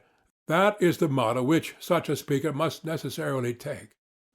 But there is another sort of character who will narrate anything, and the worse he is, the more unscrupulous he will be. Nothing will be too bad for him, and he will be ready to imitate anything, not as a joke, but in right good earnest, and before a large company. As I was just now saying, he will attempt to represent the roll of thunder, the noise of wind and hail, or the creaking of wheels and pulleys, and the various sounds of flutes, pipes, trumpets, and all sorts of instruments. He will bark like a dog, bleat like a sheep, or crow like a cock. His entire art will consist in imitation of voice and gesture, and there will be very little narration. That, he said, will be his mode of speaking. These, then, are the two kinds of style? Yes. And you would agree with me in saying that one of them is simple and has but slight changes, and if the harmony and rhythm are also chosen for their simplicity, the result is that the speaker, if he speaks correctly, is always pretty much the same in style, and he will keep within the limits of a single harmony, for the changes are not great, and in like manner he will make use of nearly the same rhythm. That is quite true, he said. Whereas the other requires all sorts of harmonies and all sorts of rhythms, if the music and the style are to correspond, because the style has all sorts of changes. That is also perfectly true, he replied. And do not the two styles, or the mixture of the two, comprehend all poetry and every form of expression in words? No one can say anything except in one or other of them, or in both together. They include all, he said. And shall we receive into our state all the three styles, or one only of the two unmixed styles, or would you include the mixed? I should prefer only to admit the pure imitator of virtue. Yes, I said, Adeimantus, but the mixed style is also very charming, and indeed the pantomimic, which is the opposite of the one chosen by you, is the most popular style with children and their attendants, and with the world in general. I do not deny it. But I suppose you would argue that such a style is unsuitable to our state, in which human nature is not twofold or manifold, for one man plays one part only. Yes, quite unsuitable. And this is the reason why in our state, and in our state only, we shall find a shoemaker to be a shoemaker, and not a pilot also, and a husbandman to be a husbandman, and not a die-cast also, and a soldier, and not a trader also, and the same throughout. True, he said. And therefore, when any one of these pantomimic gentlemen, who are so clever that they can imitate anything, comes to us and makes a proposal to exhibit himself and his poetry, we will fall down and worship him as a sweet and holy and wonderful being, but we must also inform him that in our state such as he are not permitted to exist. The law will not allow them. And so, when we have anointed him with myrrh and set a garland of wool upon his head, we shall send him away to another city, for we mean to employ for our soul's health the rougher and severer poet or story-teller, who will imitate the style of the virtuous only, and will follow those models which we prescribed at first when we began the education of our soldiers. We certainly will, he said, if we have the power. Then now, my friend, I said, that part of music or literary education which relates to the story or myth may be considered to be finished, for the matter and manner have both been discussed. I think so too, he said. End of Book 3, Part 1. Book 3, Part 2.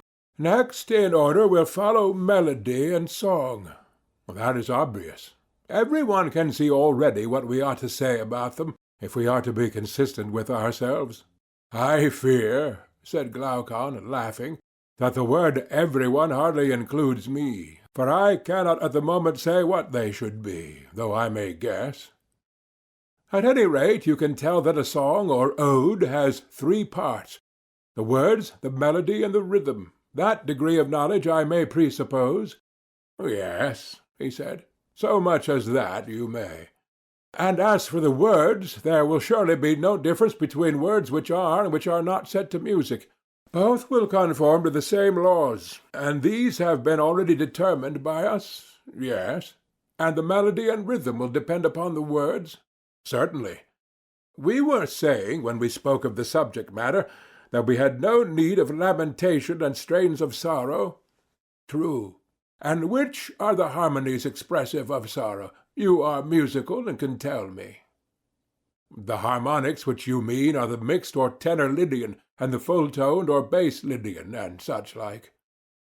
These, then, I said, must be banished, even to women, who have a character to maintain they are of no use, and much less to men. Certainly. In the next place, drunkenness and softness and indolence are utterly unbecoming the character of our guardians. Utterly unbecoming. And which are the soft or drinking harmonies? The Ionian, he replied, and the Lydian. They are termed relaxed. Well, and are these of any military use? Quite the reverse, he replied. And if so, the Dorian and the Phrygian are the only ones which you have left.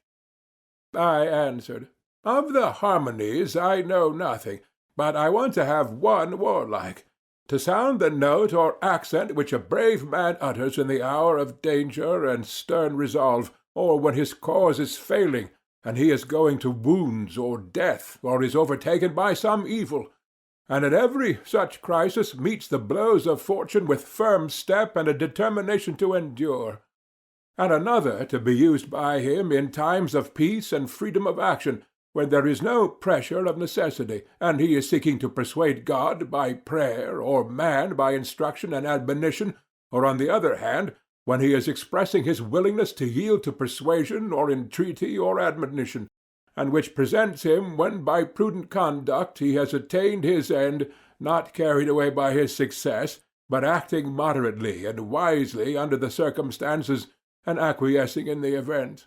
These 2 harmonies I ask you to leave, the strain of necessity, the strain of courage, and the strain of temperance.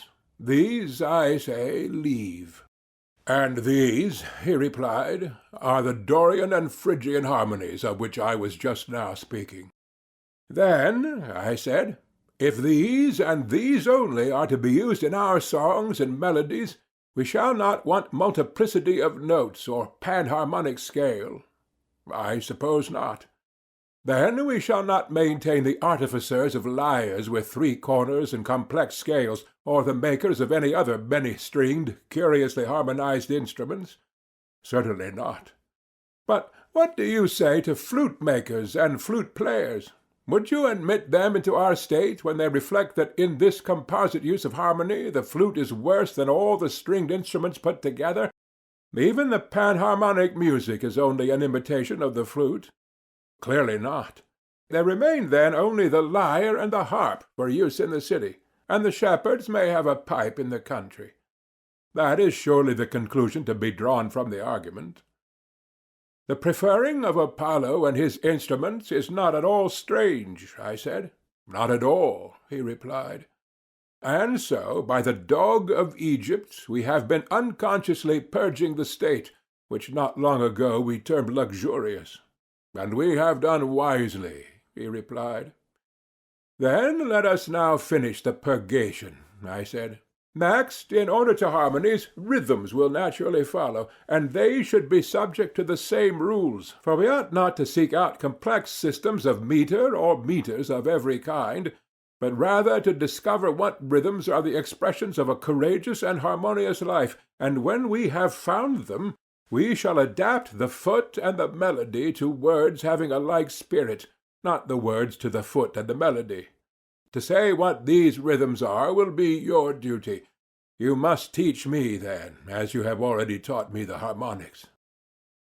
But indeed, he replied, I cannot tell you. I only know that there are some 3 principles of rhythm out of which metrical systems are framed, just as in sounds there are 4 notes, that is, the 4 notes of the tetrachord, out of which all the harmonies are composed. That is an observation which I have made, but of what sort of lives they are severally the imitations, I am unable to say. Then, I said, we must take Damon into our counsels, and he will tell us what rhythms are expressive of meanness or insolence or fury or other unworthiness, and what are to be reserved for the expression of opposite feelings. And I think that I have an indistinct recollection of his mentioning a complex Cretic rhythm, also a dactylic or heroic, and he arranged them in some manner which I do not quite understand, making the rhythms equal in the rise and fall of the foot, long and short alternating, and, unless I am mistaken, he spoke of an iambic as well as a trochaic rhythm, and assigned to them short and long quantities. Also, in some cases, he appeared to praise or censure the movement of the foot quite as much as the rhythm, or perhaps a combination of the 2, for I am not certain what he meant. These matters, however, as I was saying, had better be deferred to Damon himself, for the analysis of the subject would be difficult, you know. Rather so, I should say. But there is no difficulty in seeing that grace, or the absence of grace, is an effect of good or bad rhythm. None at all. And also that good and bad rhythm naturally assimilate to a good and bad style, and that harmony and discord in like manner follow style. For our principle is that rhythm and harmony are regulated by the words, and not the words by them. Just so, he said, they should follow the words. And will not the words and the character of the style depend on the temper of the soul? Yes. And everything else on the style? Yes. Then beauty of style and harmony and grace and good rhythm depend on simplicity. I mean the true simplicity of a rightly and nobly ordered mind and character, not that other simplicity, which is only a euphemism for folly. Very true, he replied. And if our youth are to do their work in life, must they not make these graces and harmonies their perpetual aim? They must. And surely the art of the painter and every other creative and constructive art are full of them, weaving, embroidery, architecture, and every kind of manufacture, also nature, animal and vegetable. In all of them there is a grace or the absence of grace, and ugliness and discord and inharmonious motion are nearly allied to ill words and ill nature, as grace and harmony are the twin sisters of goodness and virtue, and bear their likeness. That is quite true, he said.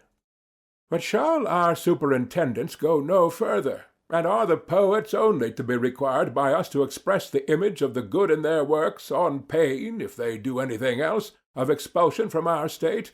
Or is the same control to be extended to the other artists, and are they also to be prohibited from exhibiting the opposite forms of vice and intemperance and meanness and indecency in sculpture and building and the other creative arts? And is he who cannot conform to this rule of ours to be prevented from practising his art in our state, lest the taste of our citizens be corrupted by him? We would not have our guardians grow up amid images of moral deformity, as in some noxious pasture, and there browse and feed upon many a baneful herb and flower day by day, little by little, until they silently gather a festering mass of corruption in their own soul. Let our artists rather be those who are gifted to discern the true nature of the beautiful and graceful. Then will our youth dwell in the land of wealth, and amid fair sights and sounds, and receive the good in everything, and beauty, the effluence of fair works, shall flow into the eye and ear, like a health-giving breeze from a purer region, and insensibly draw the soul from earliest years into likeness and sympathy with the beauty of reason. There can be no nobler training than that, he replied. And therefore, I said, Glaucon, musical training is a more potent instrument than any other, because rhythm and harmony find their way into the inward places of the soul, on which they mightily fasten, imparting grace and making the soul of him who is rightly educated graceful, or of him who is ill-educated ungraceful, and also because he who has received this true education of the inner being will most shrewdly perceive omissions or faults in art and nature, and with a true taste, while he praises and rejoices over and receives into his soul the good, and becomes noble and good, he will justly blame and hate the bad, now in the days of his youth, even before he is able to know the reason why. And when reason comes, he will recognize and salute the friend with whom his education has made him long familiar. Yes, he said, I quite agree with you in thinking that our youth should be trained in music, and on the grounds which you mention. Just as in learning to read, I said, we were satisfied when we knew the letters of the alphabet, which are very few, in all their recurring sizes and combinations, not slighting them as unimportant whether they occupy a space large or small, but everywhere eager to make them out, and not thinking ourselves perfect in the art of reading until we recognize them wherever they are found. True. Or as we recognize the reflection of letters in the water or in a mirror, only when we know the letters themselves, the same art and study giving us the knowledge of both. Exactly. Even so, as I maintain, neither we nor our guardians, whom we have to educate, can ever become musical until we and they know the essential forms of temperance, courage, liberality, magnificence, and their kindred, as well as the contrary forms in all their combinations, and can recognize them and their images wherever they are found, not slighting them either in small things or great, but believing them all to be within the sphere of one art and study. Most assuredly. And when a beautiful soul harmonizes with a beautiful form, and the two are cast in one mould, that will be the fairest of sights to him who has an eye to see it. The fairest indeed, and the fairest is also the loveliest? Well, that may be assumed. And the man who has the spirit of harmony will be most in love with the loveliest, but he will not love him who is of an inharmonious soul. That is true, he replied, if the deficiency be in his soul, but if there be any merely bodily defect in another, he will be patient of it, and will love all the same. I perceive, I said, that you have or have had experiences of this sort, and I agree. But let me ask you another question. Has excess of pleasure any affinity to temperance? How can that be? He replied. Pleasure deprives a man of the use of his faculties quite as much as pain. Or any affinity to virtue in general? None whatever. Any affinity to wantonness and intemperance? Yes, the greatest. And is there any greater or keener pleasure than that of sensual love? No, nor a madder. Whereas true love is a love of beauty and order, temperate and harmonious. Quite true, he said. Then no intemperance or madness should be allowed to approach true love? Well, certainly not. Then mad or intemperate pleasure must never be allowed to come near the lover and his beloved. Neither of them can have any part in it if their love is of the right sort. No, indeed, Socrates, it must never come near them.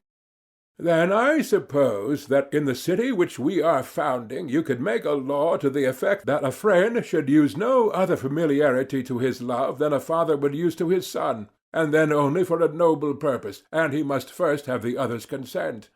And this rule is to limit him in all his intercourse, and he is never to be seen going further, or if he exceeds, he is to be deemed guilty of coarseness and bad taste. I quite agree, he said. This much of music, which makes a fair ending. For what should be the end of music if not the love of beauty? I agree, he said. After music comes gymnastic, in which our youth are next to be trained. Certainly. Gymnastic, as well as music, should begin in early years. The training in it should be careful and should continue through life.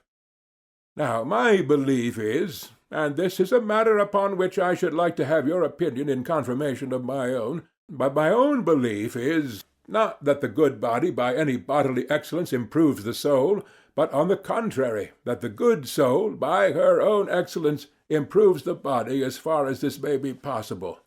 What do you say? Yes, I agree. Then to the mind, when adequately trained, we shall be right in handing over the more particular care of the body, and in order to avoid prolixity, we will now only give the general outlines of the subject. Very good. That they must abstain from intoxication has been already remarked by us, for of all persons a guardian should be the last to get drunk and not know where in the world he is. Yes, he said, that a guardian should require another guardian to take care of him is ridiculous indeed. But next, what shall we say of their food? For the men are in training for the great contest of all, are they not? Yes, he said. And will the habit of body of our ordinary athletes be suited to them? Why not? I am afraid, I said, that a habit of body such as they have is but a sleepy sort of thing, and rather perilous to health. Do you not observe that these athletes sleep away their lives, and are liable to most dangerous illnesses if they depart, in ever so slight a degree, from their customary regimen? Yes, I do. Then, I said, a finer sort of training will be required for our warrior athletes, who are to be like wakeful dogs, and to see and hear with the utmost keenness, amid the many changes of water and also of food, of summer heat and winter cold, which they will have to endure when on a campaign. They must be liable to break down in health. That is my view. The really excellent gymnastic is twin sister of that simple music which we were just now describing. How so? Why, I conceive that there is a gymnastic which, like our music, is simple and good, and especially the military gymnastic. What do you mean? My meaning may be learned from Homer. He, you know, feeds his heroes at their feasts, when they are campaigning, on soldiers' fare. They have no fish, although they are on the shores of the Hellespont, and they are not allowed boiled meats, but only roast, which is the food most convenient for soldiers, requiring only that they should light a fire, and not involving the trouble of carrying about pots and pans. True. And I can hardly be mistaken in saying that sweet sauces are nowhere mentioned in Homer. In proscribing them, however, he is not singular. All professional athletes are well aware that a man who is to be in good condition should take nothing of the kind. Yes, he said. And knowing this, they are quite right in not taking them. Then you would not approve of the Syracusan dinners, and the refinements of Sicilian cookery? I think not. Nor, if a man is to be in condition, would you allow him to have a Corinthian girl as his fair friend? Certainly not. Neither would you approve of the delicacies, as they are thought, of Athenian confectionery? Certainly not. All such feeding and living may be rightly compared by us to melody and song composed in the panharmonic style and in all the rhythms. Exactly. There complexity engendered license, and here disease.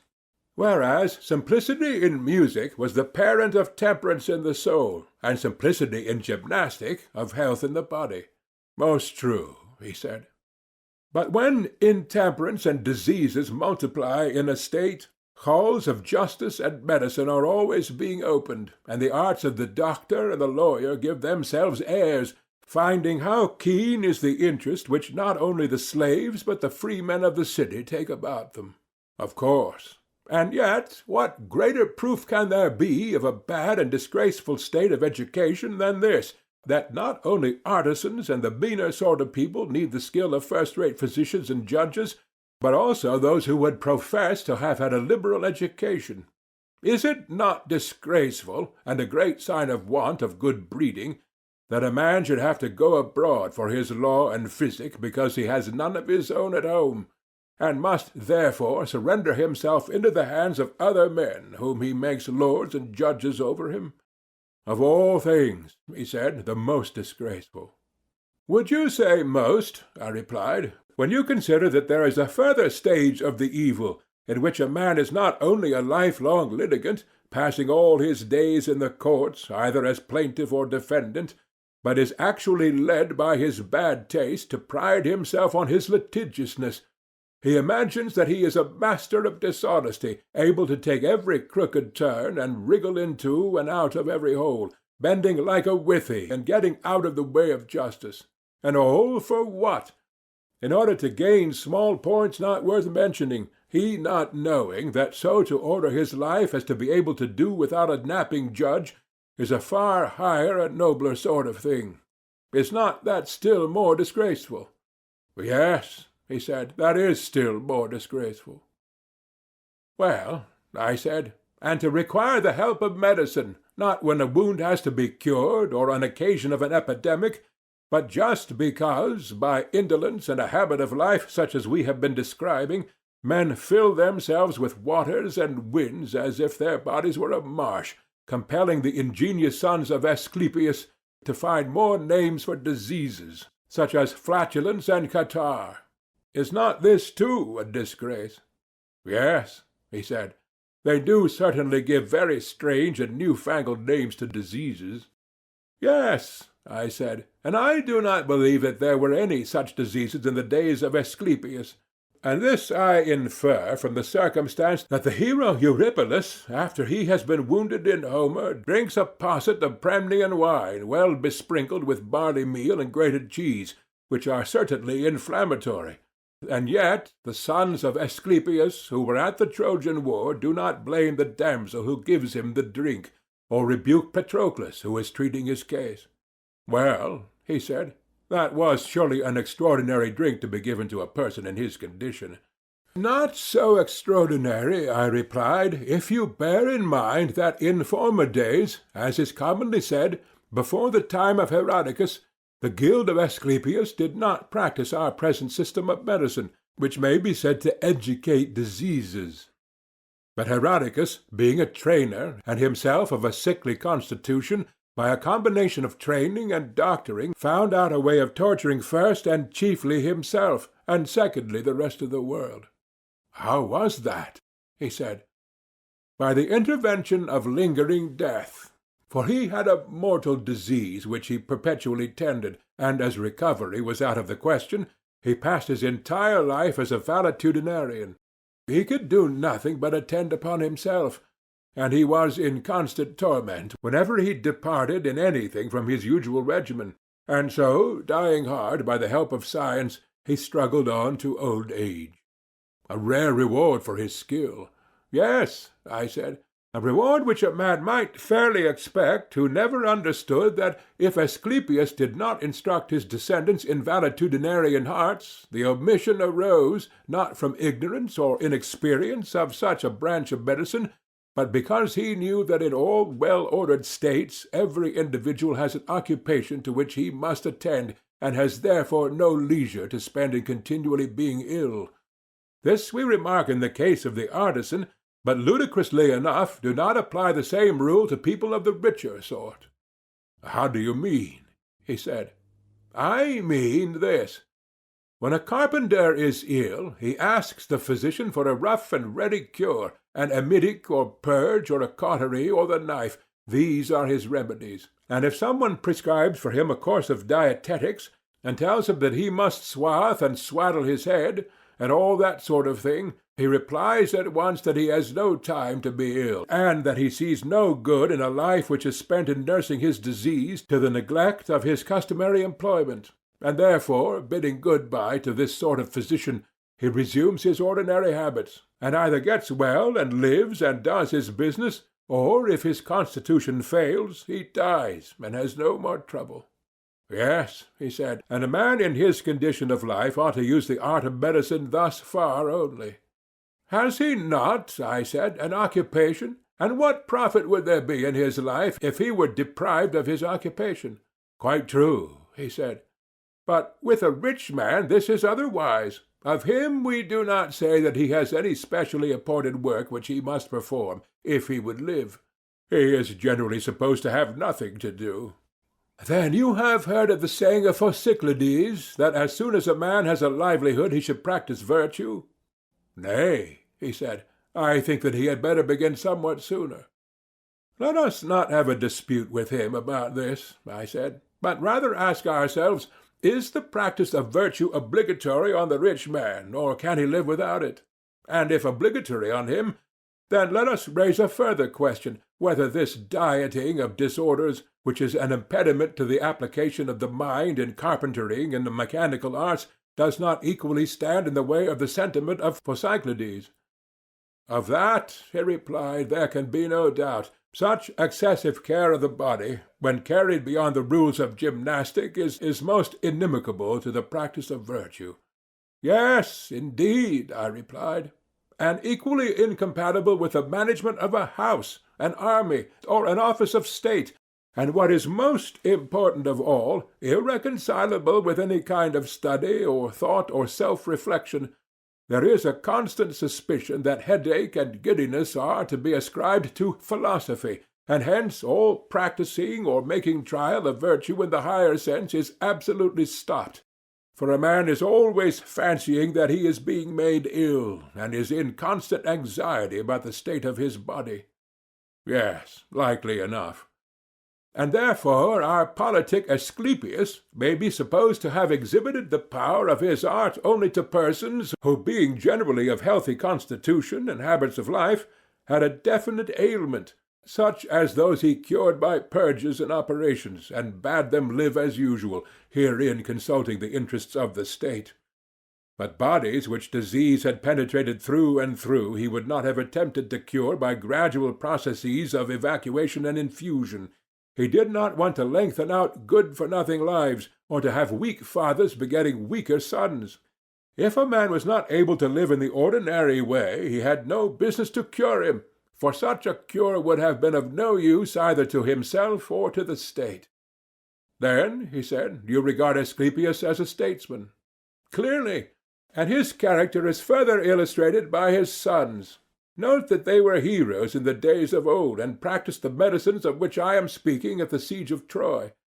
You will remember how, when Pandarus wounded Menelaus, they sucked the blood out of the wound and sprinkled soothing remedies. But they never prescribed what the patient was afterwards to eat or drink in the case of Menelaus, any more than in the case of Eurypylus. The remedies, as they conceived, were enough to heal any man who before he was wounded was healthy and regular in his habits, and even though he did happen to drink a posset of Pramnian wine, he might get well all the same. But they would have nothing to do with unhealthy and intemperate subjects, whose lives were of no use either to themselves or others. The art of medicine was not designed for their good, and though they were as rich as Midas, the sons of Asclepius would have declined to attend them. They were very acute persons, those sons of Asclepius. Naturally so, I replied. Nevertheless, the tragedians and Pindar, disobeying our behests, although they acknowledge that Asclepius was the son of Apollo, say also that he was bribed into healing a rich man who was at the point of death, and for this reason he was struck by lightning. But we, in accordance with the principle already affirmed by us, will not believe them when they tell us both. If he was the son of a god, we maintain that he was not avaricious, or if he was avaricious, he was not the son of a god. All that, Socrates, is excellent, but I should like to put a question to you. Ought there not to be good physicians in a state, and are not the best those who have treated the greatest number of constitutions, good or bad? And are not the best judges in like manner those who are acquainted with all sorts of moral natures?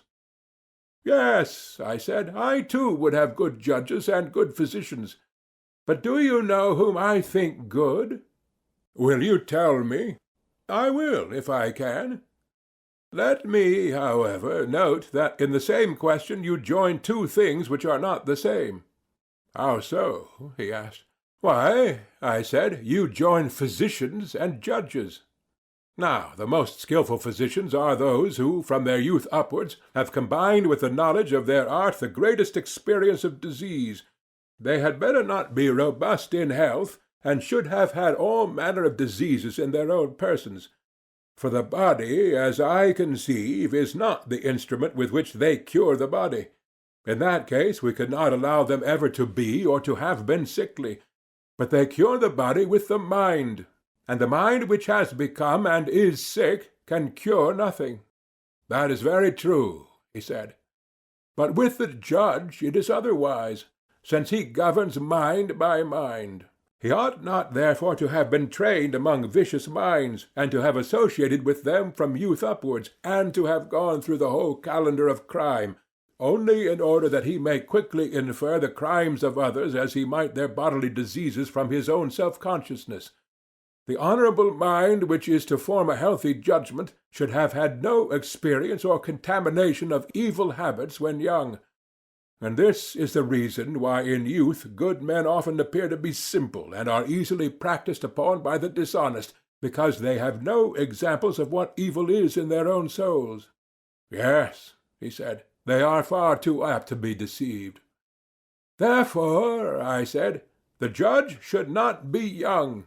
He should have learned to know evil, not from his own soul, but from late and long observation of the nature of evil in others. Knowledge should be his guide, not personal experience." "Yes," he said, "that is the ideal of a judge." "Yes," I replied, "and he will be a good man, which is my answer to your question. For he is good who has a good soul. But the cunning and suspicious nature of which we spoke, he who has committed many crimes and fancies himself to be a master in wickedness, when he is amongst his fellows, is wonderful in the precautions which he takes, because he judges of them by himself. But when he gets into the company of men of virtue, who have the experience of age, he appears to be a fool again, owing to his unseasonable suspicions. He cannot recognize an honest man, because he has no pattern of honesty in himself, and at the same time, as the bad are more numerous than the good, and he meets with them oftener, he thinks himself, and is by others thought to be, rather wise than foolish." "Most true," he said. "Then the good and wise judge whom we are seeking is not this man, but the other. For vice cannot know virtue too, but a virtuous nature, educated by time, will acquire a knowledge both of virtue and vice. The virtuous and not the vicious man has wisdom, in my opinion." "And in mine also." "This is the state of medicine, and this is the sort of law which you will sanction in your state. They will minister to better natures, giving health both of soul and of body. But those who are diseased in their bodies they will leave to die, and the corrupt and incurable souls they will put an end to themselves. That is clearly the best thing both for the patients and for the state. And thus our youth, having been educated only in that simple music, which, as we said, inspires temperance, will be reluctant to go to law." "Clearly. And the musician, who, keeping the same track, is content to practice the simple gymnastic, will have nothing to do with medicine, unless in some extreme case. That I quite believe. The very exercises and tolls which he undergoes are intended to stimulate the spirited element of his nature, and not to increase his strength. He will not, like common athletes, use exercise and regimen to develop his muscles." "Very right," he said. "Neither are the two arts of music and gymnastic really designed, as is often supposed, the one for the training of the soul, the other for the training of the body. What, then, is the real object of them?" "I believe," I said, "that the teachers of both have in view chiefly the improvement of the soul." "How can that be?" he asked. "Did you never observe," I said, "the effect on the mind itself of exclusive devotion to gymnastic, or the opposite effect of an exclusive devotion to music?" "In what way shown?" he said. "The one producing a temper of hardness and ferocity, the other of softness and effeminacy," I replied. "Yes," he said, "I am quite aware that the mere athlete becomes too much of a savage, and that the mere musician is melted and softened beyond what is good for him. Yet surely, I said, this ferocity only comes from spirit, which, if rightly educated, would give courage, but if too much intensified is liable to become hard and brutal. That I quite think. On the other hand, the philosopher will have the quality of gentleness, and this also, when too much indulged, will turn to softness, but if educated rightly, will be gentle and moderate. True. And in our opinion the guardians ought to have both these qualities? Assuredly, and both should be in harmony, beyond question. And the harmonious soul is both temperate and courageous? Yes. And the inharmonious is cowardly and boorish? Very true. And when a man allows music to play upon him and to pour into his soul through the funnel of his ears, those sweet and soft and melancholy airs of which we were just now speaking, and his whole life is passed in warbling and the delights of a song, in the first stage of the process the passion or spirit which is in him is tempered like iron, and made useful instead of brittle and useless. But if he carries on the softening and soothing process, in the next stage he begins to melt and waste, until he has wasted away his spirit and cut out the sinews of his soul, and he becomes a feeble warrior. Very true. If the element of spirit is naturally weak in him, the change is speedily accomplished. But if he have a good deal, then the power of music weakening the spirit renders him excitable.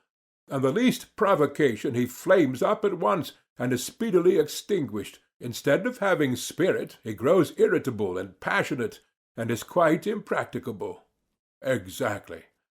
And so, in gymnastics, if a man takes violent exercise and is a great feeder, and the reverse of a great student of music and philosophy, at first the high condition of his body fills him with pride and spirit, and he becomes twice the man that he was. Certainly. And what happens? If he do nothing else, and holds no converse with the Muses, does not even that intelligence which there may be in him, having no taste of any sort of learning or inquiry or thought or culture, grow feeble and dull and blind, his mind never waking up or receiving nourishment, and his senses not being purged of their mists? True, he said. And he ends by becoming a hater of philosophy, uncivilized, never using the weapons of persuasion.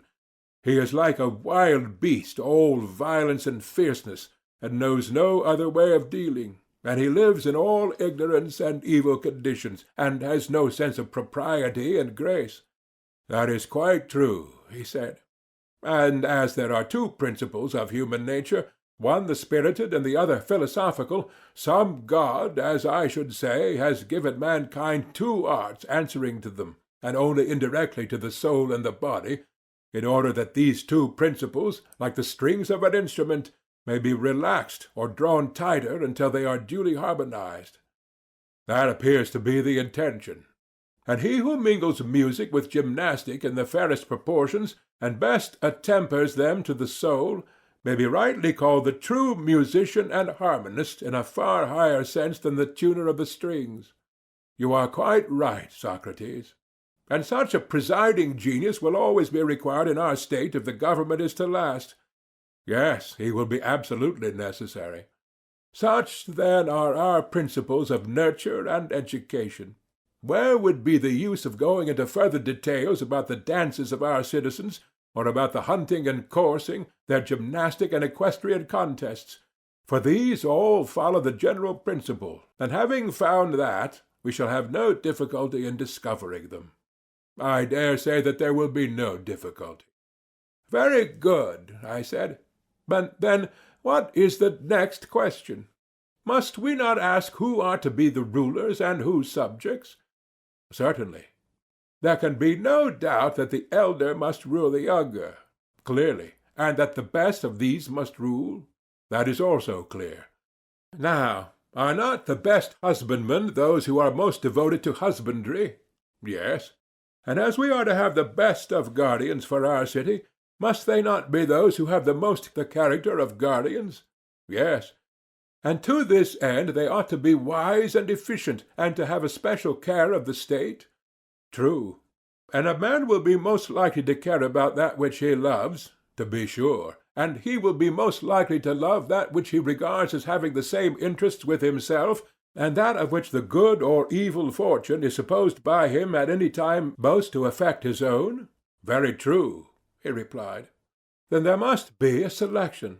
Let us note among the guardians those who in their whole life show the greatest eagerness to do what is for the good of their country, and the greatest repugnance to do what is against her interests. Those are the right men.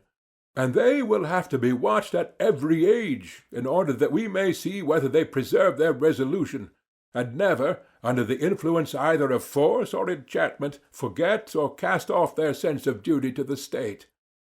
How cast off? He said. I will explain to you, I replied. A resolution may go out of a man's mind either with his will or against his will. With his will when he gets rid of a falsehood and learns better, against his will whenever he is deprived of a truth. I understand, he said, the willing loss of a resolution. The meaning of the unwilling I have yet to learn. Why, I said, do you not see that men are unwillingly deprived of a good and willingly of an evil? Is not to have lost the truth an evil, and to possess the truth a good? And you would agree that to conceive things as they are is to possess the truth? Yes, he replied, I agree with you in thinking that mankind are deprived of truth against their will. And is not this involuntary deprivation caused either by theft or force or enchantment? Still, he replied, I do not understand you. I fear that I must have been talking darkly, like the tragedians. I only mean that some men are changed by persuasion, and that others forget. Argument steals away the hearts of one class and time of the other. Then this I call theft. Now you understand me? Yes. Those again who are forced are those whom the violence of some pain or grief compels to change their opinion. I understand, he said, and you are quite right. And you would also acknowledge that the enchanted are those who change their minds either under the softer influence of pleasure or the sterner influence of fear? Yes, he said, everything that deceives may be said to enchant. Therefore, as I was just now saying, we must inquire who are the best guardians of their own conviction that what they think the interest of the state is to be the rule of their lives. We must watch them from their youth upwards, and make them perform actions in which they are most likely to forget or to be deceived. And he who remembers and is not deceived is to be selected, and he who fails in the trial is to be rejected. That will be the way. Yes. And there should also be toils and pains and conflicts prescribed for them, in which they will be made to give further proof of the same qualities. Very right, he replied. And then, I said, we must try them with enchantments. That is the third sort of test, and see what will be their behavior, like those who take colts amid noise and tumults to see if they are of a timid nature. So must we take our youth amid terrors of some kind, and again pass them into pleasures, and prove them more thoroughly than gold is proved in a furnace, that we may discover whether they are armed against all enchantments, and of a noble bearing always, good guardians of themselves and of the music which they have learned, and retaining under all circumstances a rhythmical and harmonious nature, such as will be most serviceable to the individual and to the state. And he who at every age, as boy and youth and in mature life, has come out of the trial victorious and pure, shall be appointed a ruler and guardian of the state. He shall be honored in life and death, and shall receive sepulture and other memorials of honor, the greatest that we have to give. But him who fails we must reject. I am inclined to think that this is the sort of way in which our rulers and guardians should be chosen and appointed. I speak generally, and not with any pretension to exactness. And speaking generally, I agree with you, he said. And perhaps the word guardian in the fullest sense ought to be applied to this higher class only, who preserve us against foreign enemies and maintain peace among our citizens at home, that the one may not have the will or the others the power to harm us. The young men whom we before called guardians may be more properly designated auxiliaries and supporters of the principles of the rulers. I agree with you, he said. How then may we devise one of these needful falsehoods of which we lately spoke, just one royal lie which may deceive the rulers, if that be possible, and at any rate the rest of the city? What sort of lie? He said. Nothing new, I replied. Only an old Phoenician tale of what has often occurred before now in other places, as the poets say and have made the world believe, though not in our time, and I do not know whether such an event could ever happen again, or could now even be made probable, if it did. How your words seem to hesitate on your lips. You will not wonder, I replied, at my hesitation when you have heard. Speak, he said, and fear not. Well, then, I will speak, although I really know not how to look you in the face, or in what words to utter the audacious fiction which I propose to communicate gradually, first to the rulers, then to the soldiers, and lastly to the people. They are to be told that their youth was a dream, and the education and training which they received from us an appearance only. In reality, during all that time they were being formed and fed in the womb of the earth, where they themselves and their arms and appurtenances were manufactured.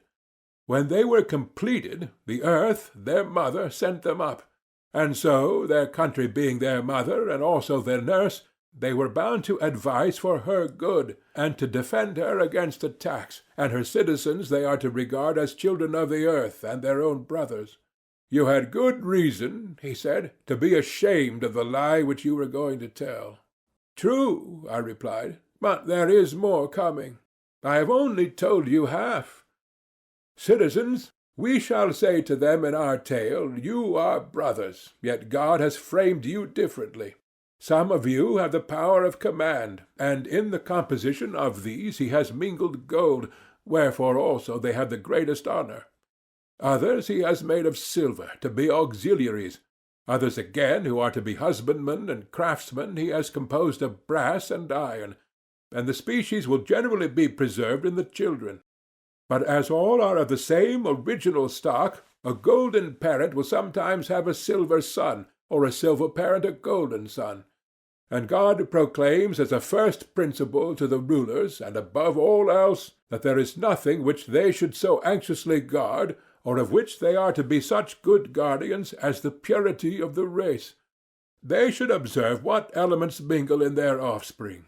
For if the son of a golden or silver parent has an admixture of brass and iron, then nature orders a transposition of ranks, and the eye of the ruler must not be pitiful towards the child because he has to descend in the scale and become a husbandman or artisan, just as there may be sons of artisans who have an admixture of gold or silver in them are raised to honor and become guardians or auxiliaries. For an oracle says that when a man of brass or iron guards the state, it will be destroyed. Such is the tale. Is there any possibility of making our citizens believe in it? Not in the present generation, he replied. There is no way of accomplishing this, but their sons may be made to believe in the tale, and their sons' sons, and posterity after them. I see the difficulty, I replied. Yet the fostering of such a belief will make them care more for the city and for one another. Enough, however, of the fiction, which may now fly abroad upon the wings of rumour, while we arm our earth-born heroes and lead them forth under the command of their rulers. Let them look round and select a spot whence they can best suppress insurrection, if any prove refractory within, and also defend themselves against enemies, who like wolves may come down on the fold from without. There let them encamp, and when they have encamped, let them sacrifice to the proper gods and prepare their dwellings. Just so, he said. And their dwellings must be such as will shield them against the cold of winter and the heat of summer. I suppose you mean houses, he replied. But yes, I said, but they must be houses of soldiers and not of shopkeepers. What is the difference? He said. That I will endeavor to explain, I replied. To keep watch-dogs who from want of discipline or hunger or some evil habit or other would turn upon the sheep and worry them, and behave not like dogs but wolves, would be a foul and monstrous thing in a shepherd. Truly monstrous, he said. And therefore every care must be taken that our auxiliaries, being stronger than our citizens, may not grow to be too much for them, and become savage tyrants instead of friends and allies. Yes, great care should be taken. And would not a really good education furnish the best safeguard? But they are well educated already, he replied. I cannot be so confident, my dear Glaucon, I said. I am much more certain that they ought to be, and that true education, whatever that may be, will have the greatest tendency to civilize and humanize them in their relations to one another, and to those who are under their protection. Very true, he replied.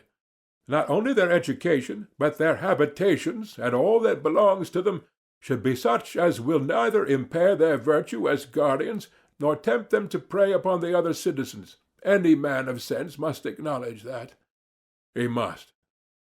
Then, now let us consider what will be their way of life, if they are to realize our idea of them. In the first place, none of them should have any property of his own beyond what is absolutely necessary.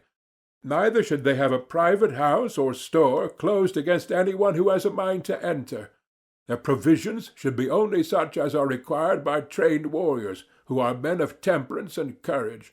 They should agree to receive from the citizens a fixed rate of pay, enough to meet the expenses of the year and no more, and they will go to mess and live together like soldiers in a camp. Gold and silver we will tell them that they have from God. The diviner metal is within them, and they have therefore no need of the dross which is current among men, and ought not to pollute the divine by any such earthly admixture. For that commoner metal has been the source of many unholy deeds, but their own is undefiled, and they alone of all the citizens may not touch or handle silver or gold, or be under the same roof with them, or wear them, or drink from them. And this will be their salvation, and they will be the saviors of the state. But should they ever acquire homes, or lands, or moneys of their own, they will become housekeepers and husbandmen instead of guardians, enemies and tyrants instead of allies of the other citizens, hating and being hated, plotting and being plotted against. They will pass their whole life in much greater terror of internal rather than external enemies, and the hour of ruin, both to themselves and to the rest of the state, will be at hand. For all which reasons may we not say that thus shall our state be ordered, and that these shall be the regulations appointed by us for guardians concerning their houses and all their matters? Yes, said Glaucon. End of Book 3. Book 4, Part 1. Here Adeimantus interposed a question. How would you answer, Socrates, said he, if a person were to say that you are making these people miserable, and that they are the cause of their own unhappiness? The city, in fact, belongs to them, but they are none the better for it, whereas other men acquire lands and build large and handsome houses, and have everything handsome about them, offering sacrifices to the gods on their own account, and practicing hospitality. Moreover, as you were saying just now, they have gold and silver and all that is usual among the favorites of fortune. But our poor citizens are no better than mercenaries who are quartered in the city and are always mounting guard. Yes, I said, and you may add that they are only fed and not paid in addition to their food like other men, and therefore they cannot, if they would, take a journey of pleasure. They have no money to spend on a mistress or on any luxurious fancy, which, as the world goes, is thought to be happiness, and many other accusations of the same nature might be added. But, said he, let us suppose all this to be included in the charge. You mean to ask, I said, what will be our answer? Yes. If we proceed along the old path, my belief, I said, is that we shall find the answer. And our answer will be that, even as they are, our guardians may very likely be the happiest of men. But our aim in founding the state was not the disproportionate happiness of any one class, but the greatest happiness of the whole. We thought that in a state which is ordered with a view to the good of the whole, we should be most likely to find justice, and having found them, we might then decide which of the two is the happier. At present, I take it, we are fashioning the happy state not piecemeal or with a view of making a few happy citizens, but as a whole, and by we will proceed to view the opposite kind of state. Suppose that we were painting a statue, and someone came up to us and said, "Why do you not put the most beautiful colors on the most beautiful parts of the body? The eyes ought to be purple, but you have made them black." To him we might fairly answer, "Sir, you would not surely have us beautify the eyes to such a degree that they are no longer eyes. Consider rather whether, by giving this or the other features their due proportion, we make the whole beautiful. And so I say to you, do not compel us to assign to the guardians a sort of happiness which will make them anything but guardians. For we too can clothe our husbandmen in royal apparel, and set crowns of gold on their heads, and bid them till the ground as much as they like, and no more. Our potters also might be allowed to repose on couches and feast by the fireside, passing round the wine-cup, while their wheel is conveniently at hand, and working at pottery only as much as they like. In this way we might make every class happy, and then, as you imagine, the whole state would be happy. But do not put this idea into our heads, for if we listen to you, the husbandman will be no longer a husbandman, the potter will cease to be a potter, and no one will have the character of any distinct class in the state. Now this is not of much consequence where the corruption of society and pretension to be what you are not is confined to cobblers, but when the guardians of the laws and of the government are only seeming and not real guardians, then see how they turn the state upside down, and on the other hand they alone have the power of giving order and happiness to the state. We mean our guardians to be true saviors, and not the destroyers of the state, whereas our opponent is thinking of peasants at a festival, who are enjoying a life of revelry, not of citizens who are doing their duty to the state. But if so, we mean different things, and he is speaking of something which is not a state, and therefore we must consider whether in appointing our guardians we would look to their greatest happiness individually, or whether this principle of happiness does not rather reside in the state as a whole. But if the latter be the truth, then the guardians and auxiliaries, and all others equal with them, must be compelled or induced to do their own work in the best way.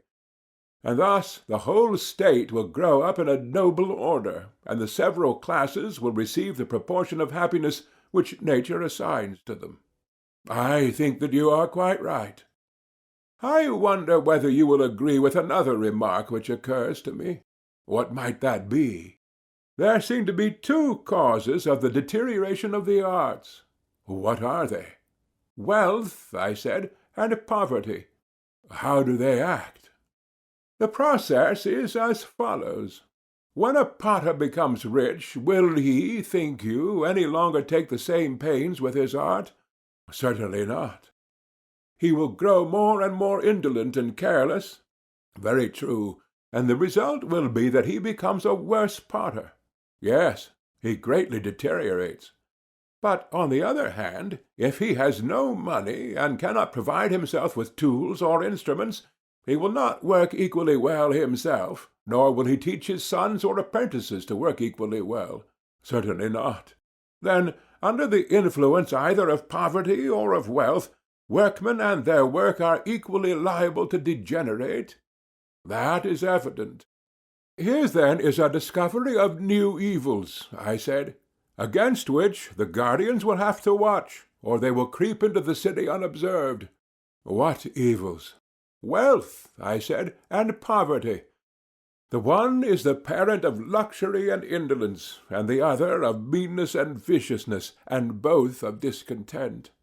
That is very true, he replied. "But still I should like to know, Socrates, how our city will be able to go to war, especially against an enemy who is rich and powerful, if deprived of the sinews of war."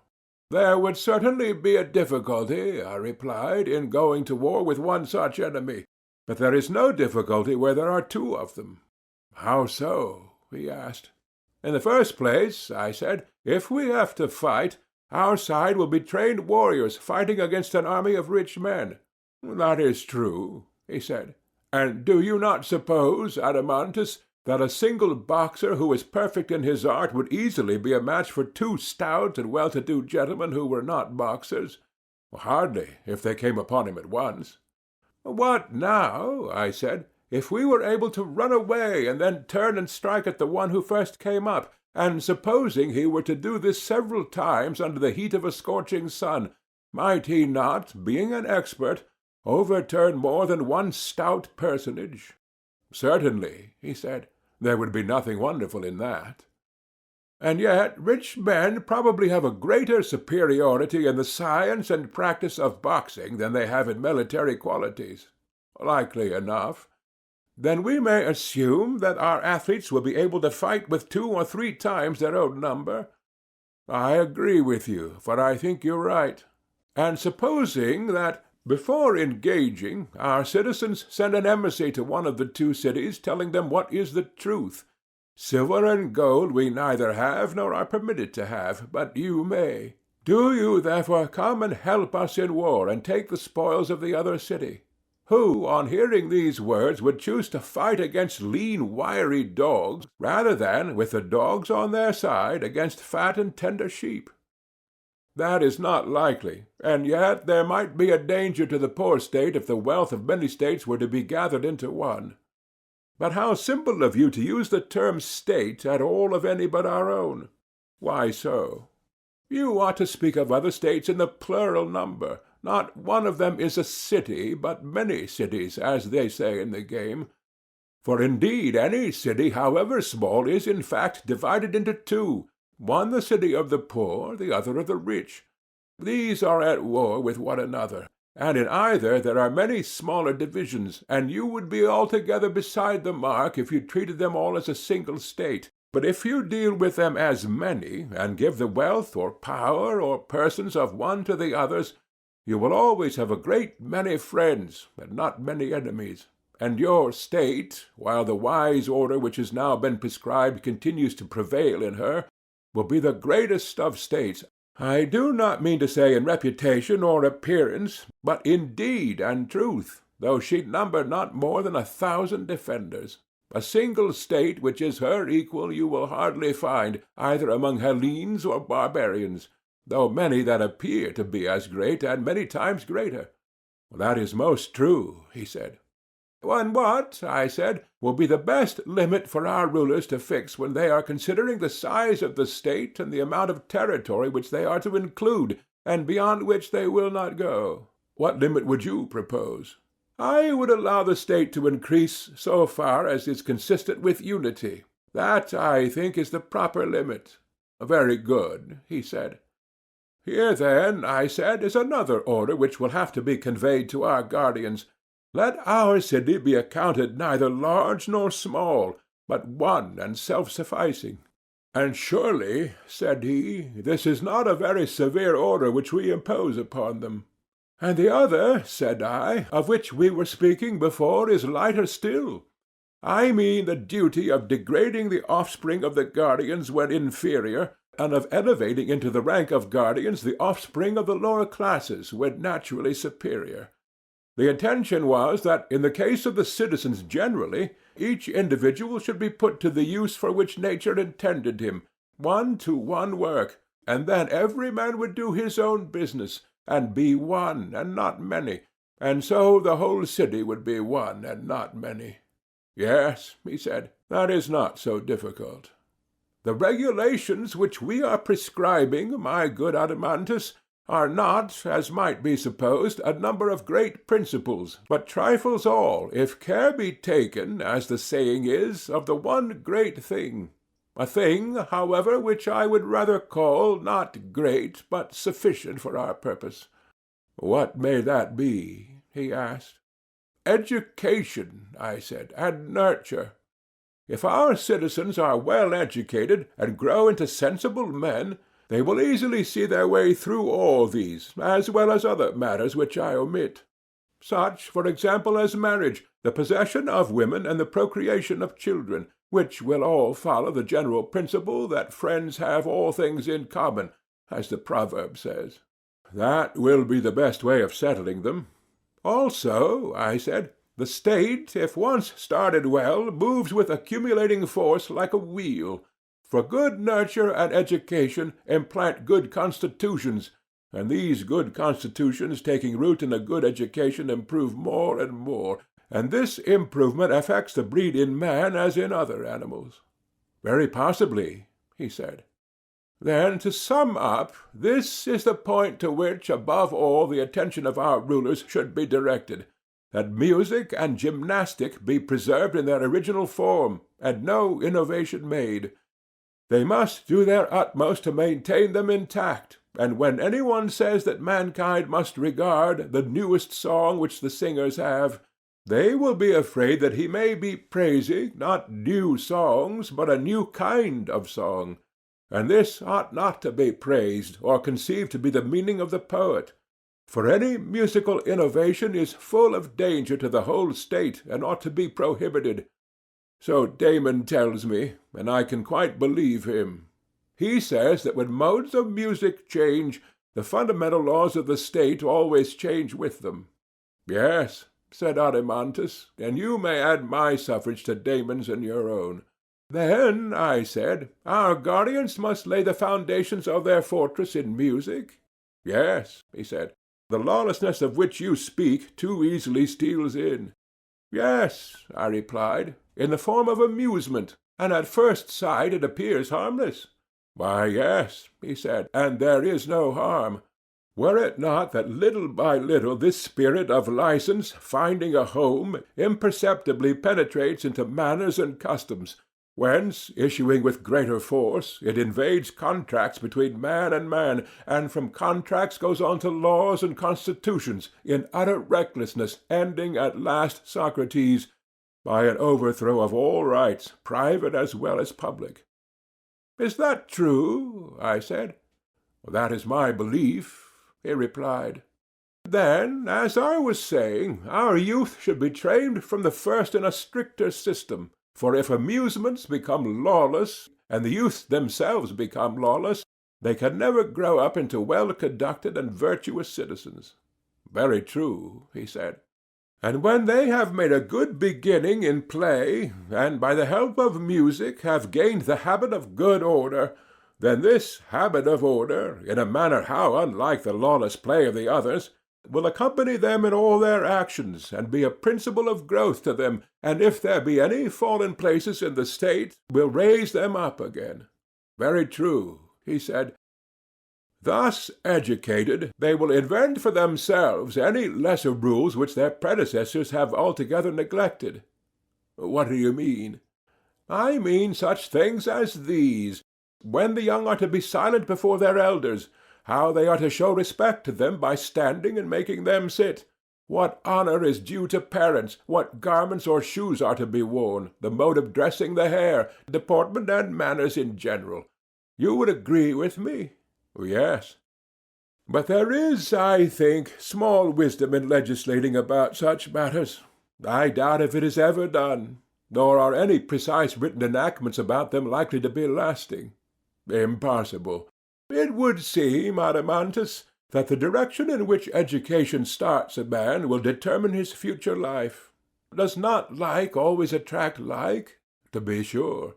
"Until some one rare and grand result is reached which may be good, and may be the reverse of good." "That is not to be denied." "And for this reason," I said, "I shall not attempt to legislate further about them." "Naturally enough," he replied.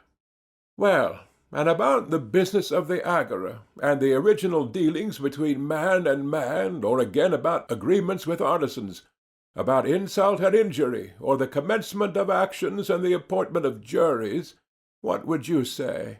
There may also arise questions about any impositions and exactions of market and harbour dues which may be required, and in general about the regulations of markets, police, harbours, and the like. Oh, heavens! Shall we condescend to legislate on any of these particulars? I think, he said, that there is no need to impose laws about them on good men. What regulations are necessary they will find out soon enough for themselves. Yes, I said, my friend, if God will only preserve to them the laws which we have given them. And without divine help, said Adeimantus, they will go on forever making and mending their laws and their lives in the hope of attaining perfection. You would compare them, I said, to those invalids who, having no self-restraint, will not leave off their habits of intemperance? Exactly. Yes, I said, and what a delightful life they lead! They are always doctoring and increasing and complicating their disorders, and always fancying that they will be cured by any nostrum which anybody advises them to try. Some cases are very common, he said, with invalids of this sort. Yes, I replied, and the charming thing is that they deem him their worst enemy who tells them the truth, which is simply that unless they give up eating and drinking and wenching and idling, neither drug nor cautery nor spell nor amulet nor any other remedy will avail. Charming, he replied. I see nothing charming in going into a passion with a man who tells you what is right. These gentlemen, I said, do not seem to be in your good graces. Assuredly not. Nor would you praise the behavior of states which act like the men whom I was just now describing, for are there not ill-ordered states in which the citizens are forbidden under pain of death to alter the constitution, and yet he who most sweetly courts those who live under this regime, and indulges them, and fawns upon them, and is skilful at anticipating and gratifying their humours, is held to be a great and good statesman? Do not these states resemble the persons whom I was describing? Yes, he said, the states are as bad as the men, and I am very far from praising them. But do you not admire, I said, the coolness and dexterity of these ready ministers of political corruption? Yes, he said, I do, but not for all of them. For there are some whom the applause of the multitude has deluded into the belief that they are really statesmen, and these are not much to be admired. What do you mean? I said. You should have more feeling for them. When a man cannot measure, and a great many others who cannot measure declare that he is 4 cubits high, can he help believing what they say? Nay, he said, certainly not in that case. Well, then, do not be angry with them, for are they not as good as a play, trying their hand at paltry reforms such as I was describing? They are always fancying that by legislation they will make an end of frauds in contracts and the other rascalities which I was mentioning, not knowing that they are in reality cutting off the heads of the hydra. Yes, he said, that is just what they are doing. I conceive, I said, that the true legislator will not trouble himself with this class of enactments, whether concerning laws or the Constitution, either in an ill-ordered or in a well-ordered state. For in the former they are quite useless, and in the latter there will be no difficulty in devising them, and many of them will naturally flow out of our previous regulations. What, then, he said, is still remaining to us of the work of legislation? Nothing to us, I replied, but to Apollo, the god of Delphi, there remains the ordering of the greatest and noblest and chiefest things of all. Which are they? He said. The institution of temples and sacrifices, and the entire service of gods, demigods, and heroes. Also the ordering of the repositories of the dead, and the rites which have to be observed by him who would propitiate the inhabitants of the world below. These are matters of which we are ignorant ourselves, and as founders of a city we should be unwise in trusting them to any interpreter but our ancestral deity. He is the god who sits in the centre, on the navel of the earth, and he is the interpreter of religion to all mankind. You are right, and we will do as you propose. But where, amid all this, is justice? Son of Ariston, tell me where. Now that our city has been made habitable, light a candle and search, and get your brother and Polemarchus and the rest of our friends to help, and let us see where in it we can discover justice, and where injustice, and in what they differ from one another, and which of them the man who would be happy should have for his portion, whether seen or unseen by gods and men. Nonsense, said Glaucon. Did you not promise to search yourself, saying that for you not to help justice in her need would be an impiety? I do not deny that I said so, and as you remind me, I will be as good as my word. But you must join. We will, he replied. Well, then, I hope to make a discovery in this way. I mean to begin with the assumption that our state, if rightly ordered, is perfect. That is most certain, and being perfect is therefore wise and valiant and temperate and just. That is likewise clear.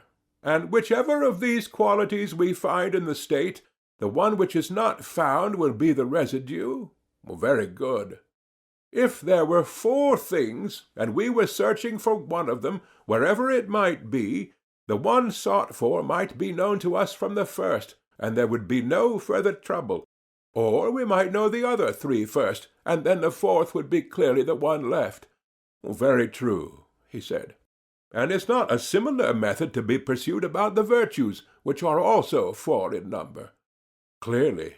First among the virtues found in the state, wisdom comes into view, and in this I detect a certain peculiarity. What is that? The state which we have been describing is said to be wise as being good in counsel. Very true. And good counsel is clearly a kind of knowledge, for not by ignorance but by knowledge do men counsel well. Clearly. And the kinds of knowledge in a state are many and diverse? Of course. There is the knowledge of the carpenter, but is that the sort of knowledge which gives a city the title of wise and good in counsel? Certainly not. That would only give a city the reputation of skill in carpentering. Then a city is not to be called wise because possessing a knowledge which counsels for the best about wooden implements? Certainly not. Nor by reason of a knowledge which advises about brazen pots, I said, nor as possessing any other similar knowledge. Not by reason of any of them, he said. Nor yet by reason of a knowledge which cultivates the earth. That would give the city the name of agricultural. Yes. Well, I said, and is there any knowledge in our recently founded state among any of the citizens which advises, not about any particular thing in the state, but about the whole, and considers how a state can best deal with itself and with other states? There certainly is. And what is this knowledge, and among whom is it found? I asked. It is the knowledge of the guardians, he replied, and is found among those whom we were just now describing as perfect guardians. And what is the name which the city derives from the possession of this sort of knowledge? The name of good in counsel and truly wise. And will there be in our city more of these true guardians or more smiths? The smiths, he replied, will be far more numerous. Will not the guardians be the smallest of all the classes who receive a name from the profession of such kind of knowledge? Much the smallest. And so, by reason of the smallest part or class, and of the knowledge which resides in this presiding and ruling part of itself, the whole state, being thus constituted according to nature, will be wise, and this, which has the only knowledge worthy to be called wisdom, has been ordained by nature to be of all classes the least. Most true. Thus, then, I said, the nature and place in the state of one of the 4 virtues has somehow or other been discovered, and in my humble opinion very satisfactorily discovered, he replied. Again, I said, there is no difficulty in seeing the nature of courage, and in what part that quality resides which gives the name of courageous to the state. How do you mean? Why, I said, every one who calls any state courageous or cowardly will be thinking of the part which fights and goes to war on the state's behalf. No one, he replied, would ever think of any other.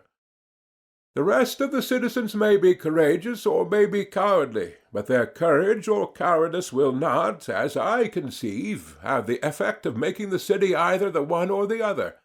Certainly not. The city will be courageous in virtue of a portion of herself which preserves under all circumstances that opinion about the nature of things to be feared and not to be feared, in which our legislator educated them, and this is what you term courage. I should like to hear what you are saying once more, for I do not think that I perfectly understand you. I mean that courage is a kind of salvation. Salvation of what? Of the opinion respecting things to be feared, what they are and of what nature, which the law implants through education. And I mean by the words under all circumstances to intimate that in pleasure or in pain, or under the influence of desire or fear, a man preserves and does not lose his opinion. Shall I give you an illustration? If you please.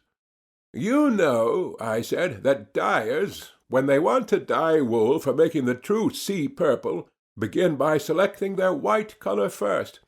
This they prepare and dress with much care and pains, in order that the white ground may take the purple hue in full perfection. The dyeing then proceeds, and whatever is dyed in this manner becomes a fast color, and no washing, either with lyes or without them, can take away the bloom. But when the ground has not been duly prepared, you will have noticed how poor is the look, either of purple or of any other color. Yes, he said, I know that they have a washed-out and ridiculous appearance. Then now, I said, you will understand what our object was in selecting our soldiers and educating them in music and gymnastic.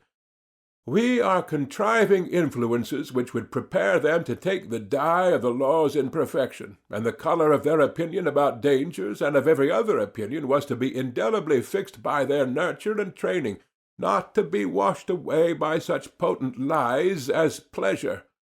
Mightier agent far in washing the soul than any soda or lye, or by sorrow, fear, and desire, the mightiest of all other solvents. And this sort of universal saving power of true opinion in conformity with law about real and false dangers, I call and maintain to be courage, unless you disagree.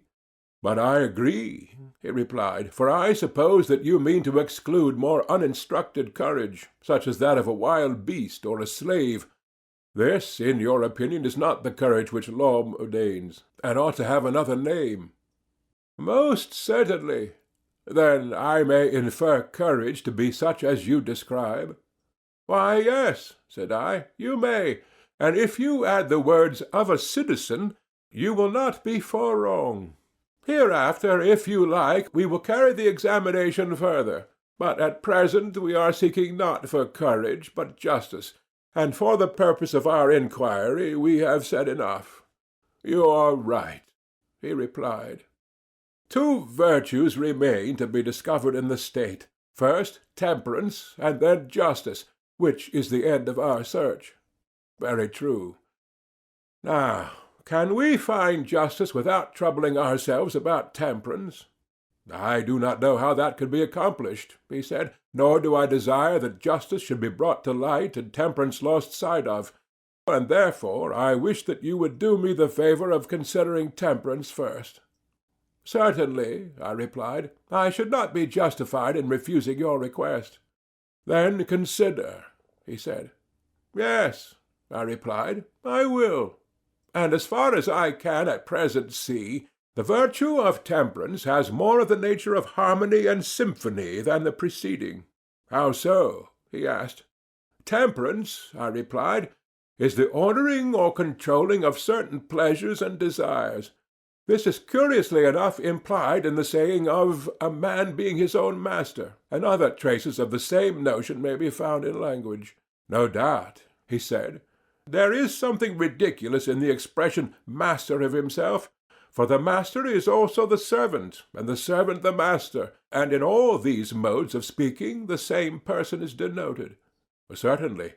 The meaning is, I believe, that in the human soul there is a better and also a worse principle, and when the better has the worse under control, then a man is said to be master of himself. and this is a term of praise. But when, owing to evil education or association, the better principle, which is also the smaller, is overwhelmed by the greater mass of the worse, in this case he is blamed, and is called the slave of self and unprincipled. Yes, there is reason in that. And now, I said, look at our newly created state, and there you will find one of these two conditions realized. For the state, as you will acknowledge, may be justly called master of itself, if the words temperance and self-mastery truly express the rule of the better part over the worse. Yes, he said, I see that what you say is true. Let me further note that the manifold and complex pleasures and desires and pains are generally found in children and women and servants, and in the freemen so-called, who are the lowest and more numerous class. Certainly, he said. Whereas the simple and moderate desires which follow reason, and are under the guidance of mind and true opinion, are to be found only in a few, and those the best born and best educated. Very true. These two, as you may perceive, have a place in our state, and the meaner desires of the many are held down by the virtuous desires and wisdom of the few. That I perceive, he said. Then, if there be any city which may be described as master of its own pleasures and desires, and master of itself, ours may claim such a designation? Certainly, he replied. It may also be called temperate, and for the same reasons? Yes. And if there be any state in which rulers and subjects will be agreed as to the question who are to rule, that again will be our state, undoubtedly. And the citizens being thus agreed among themselves, in which class will temperance be found, in the rulers or in their subjects?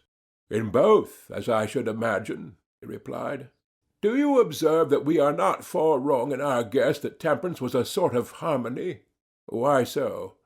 Why, because temperance is unlike courage and wisdom, each of which resides in a part only, the one making the state wise and the other valiant. Not so temperance, which extends to the whole, and runs through all the notes of the scale, and produces a harmony of the weaker and the stronger and the middle class, whether you suppose them to be stronger or weaker in wisdom or power or numbers or wealth, or anything else.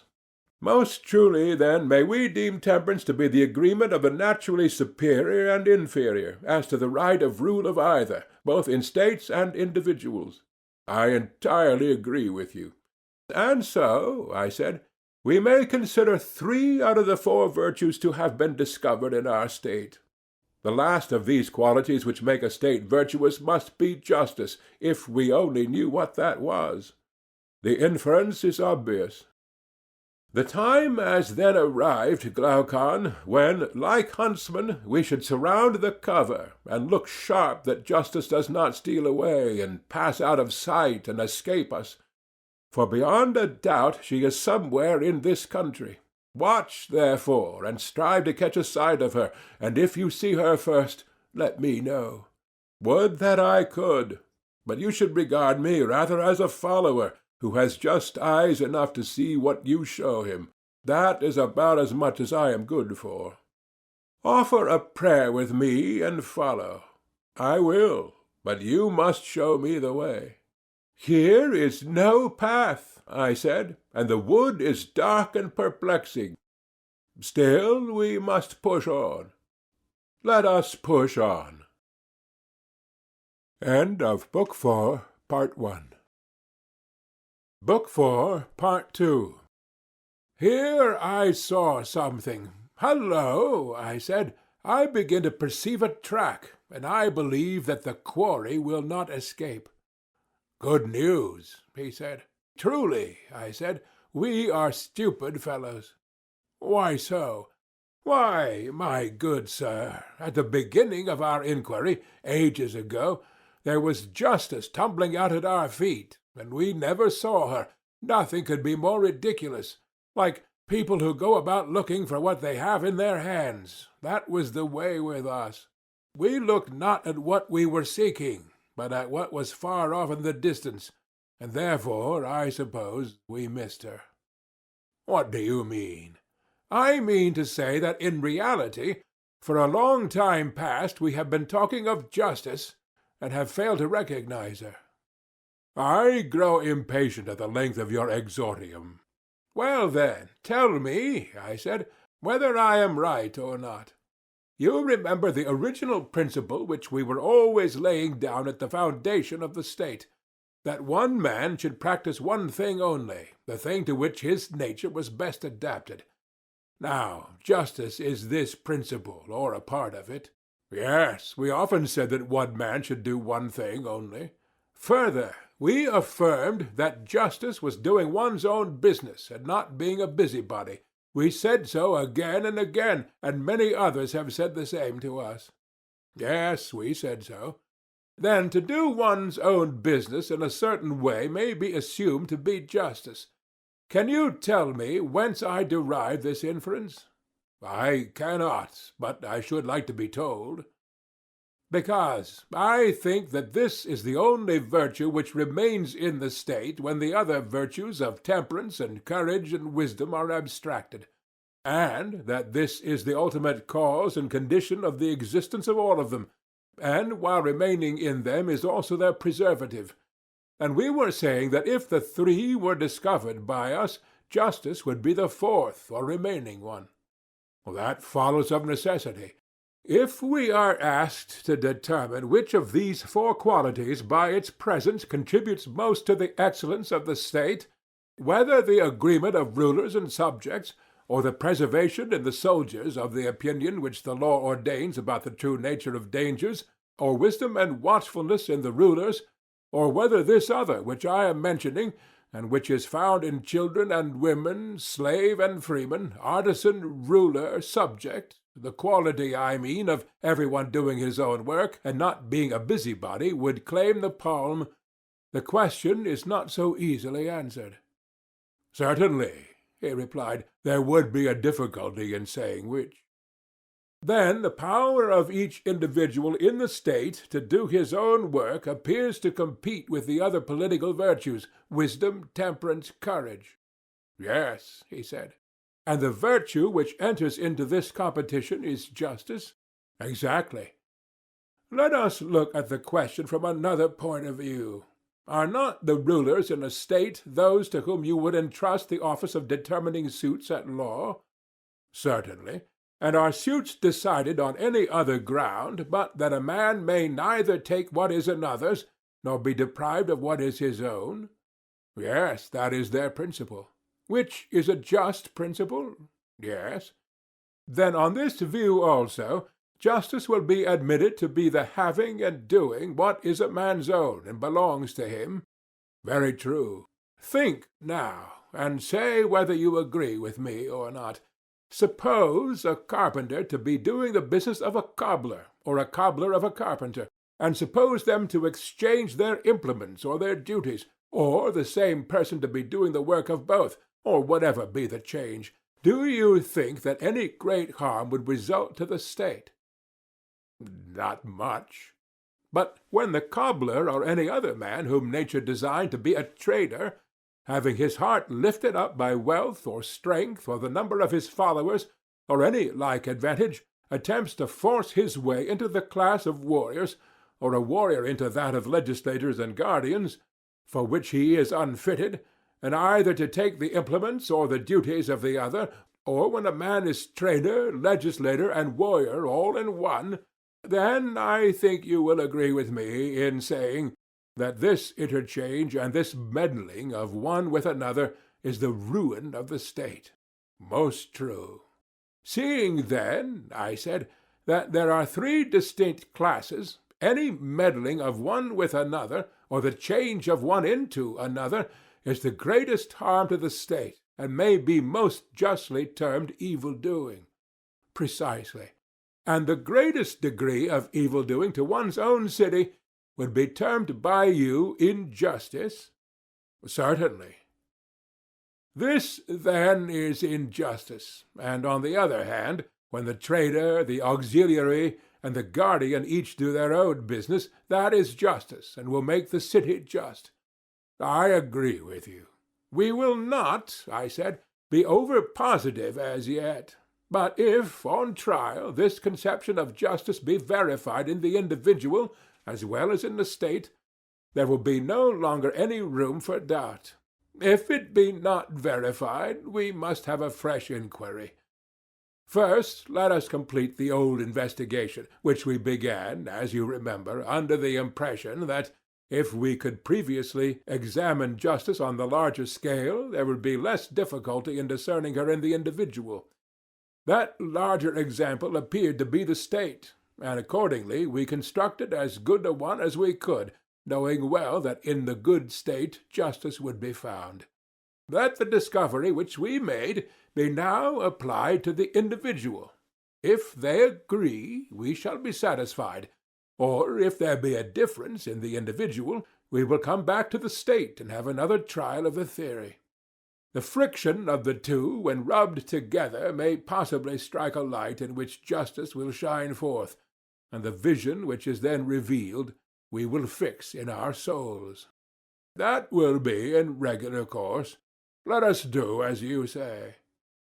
I proceeded to ask, when two things, a greater and less, are called by the same name, are they like or unlike in so far as they are called the same? Like, he replied. The just man, then, if we regard the idea of justice only, will be like the just state? He will. And a state was thought by us to be just when the three classes in the state severally did their own business, and also thought to be temperate and valiant and wise by reason of certain other affections and qualities of these same classes. True, he said. And so of the individual. We may assume that he has the same three principles in his own soul which we find in the state, and he may be rightly described in the same terms, because he is affected in the same manner. Certainly, he said. Once more, then, O my friend, we have alighted upon an easy question, whether the soul has these three principles or not. An easy question. Nay, rather, Socrates, the proverb holds that hard is the good. Very true, I said, and I do not think that the method which we are employing is at all adequate to the accurate solution of this question. The true method is another and a longer one.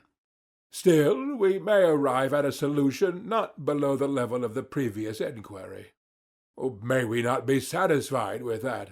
He said. Under the circumstances, I am quite content.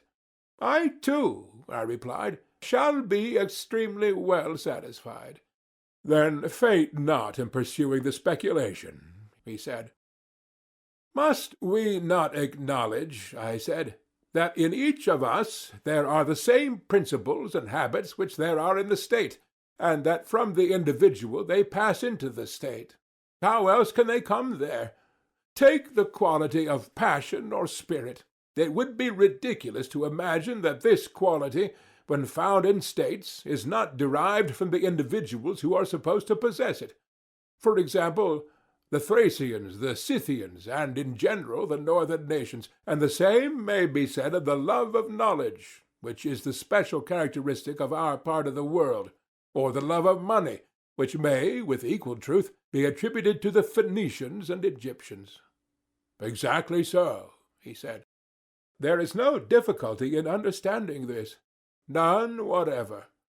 But the question is not quite so easy when we proceed to ask whether these principles are three or one. Whether, that is to say, we learn with one part of our nature, are angry with another, and with a third part desire the satisfaction of our natural appetites, or whether the whole soul comes into play in each sort of action. To determine that is the difficulty. Yes, he said, there lies the difficulty. Then let us now try and determine whether they are the same or different. How can we? He asked. I replied as follows. The same thing clearly cannot act or be acted upon in the same part, or in relation to the same thing at the same time in contrary ways, and therefore, whenever this contradiction occurs in things apparently the same, We know that they are really not the same, but different. Good. For example, I said, can the same thing be at rest and in motion at the same time in the same part? Impossible. Still, I said, let us have a more precise statement of terms, lest we should hereafter fall out by the way. Imagine the case of a man who is standing and also moving his hands and his head, and suppose a person to say that one and the same person is in motion and at rest at the same moment. To such a mode of speech we should object, and should rather say that one part of him is in motion while another is at rest. Very true. And suppose the objector to refine still further, and to draw the nice distinction that not only parts of tops, but whole tops, when they spin round with their pegs fixed on the spot, are at rest and in motion at the same time, and he may say the same of anything which revolves in the same spot, his objection would not be admitted by us, because in such cases things are not at rest and in motion in the same parts of themselves. We should rather say that they have both an axis and a circumference, and that the axis stands still, for there is no deviation from the perpendicular, and that the circumference goes round. But if, while revolving, the axis inclines either to the right or left, forwards or backwards, then in no point of view can they be at rest. That is the correct mode of describing them, he replied. Then none of these objections will confuse us, or incline us to believe that the same thing at the same time, in the same part, or in relation to the same thing, can act or be acted upon in contrary ways. Certainly not, according to my way of thinking. Yet, I said, that we may not be compelled to examine all such objections, and prove at length that they are untrue, let us assume their absurdity, and go forward on the understanding that hereafter, if this assumption turn out to be untrue, all the consequences which follow shall be withdrawn. Yes, he said, that will be the best way. Well, I said, would you not allow that assent and dissent, desire and aversion, attraction and repulsion, are all of them opposites, whether they are regarded as active or passive, for that makes no difference in the fact of their opposition. Yes, he said, they are opposites. Well, I said, and hunger and thirst, and the desires in general, and again willing and wishing, all these you would refer to the classes already mentioned. You would say, would you not, that the soul of him who desires is seeking after the object of his desire, or that he is drawing to himself the thing which he wishes to possess, or, again, when a person wants anything to be given him, his mind, longing for the realization of his desire, intimates his wish to have it by a nod of assent, as if he had been asked a question. Very true. And what would you say of unwillingness and dislike, and the absence of desire? Should not these be referred to the opposite class of repulsion and rejection? Certainly. Admitting this to be true of desire generally, let us suppose a particular class of desires, and out of these we will select hunger and thirst, as they are termed, which are the most obvious of them. Let us take that class, he said. The object of one is food, and of the other drink? Yes. And here comes the point. Is not thirst the desire which the soul has of drink, and of drink only, not of drink qualified by anything else? For example, warm or cold, or much or little, or, in a word, drink of any particular sort. But if the thirst be accompanied by heat, then the desire is of cold drink, or, if accompanied by cold, then of warm drink.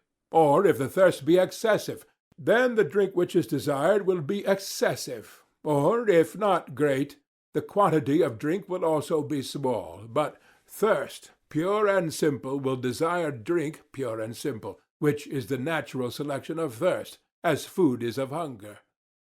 Yes, he said, the simple desire is, as you say, in every case of the simple object, and the qualified desire of the qualified object.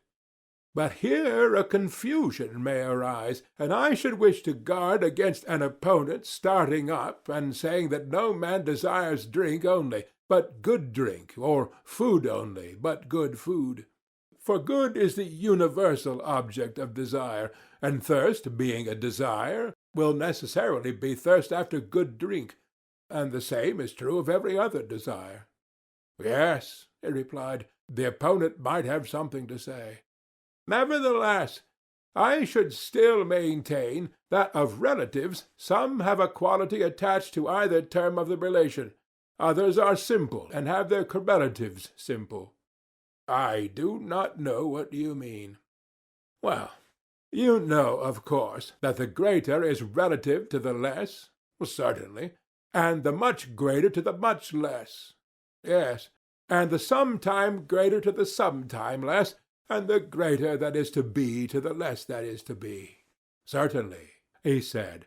And so of more and less, and of other correlative terms, such as the double and the half, or again the heavier and the lighter, the swifter and the slower, and of hot and cold, and of any other relatives, is not this true of all of them? Yes. And does not the same principle hold in the sciences? The object of science is knowledge, assuming that to be the true definition, but the object of a particular science is a particular kind of knowledge. I mean, for example, that the science of house-building is a kind of knowledge which is defined and distinguished from other kinds, and is therefore termed architecture. Certainly, because it has a particular quality which no other has. Yes, and it has this particular quality because it has an object of a particular kind, and this is true of the other arts and sciences. Yes. Now then, if I made myself clear, you will understand my original meaning in what I said about relatives. My meaning was that if one term of a relation is taken alone, the other is taken alone. If one term is qualified, the other is also qualified. I do not mean to say that relatives may not be disparate, or that the science of health is healthy, or of disease necessarily diseased, or that the sciences of good and evil are therefore good and evil, but only that, when the term science is no longer used absolutely, but has a qualified object which in this case is the nature of health and disease, it becomes defined, and is hence called not merely science, but the science of medicine. I quite understand, and I think as you do. Would you not say that thirst is one of these essentially relative terms, having clearly a relation? Yes, thirst is relative to drink. And a certain kind of thirst is relative to a certain kind of drink. But thirst taken alone is neither of much nor little, nor of good nor bad, nor of any particular kind of drink, but of drink only. Certainly.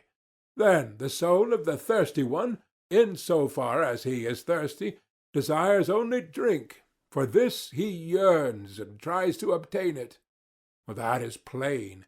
And if you suppose something which pulls a thirsty soul away from drink, that must be different from the thirsty principle which draws him like a beast to drink.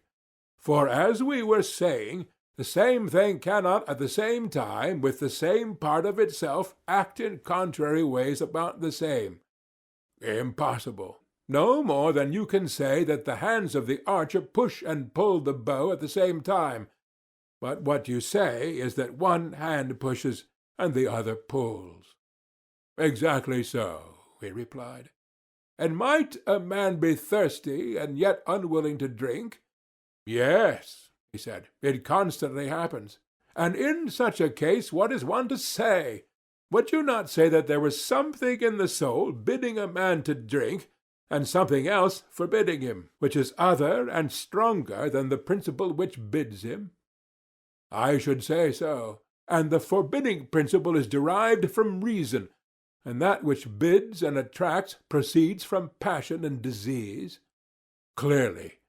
Then we may fairly assume that they are two, and that they differ from one another. The one with which a man reasons we may call the rational principle of the soul, the other we may call the rational principle of the soul, the other, with which he loves and hungers and thirsts and feels the flutterings of any other desire, may be termed the irrational or appetitive, the ally of sundry pleasures and satisfactions. Yes, he said, we may fairly assume them to be different. Then let us finally determine that there are two principles existing in the soul. And what of passion or spirit? Is it a third, or akin to one of the preceding? I should be inclined to say akin to desire.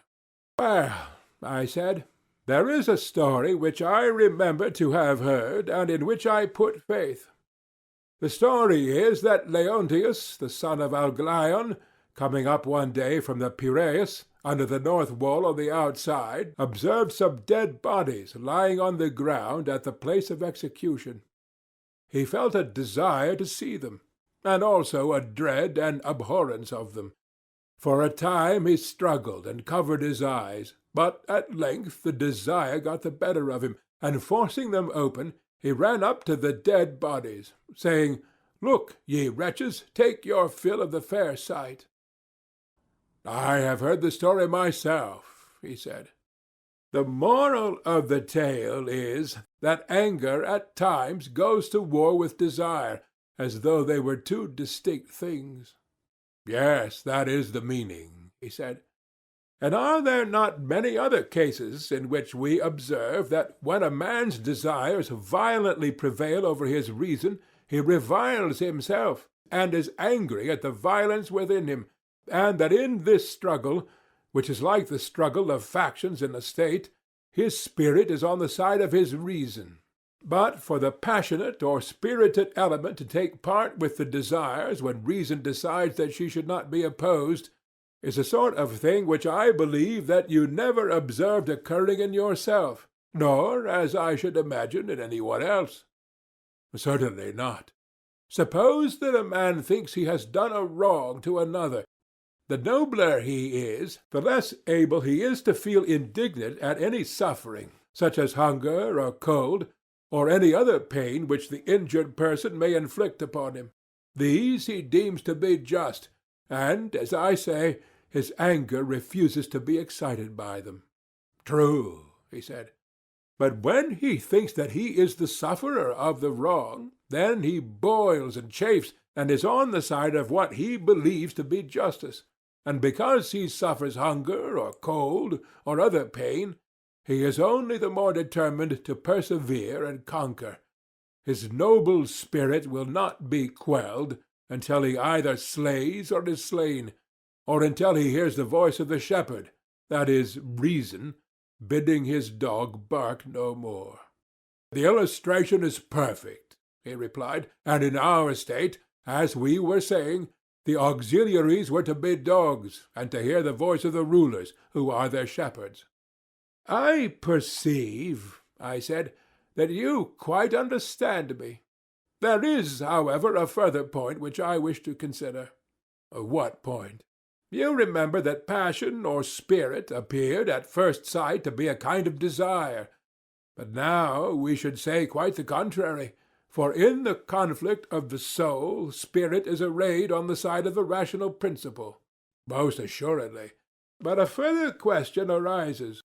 Is passion different from reason also, or only a kind of reason? In which latter case, instead of three principles in the soul, there will be only two, the rational and the concupiscent. Or rather, as the state was composed of three classes, traders, auxiliaries, counsellors, so may there not be in the individual soul a third element which is passion or spirit, and when not corrupted by bad education, is the natural auxiliary of reason?" "Yes," he said, "there must be a third." "Yes," I replied, "if passion, which has already been shown to be different from desire, turns out also to be different from reason." "But that is easily proved. We may observe even in young children that they are full of spirit almost as soon as they are born. whereas some of them never seem to attain the use of reason, and most of them late enough. Excellent, I said. And you may see passion equally in brute animals, which is a further proof of the truth of what you are saying. And we may once more appeal to the words of Homer, which have already been quoted by us. He smote his breast, and thus rebuked his soul. For in this verse Homer has clearly supposed the power which reasons about the better and worse to be different from the unreasoning anger which is rebuked by it. Very true, he said. And so, after much tossing, we have reached land, and are fairly agreed that the same principles which exist in the state exist also in the individual, and that they are 3 in number. Exactly. Must we not then infer that the individual is wise in the same way, and in virtue of the same quality which makes the state wise? Certainly. Also, that the same quality which constitutes courage in the state constitutes courage in the individual, and that both the state and the individual bear the same relation to all the other virtues? Assuredly. And the individual will be acknowledged by us to be just in the same way in which the state is just? Well, that follows, of course. We cannot but remember that the justice of the state consisted in each of the 3 classes doing the work of its own class. We are not very likely to have forgotten, he said. We must recollect that the individual in whom the several qualities of his nature do their own work will be just, and will do his own work. Yes, he said, we must remember that too. And ought not the rational principle, which is wise and has the care of the whole soul, to rule, and the passionate or spirited principle to be the subject and ally? Certainly. And, as we were saying, the united influence of music and gymnastic will bring them into accord, nerving and sustaining the reason with noble words and lessons, and moderating and soothing and civilizing the wildness of passion by harmony and rhythm. Quite true, he said. And these 2, thus nurtured and educated, and having learned truly to know their own functions, will rule over the concupiscent, which in each of us is the largest part of the soul, and by nature most insatiable of gain. Over this they will keep guard, lest, waxing great and strong with the fullness of bodily pleasures, as they are termed, the concupiscent soul, no longer confined to her own sphere, should attempt to enslave and rule those who are not her natural-born subjects, and overturn the whole life of man. Very true, he said. Both together will they not be the best defenders of the whole soul and the whole body against attacks from without, the one counseling and the other fighting under his leader, and courageously executing his commands and counsels? True. And he is to be deemed courageous whose spirit retains in pleasure and in pain the commands of reason about what he ought or ought not to fear. Right, he replied. And him we will call wise who has in him that little part which rules and which proclaims these commands, that part too being supposed to have a knowledge of what is for the interest of each of the 3 parts and of the whole. Assuredly. And would you not say that he is temperate who has these same elements in friendly harmony, in whom the one ruling principle of reason and the 2 subject ones of spirit and desire are equally agreed that reason ought to rule and do not rebel? Certainly, he said. That is the true account of temperance, whether in the state or individual.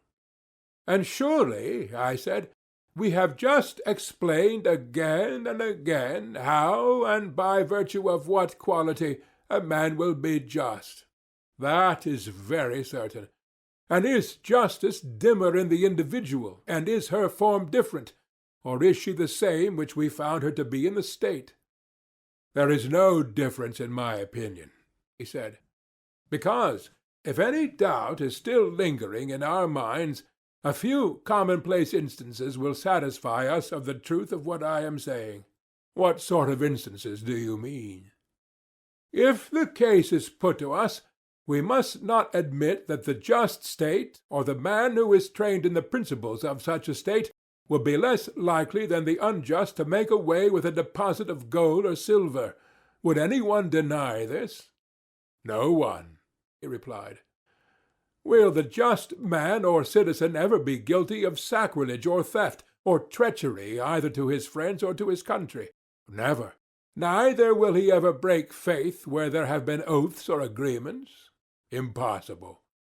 No one will be less likely to commit adultery, or to dishonor his father and mother, or to fail in his religious duties.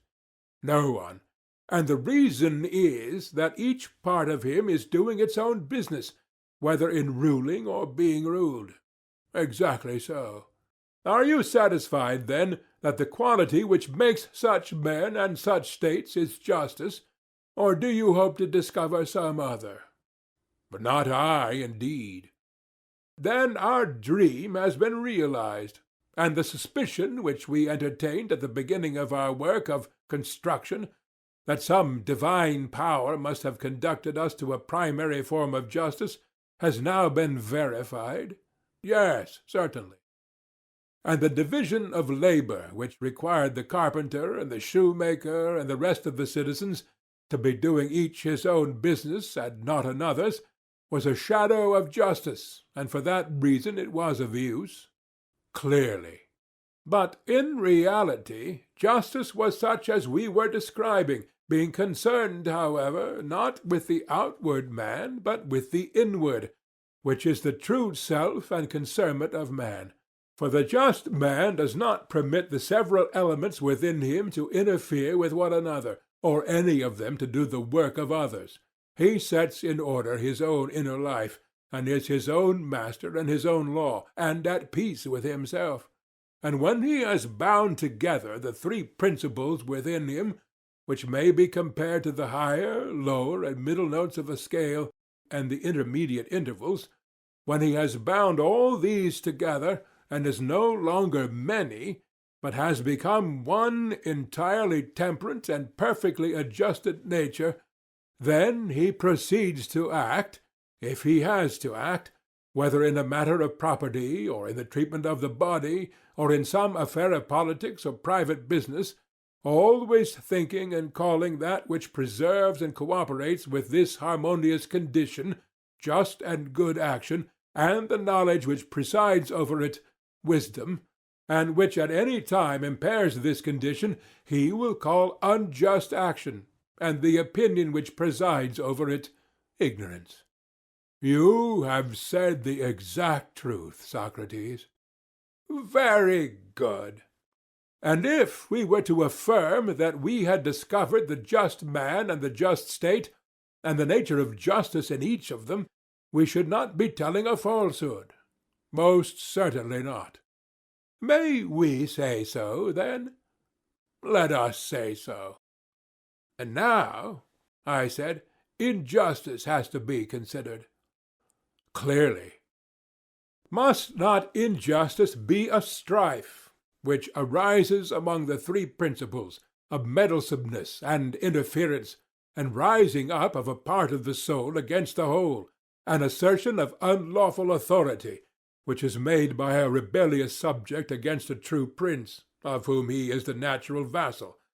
What is all this confusion and delusion but injustice, and intemperance, and cowardice, and ignorance, and every form of vice? Exactly so. And if the nature of justice and injustice be known, then the meaning of acting unjustly and being unjust, or again of acting justly, will also be perfectly clear. What do you mean? He said.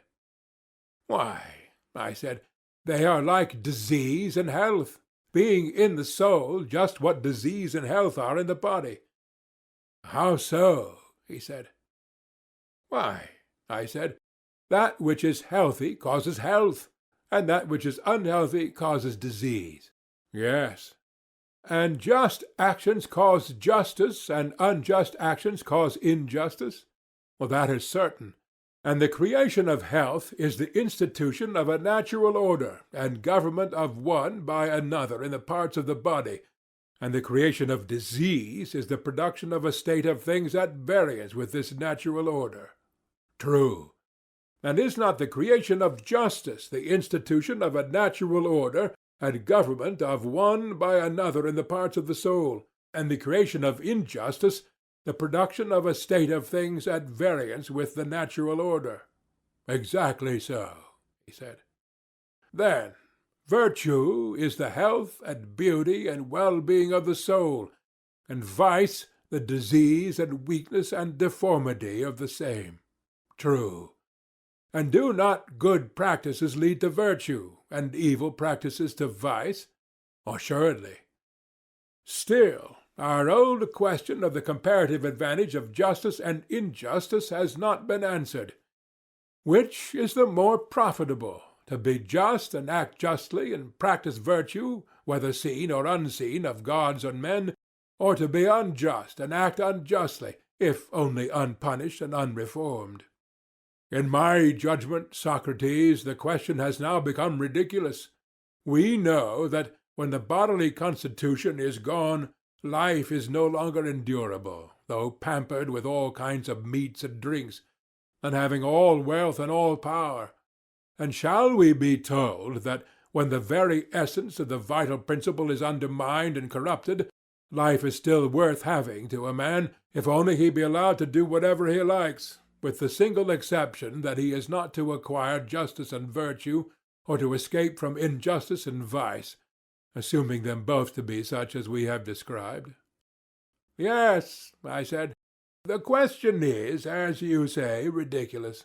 Still, as we are near the spot at which we may see the truth in the clearest manner with our own eyes, let us not faint by the way.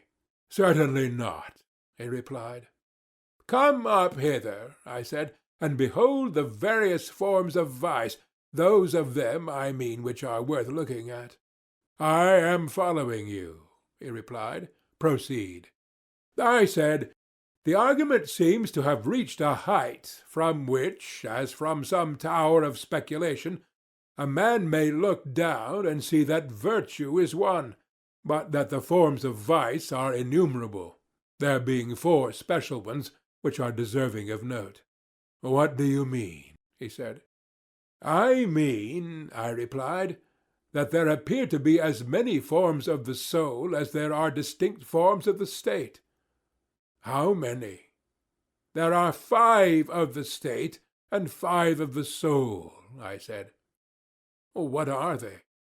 The first, I said, is that which we have been describing, and which may be said to have 2 names, monarchy and aristocracy, accordingly as rule is exercised by one distinguished man or by many.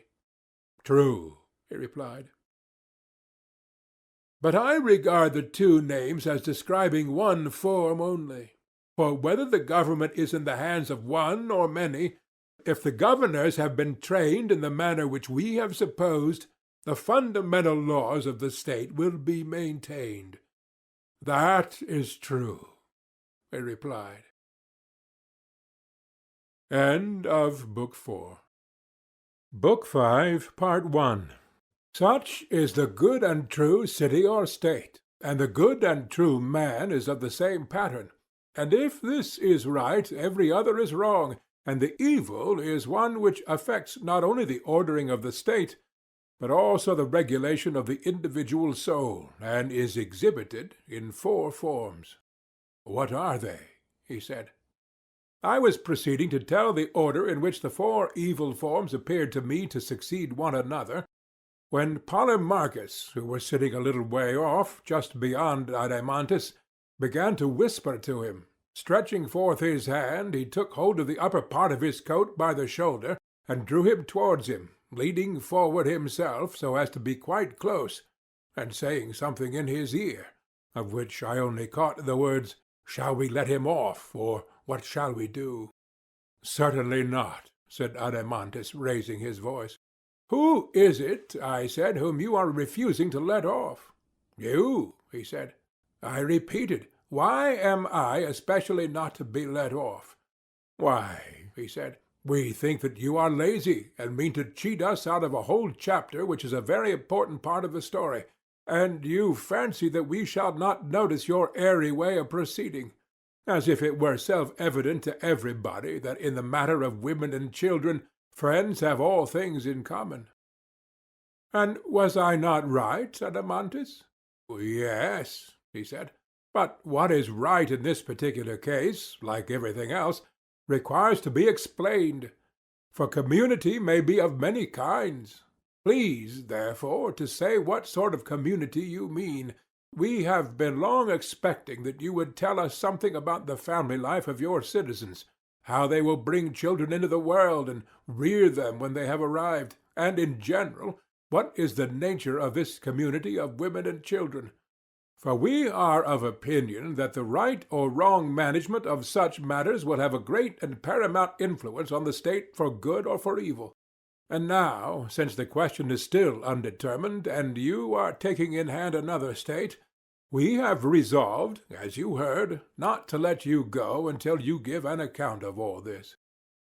To that resolution, said Glaucon, you may regard me as saying agreed.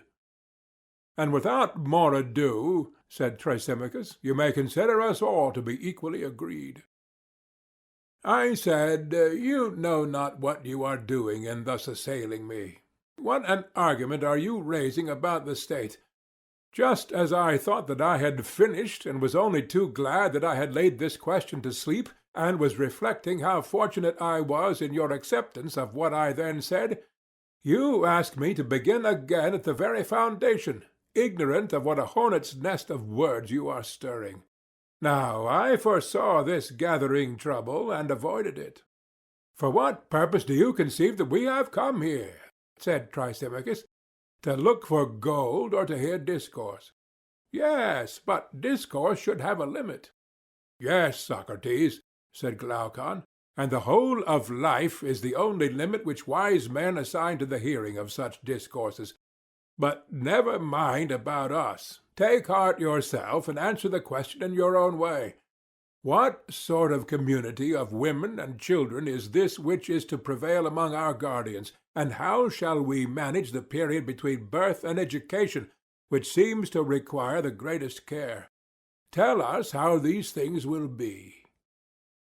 Yes, my simple friend, but the answer is the reverse of easy. Many more doubts arise about this than about our previous conclusions. For the practicability of what is said may be doubted, and looked at in another point of view, whether the scheme, if ever so practicable, would be for the best is also doubtful.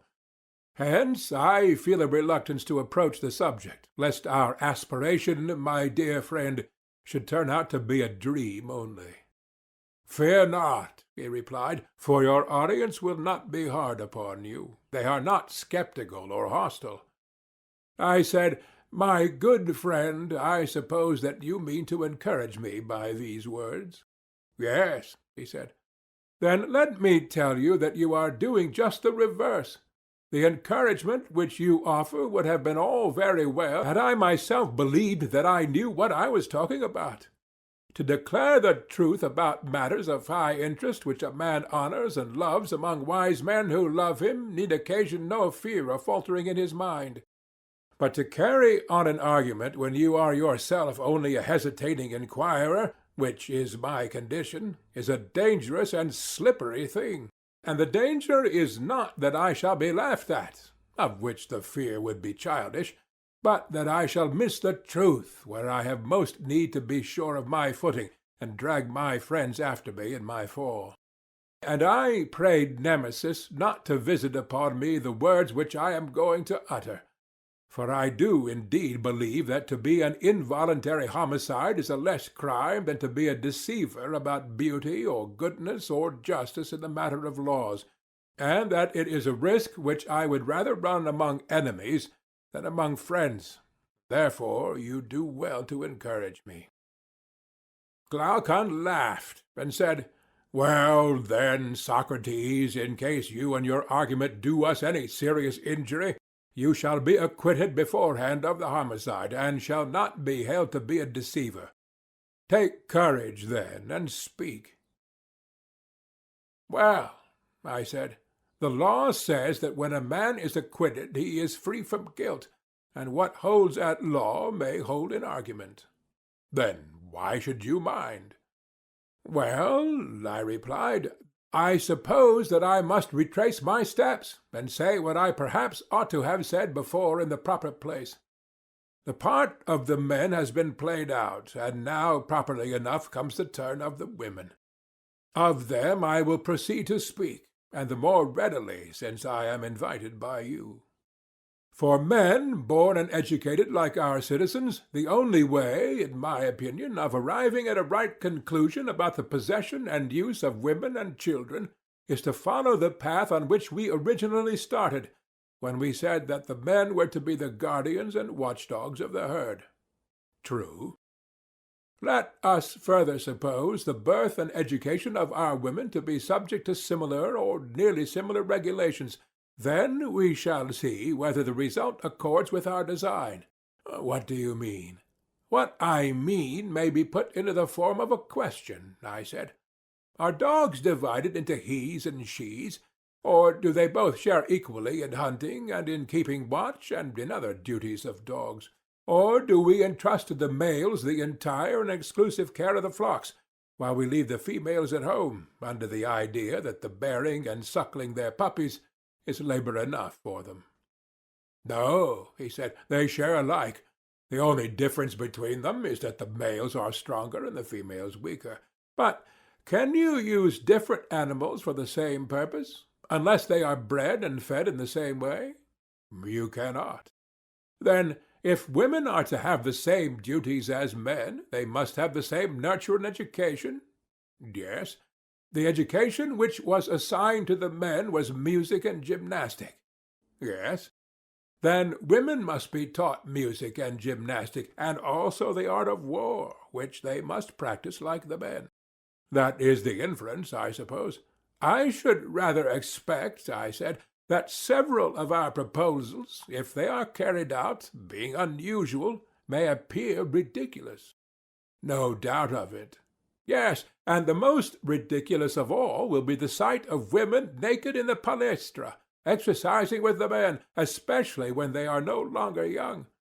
They certainly will not be a vision of beauty, any more than the enthusiastic old men who, in spite of wrinkles and ugliness, continue to frequent the gymnasia. Yes, indeed, he said. According to present notions, the proposal would be thought ridiculous. But then, I said, as we have determined to speak our minds, we must not fear the jest of the wits which will be directed against this sort of innovation. How they will talk of women's attainments both in music and gymnastic, and above all about their wearing armor and riding upon horseback. Very true, he replied. Yet, having begun, we must go forward to the rough places of the law, at the same time begging of these gentlemen for once in their life to be serious.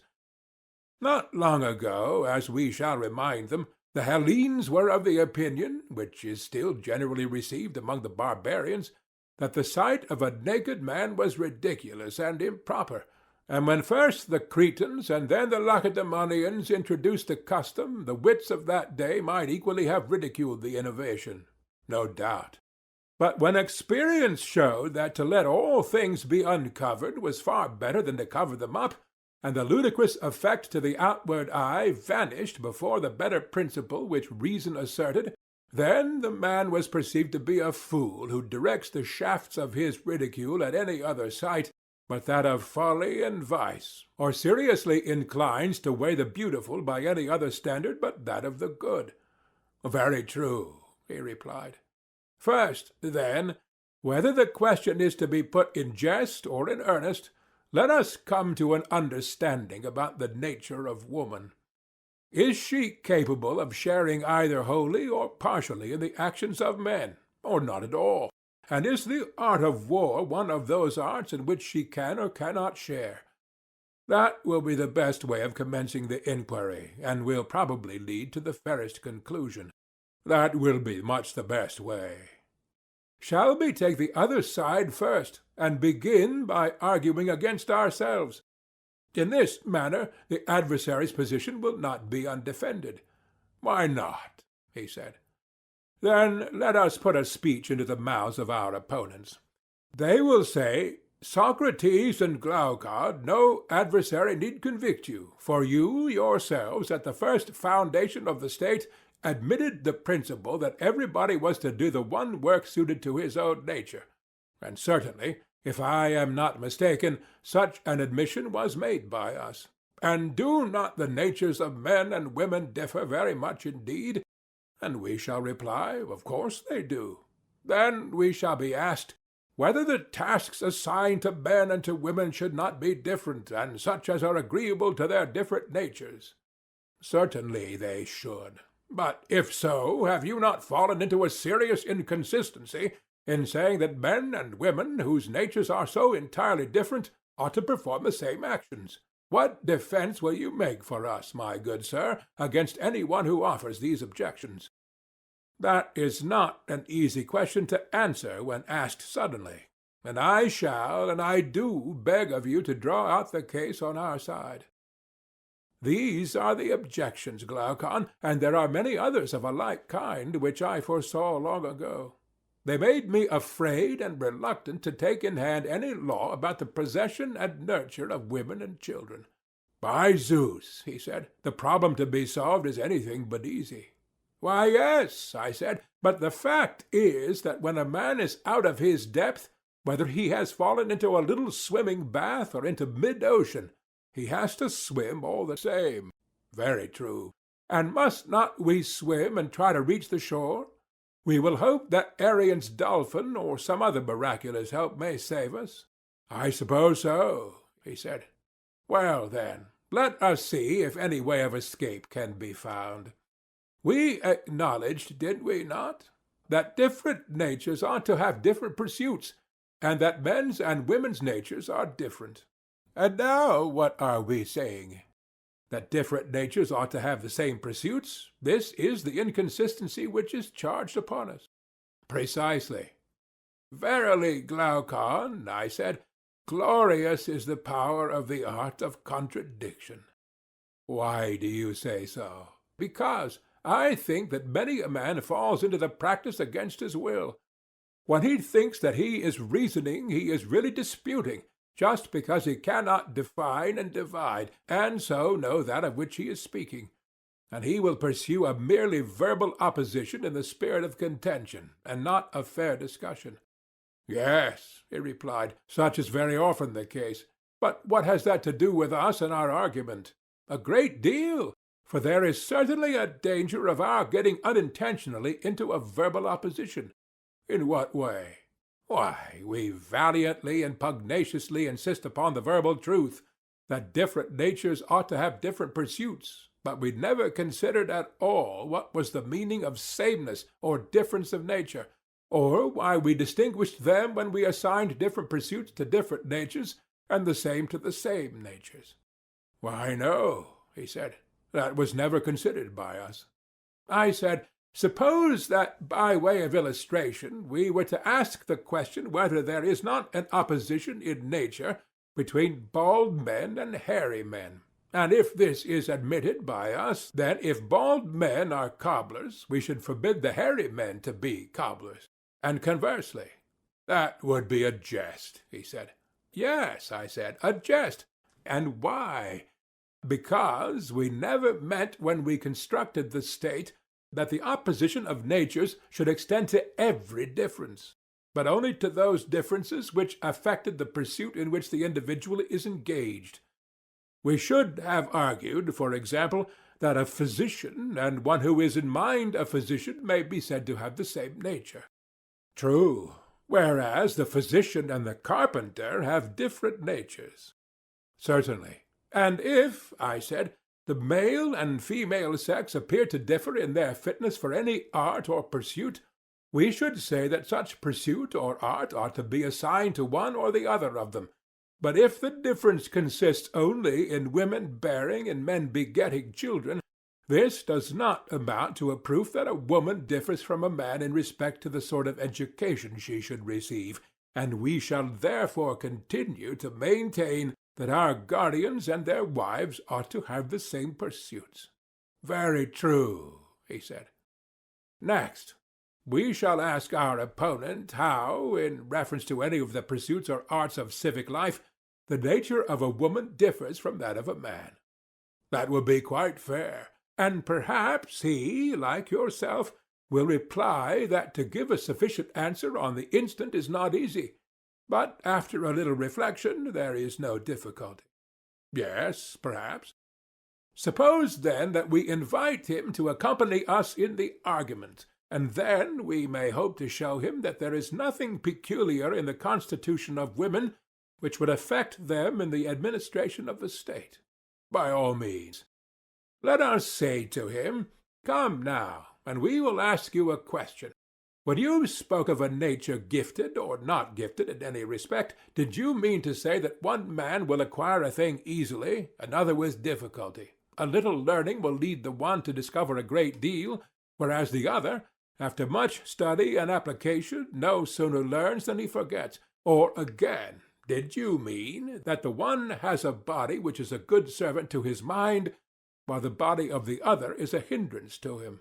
Would not these be the sort of differences which distinguish the man gifted by nature from the one who is ungifted? No one will deny that. And can you mention any pursuit of mankind in which the male sex has not all these gifts and qualities in a higher degree than the female? Need I waste time in speaking of the art of weaving and the management of pancakes and preserves, in which womankind does really appear to be great, and in which for her to be beaten by a man is of all things the most absurd? You are quite right, he replied, in maintaining the general inferiority of the female sex. Although many women are in many things superior to many men, yet on the whole what you say is true.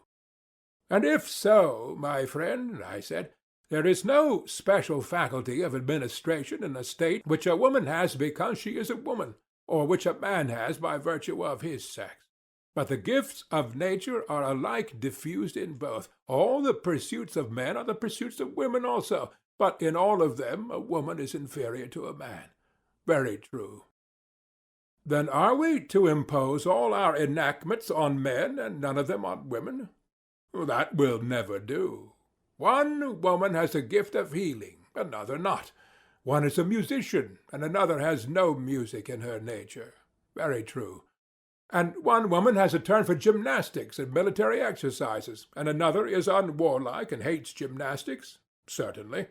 And one woman is a philosopher, and another is an enemy of philosophy. One has spirit, and another is without spirit. That is also true. Then one woman will have the temper of a guardian, and another not. Was not the selection of the male guardians determined by differences of this sort? Yes. Men and women alike possess the qualities which make a guardian.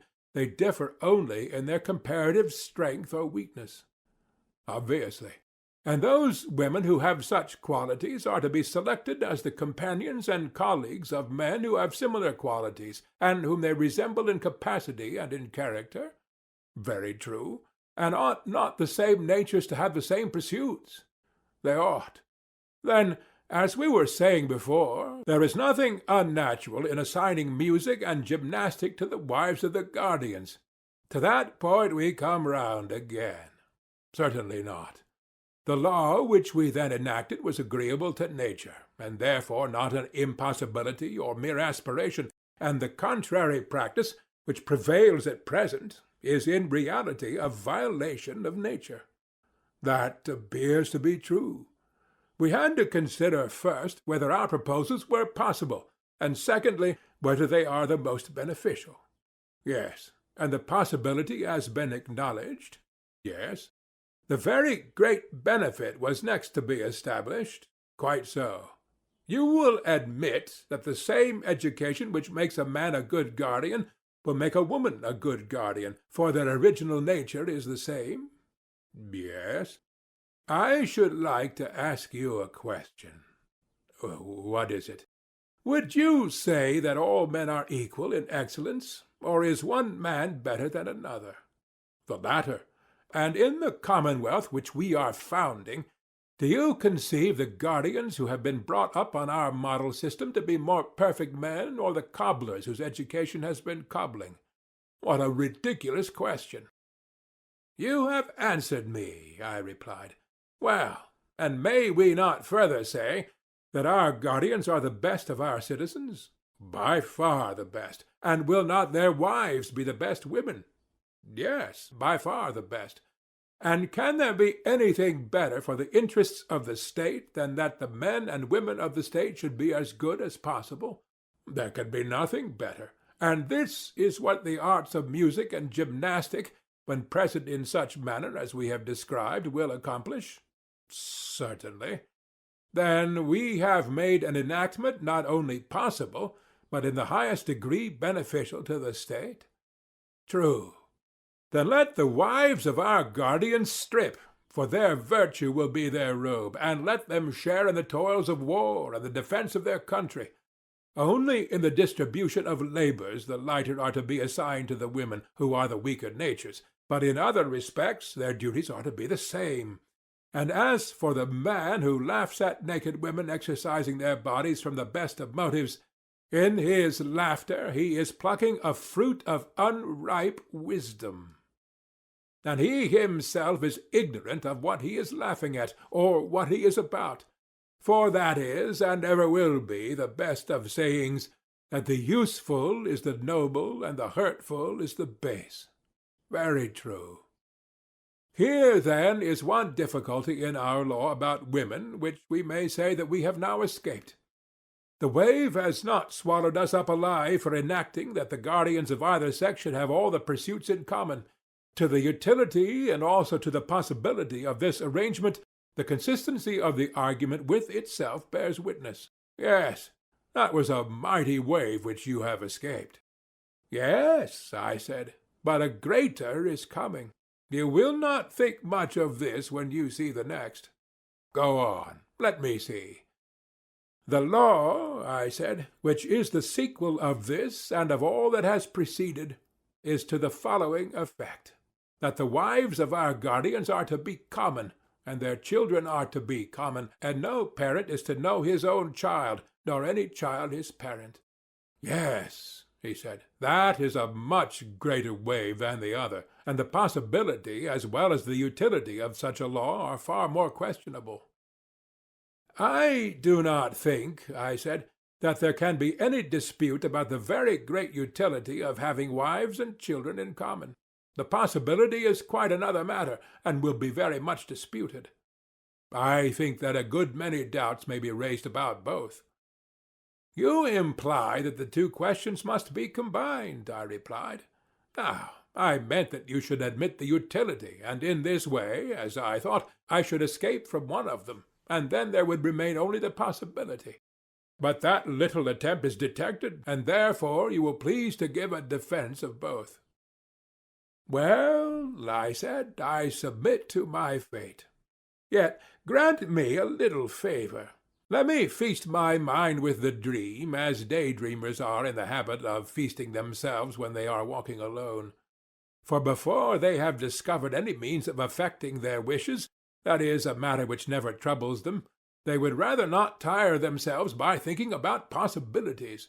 But assuming that what they desire is already granted to them, they proceed with their plan, and delight in detailing what they mean to do when their wish has come true. That is a way which they have of not doing much good to a capacity which was never good for much. Now, I myself am beginning to lose heart, and I should like, with your permission, to pass over the question of possibility at present. Assuming, therefore, the possibility of the proposal, I shall now proceed to inquire how the rulers will carry out these arrangements, and I shall demonstrate that our plan, if executed, will be of the greatest benefit to the state and to the guardians. First of all, then, if you have no objection, I will endeavour, with your help, to consider the advantages of the measure, and hereafter the question of possibility. I have no objection. Proceed. First, I think that if our rulers and our auxiliaries are to be worthy of the name which they bear, there must be willingness to obey in the one, and the power of command in the other. The guardians must themselves obey the laws, and they must also imitate the spirit of them in any details which are entrusted to their care. That is right, he said. You, I said, who are their legislator, having selected the men, will now select the women and give them to them. They must be as far as possible of like natures with them. They must live in common houses and meet at common meals. None of them will have anything specially his or her own. They will be together, and will be brought up together, and will associate at gymnastic exercises. And so they will be drawn by a necessity of their natures to have intercourse with each other. Necessity is not too strong a word, I think. Yes, he said, necessity, not geometrical, but another sort of necessity which lovers know, and which is far more convincing and constraining to the mass of mankind. True, I said, and this Glaucon, like all the rest, must proceed after an orderly fashion. In a city of the blessed, licentiousness is an unholy thing which the rulers will forbid. Yes, he said, and it ought not to be permitted. Then clearly the next thing will be to make matrimony sacred in the highest degree, and what is most beneficial will be deemed sacred. Exactly. And how can marriages be made most beneficial? That is a question which I put to you, because I see in your house dogs for hunting, and of the nobler sort of birds not a few. Now, I beseech you, do tell me, have you ever attended to their pairing and breeding? In what particulars? Why, in the first place, although they are all of a good sort, are not some better than others? True. And do you breed from them all indifferently? Or do you take care to breed from the best only? From the best. And do you take the oldest or the youngest, or only those of ripe age? I choose only those of ripe age. And if care was not taken in the breeding, your dogs and birds would greatly deteriorate? Certainly. And the same of horses and animals in general? Undoubtedly. Good heavens, my dear friend, I said, what consummate skill will our rulers need if the same principle holds of the human species? Certainly, the same principle holds, but why does this involve any particular skill? Because, I said, our rulers will often have to practice upon the body corporate with medicines. Now, you know that when patients do not require medicines, but have only to be put under a regimen, the inferior sort of practitioner is deemed to be good enough. But when medicine has to be given, then the doctor should be more of a man. That is quite true, he said. But to what are you alluding? I mean, I replied, that our rulers will find a considerable dose of falsehood and deceit necessary for the good of their subjects. We were saying that the use of all these things regarded as medicines might be of advantage. And we were very right, and this lawful use of them seems likely to be often needed in the regulations of marriages and births. How so? Why, I said, the principle has already been laid down that the best of either sex should be united with the best as often, and the inferior with the inferior as seldom as possible, and that they should rear the offspring of the one sort of union, but not of the other, if the flock is to be maintained in first-rate condition. Now, these goings-on must be a secret which the rulers only know, and there will be a further danger of our herd, as the guardians may be termed, breaking out into rebellion. Very true. Had we not better appoint certain festivals at which we will bring together the brides and bridegrooms, and sacrifices will be offered, and suitable hymeneal songs composed by our poets? The number of weddings is a matter which must be left to the discretion of the rulers, whose aim will be to preserve the average of population. There are many other things which they will have to consider, such as the effects of wars and diseases and similar agencies, in order, as far as this is possible, to prevent the state from becoming either too large or too small. Certainly, he replied.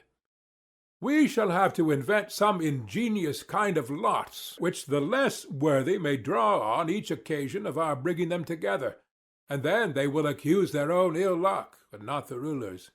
To be sure, he said. And I think that our braver and better youth, besides their other honours and rewards, might have greater facilities of intercourse with women given them. Their bravery will be a reason, and such fathers ought to have as many sons as possible. True, and the proper officers, whether male or female or both, for offices are to be held by women as well as by men. Yes, the proper officers will take the offspring of the good parents to the pen or fold, and there they will deposit them with certain nurses, who dwell in a separate quarter. But the offspring of the inferior, or of the better when they chance to be deformed, will be put away in some mysterious unknown place, as they should be. Yes, he said, that must be done if the breed of the guardians is to be kept pure. They will provide for their nurture, and will bring the mothers to the fold when they are full of milk, taking the greatest possible care that no mother recognizes her own child, and other wet nurses may be engaged if more are required. Care will also be taken that the process of suckling shall not be protracted too long, and the mothers will have no getting up at night or other trouble, but will hand over all this sort of thing to the nurses and attendants. You suppose the wives of our guardians to have a fine easy time of it when they are having children. Why, said I, and so they ought. Let us, however, proceed with our scheme. We were saying that the parents should be in the prime of life. Very true. And what is the prime of life? May it not be defined as a period of about 20 years in a woman's life and 30 in a man's? Which years do you mean to include?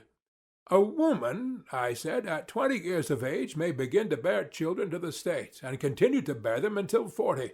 A man may begin at 25, when he has passed the point at which the pulse of life beats quickest, and continue to beget children until he be 55. Certainly, he said, both in men and women those years are the prime of physical as well as of intellectual vigor. Any one above or below the prescribed ages who takes part in the public hymeneals shall be said to have done an unholy and unrighteous thing. The child of which he is the father, if it steals into life, will have been conceived under auspices very unlike the sacrifices and prayers which at each hymeneal priestesses and priest and the whole city will offer, that the new generation may be better and more useful than their good and useful parents, whereas his child will be the offspring of darkness and strange lust. Very true, he replied.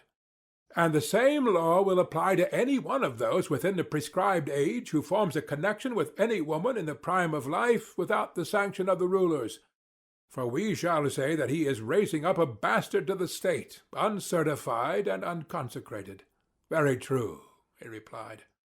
This applies, however, only to those who are within the specified age. After that we allow them to range at will, except that a man may not marry his daughter, or his daughter's daughter, or his mother, or his mother's mother, and women, on the other hand, are prohibited from marrying their sons, or fathers, or son's son, or father's father, and so on in either direction. And we grant all this, accompanying the permission with strict orders to prevent any embryo which may come into being from seeing the light. And if any force a way to the birth, the parents must understand that the offspring of such an union cannot be maintained, and arrange accordingly. That also, he said, is a reasonable proposition.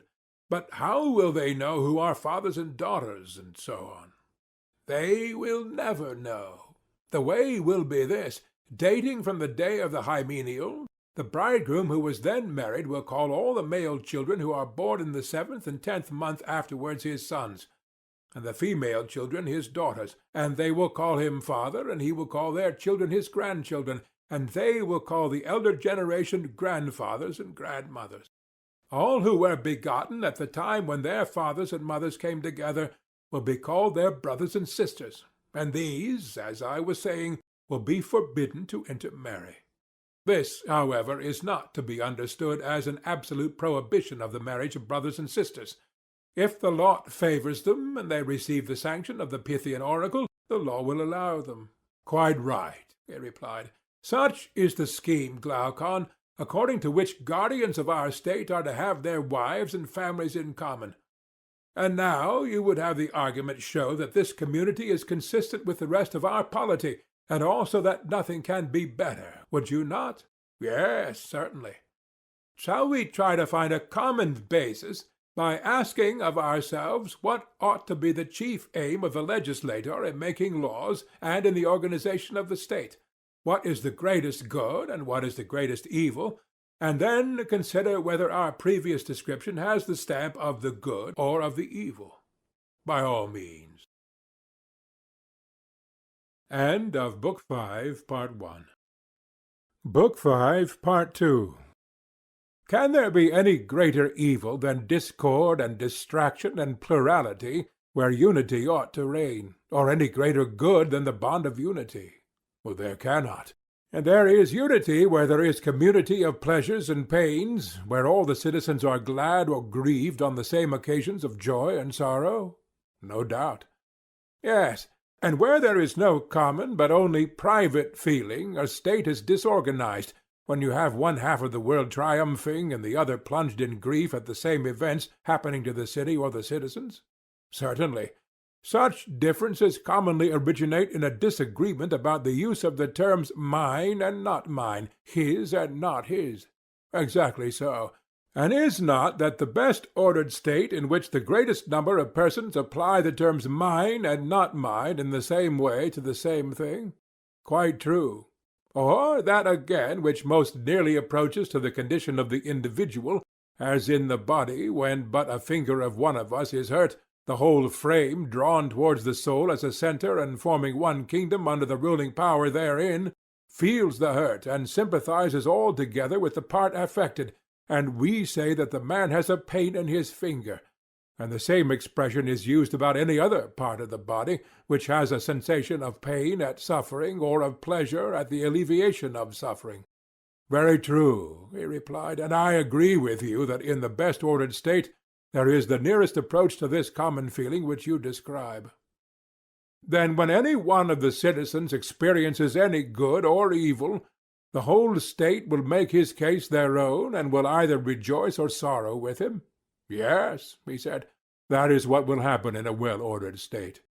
It will now be time, I said, for us to return to our state, and see whether this or some other form is most in accordance with these fundamental principles. Very good. Our state, like every other, has rulers and subjects. True. All of whom will call one another citizens. Of course. But is there not another name which people give to their rulers in other states? Generally they call them masters, but in democratic states they simply call them rulers. And in our state, what other name besides that of citizens do the people give the rulers? They are called saviors and helpers, he replied. And what do the rulers call the people? Their maintainers and foster fathers. And what do they call them in other states? Slaves. And what do the rulers call one another in other states? Fellow rulers. And what in ours? Fellow guardians. Did you ever know an example in any other state of a ruler who would speak of one of his colleagues as his friend, and of another as not being his friend? Yes, very often. And the friend he regards and describes as one in whom he has an interest, and the other as a stranger in whom he has no interest? Exactly. But would any of your guardians think or speak of any other guardians as a stranger? Certainly he would not, for every one whom they meet will be regarded by them either as a brother or sister, or father or mother, or son or daughter, or as the child or parent of those who are thus connected with him. Capital, I said. But let me ask you once more, shall they be a family in name only, or shall they in all their actions be true to the name? For example, in the use of the word father, would the care of a father be implied and the filial reverence and duty and obedience to him which the law commands, And is the violator of these duties to be regarded as an impious and unrighteous person, who is not likely to receive much good either at the hands of God or of man? Are these to be or not to be the strains which the children will hear repeated in their ears by all the citizens about those who are intimated to them to be their parents and the rest of their kinsfolk? These, he said, and none other. For what can be more ridiculous than for them to utter the names of family ties with the lips only, and not to act in the spirit of them? Then in our city the language of harmony and concord will be more often heard than in any other. As I was describing before, when any one is well or ill, the universal word will be, "With me it is well," or "it is ill." Most true. And agreeably to this mode of thinking and speaking, were we not saying that they will have their pleasures and pains in common? Yes, and so they will. And they will have a common interest in the same thing, which they all will alike call my own, and having this common interest they will have a common feeling of pleasure and pain? Yes, far more so than in other states. And the reason of this, over and above the general constitution of the state, will be that the guardians will have a community of women and children. That will be the chief reason. And this unity of feeling we admitted to be the greatest good, as was implied in our own comparison of a well-ordered state to the relation of the body and the members when affected by pleasure or pain. That we acknowledged, and very rightly. Then the community of wives and children among our citizens is clearly the source of the greatest good to the state.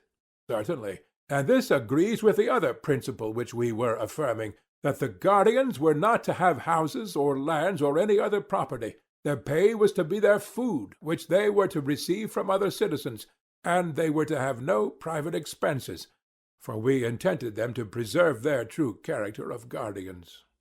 Right, he replied.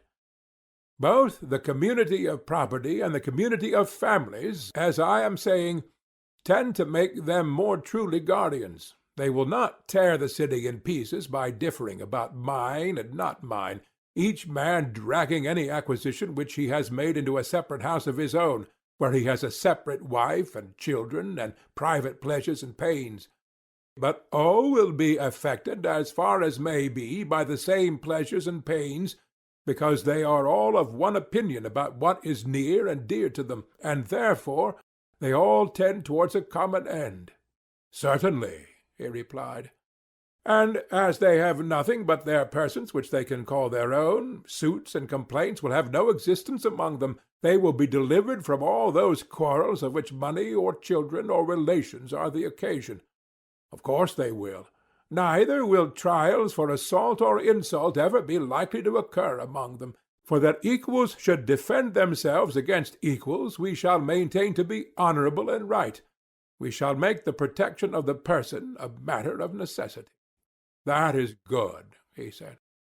Yes, and there is a further good in the law. That is, that if a man has a quarrel with another, he will satisfy his resentment then and there, and not proceed to more dangerous lengths. Certainly. To the elder shall be assigned the duty of ruling and chastising the younger. Clearly. Nor can there be a doubt that the younger will not strike or do any other violence to an elder, unless the magistrates command him, nor will he slight him in any way. For there are two guardians, shame and fear, mighty to prevent him. Shame, which makes men refrain from laying hands on those who are to them in the relation of parents. Fear, that the injured one will be succored by the others who are his brothers, sons, and fathers. That is true, he replied. Then, in every way the laws will help the citizens to keep the peace with one another? Yes, there will be no want of peace. And as the guardians will never quarrel among themselves, there will be no danger of the rest of the city being divided either against them or against one another. None whatever. I hardly like even to mention the little meannesses of which they will be rid, for they are beneath notice. Such, for example, as the flattery of the rich by the poor, and all the pains and pangs which men experience in bringing up a family, and in finding money to buy necessaries for their household, borrowing and then repudiating, getting how they can, and giving the money into the hands of women and slaves to keep. The many evils of so many kinds which people suffer in this way are mean enough and obvious enough, and not worth speaking of. Yes, he said, a man has no need of eyes in order to perceive that. And from all these evils they will be delivered, and their life will be blessed as the life of Olympic victors, and yet more blessed. How so? The Olympic victor, I said, is deemed happy in receiving a part only of the blessedness which is secured to our citizens, who have won a more glorious victory and have a more complete maintenance at the public cost. For the victory which they have won is the salvation of the whole state, and the crown with which they and their children are crowned is the fullness of all that life needs. They receive rewards from the hands of their country while living, and after death have an honorable burial. Yes, he said, and glorious rewards they are. Do you remember, I said, how in the course of the previous discussion some one, who shall remain nameless, accused us of making our guardians unhappy? They had nothing and might have possessed all things, to whom we replied that if an occasion offered, we might perhaps hereafter consider this question, but that, as at present advised, we would make our guardians truly guardians, and that we were fashioning the state with a view to the greatest happiness, not of any particular class, but of the whole. Yes, I remember. And what do you say, now that the life of our protectors is made out to be far better and nobler than that of Olympic victors? Is the life of shoemakers or any other artisans, or of husbandmen, to be compared with it? Certainly not. At the same time, I ought here to repeat what I have said elsewhere, that if any of our guardians shall try to be happy in such a manner that he will cease to be a guardian, and is not content with this safe and harmonious life, which in our judgment is of all lives the best, but infatuated by some youthful conceit of happiness which gets up into his head, shall seek to appropriate the whole state to himself, then he will have to learn how wisely Hesiod spoke, when he said, "Half is more than the whole." If he were to consult me, I should say to him, "Stay where you are, when you have the offer of such a life." You agree, then, I said, that men and women are to have a common way of life such as we have described, common education, common children, and they are to watch over the citizens in common, whether abiding in the city or going out to war. They are to keep watch together, and to hunt together like dogs, and always and in all things, as far as they are able, women are to share with the men. And in so doing they will do what is best, and will not violate, but preserve the natural relation of the sexes. I agree with you, he replied. The inquiry, I said, has yet to be made whether such a community be found possible, as among other animals, so also among men, and, if possible, in what way possible. You have anticipated the question which I was about to suggest. There is no difficulty, I said, in seeing how war will be carried on by them. How? Why, of course, they will go on expeditions together, and will take with them any of their children who are strong enough, that, after the manner of the artisan's child, they may look on at the work which they will have to do when they are grown up. And besides looking on, they will have to help and be of use in war, and to wait upon their fathers and mothers. Did you never observe in the arts how the potter's boys look on and help, long before they touch the wheel? Yes, I have. And shall potters be more careful in educating their children and in giving them the opportunity of seeing and practicing their duties than our guardians will be? The idea is ridiculous, he said. There is also the effect on the parents, with whom, as with other animals, the presence of their young ones will be the greatest incentive to valor. That is quite true, Socrates, and yet, if they are defeated, which may often happen in war, how great the danger is! The children will be lost as well as their parents, and the state will never recover. True, I said, but would you never allow them to run any risk? I am far from saying that. Well, but if they are ever to run a risk, should they not do so on some occasion when, if they escape disaster, they will be the better for it? Clearly. Whether the future soldiers do or do not see war in the days of their youth is a very important matter, for the sake of which some risk may fairly be incurred. Yes, very important. This, then, must be our first step, to make our children spectators of war, but we must also contrive that they shall be secured against danger. Then all will be well. True. Their parents may be supposed not to be blind to the risks of war, but to know, as far as human foresight can, what expeditions are safe and what dangerous. That may be assumed, and they will take them on the safe expeditions and be cautious about the dangerous ones. True. And they will place them under the command of experienced veterans who will be their leaders and teachers. Very properly. Still, the dangers of war cannot be always foreseen. There is a good deal of chance about them. True. Then against such chances the children must be at once furnished with wings, in order that in the hour of need they may fly away and escape. What do you mean? He said. I mean that we must mount them on horses in their earliest youth, and when they have learnt to ride, take them on horseback to see war. The horses must not be spirited and warlike, but the most tractable, and yet the swiftest that can be had. In this way they will get an excellent view of what is hereafter to be their own business, and if there is danger they have only to follow their elder leaders and escape. I believe that you are right, he said.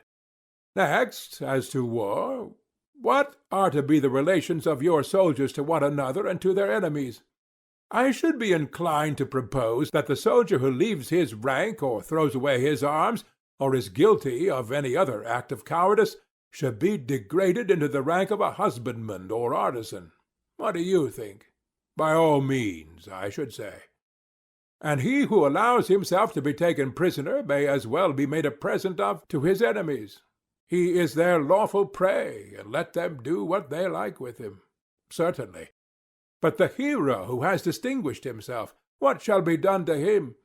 In the first place, he shall receive honor in the army from his youthful comrades. Every one of them in succession shall crown him. What do you say? I approve. And what do you say to his receiving the right hand of fellowship? To that, too, I agree. But you will hardly agree to my next proposal. What is your proposal? That he should kiss and be kissed by them. Most certainly, and I should be disposed to go further, and say, let no one whom he has a mind to kiss refuse to be kissed by him while the expedition lasts, so that if there be a lover in the army, whether his love be youth or maiden, he may be more eager to win the prize of valor. Capital, I said. That the brave man is to have more wives than others has been already determined, and he is to have first choices in such matters more than others, in order that he may have as many children as possible. Agreed. Again, there is another manner in which, according to Homer, brave youths shall be honored, for he tells how Ajax, after he had distinguished himself in battle, was rewarded with long chines, which seems to be a compliment appropriate to a hero in the flower of his age, being not only a tribute of honor, but also a very strengthening thing. Most true, he said.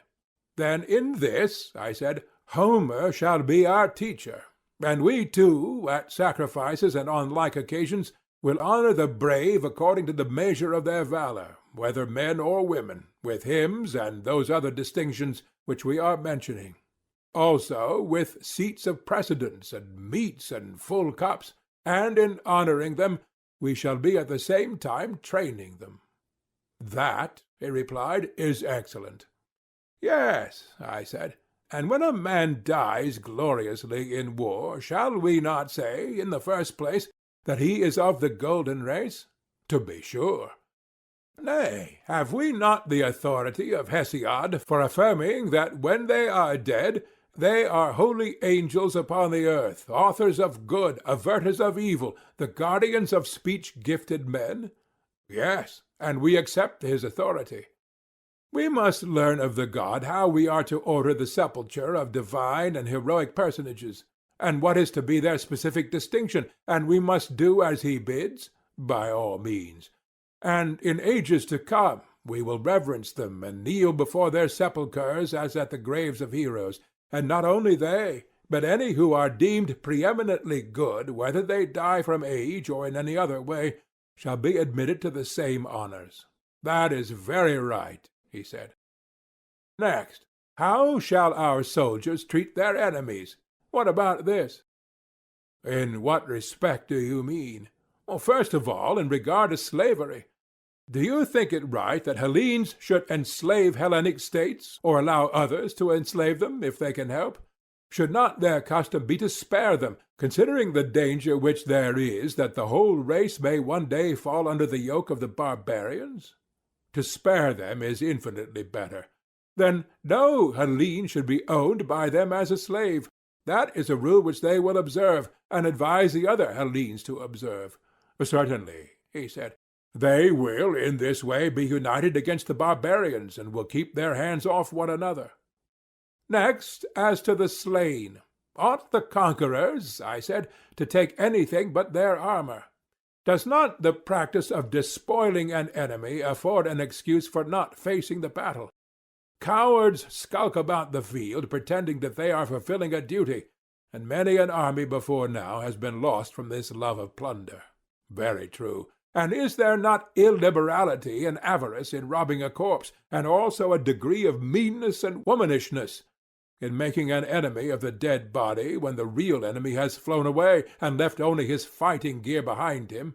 Is not this rather like a dog who cannot get at his assailant, quarrelling with the stones which strike him instead?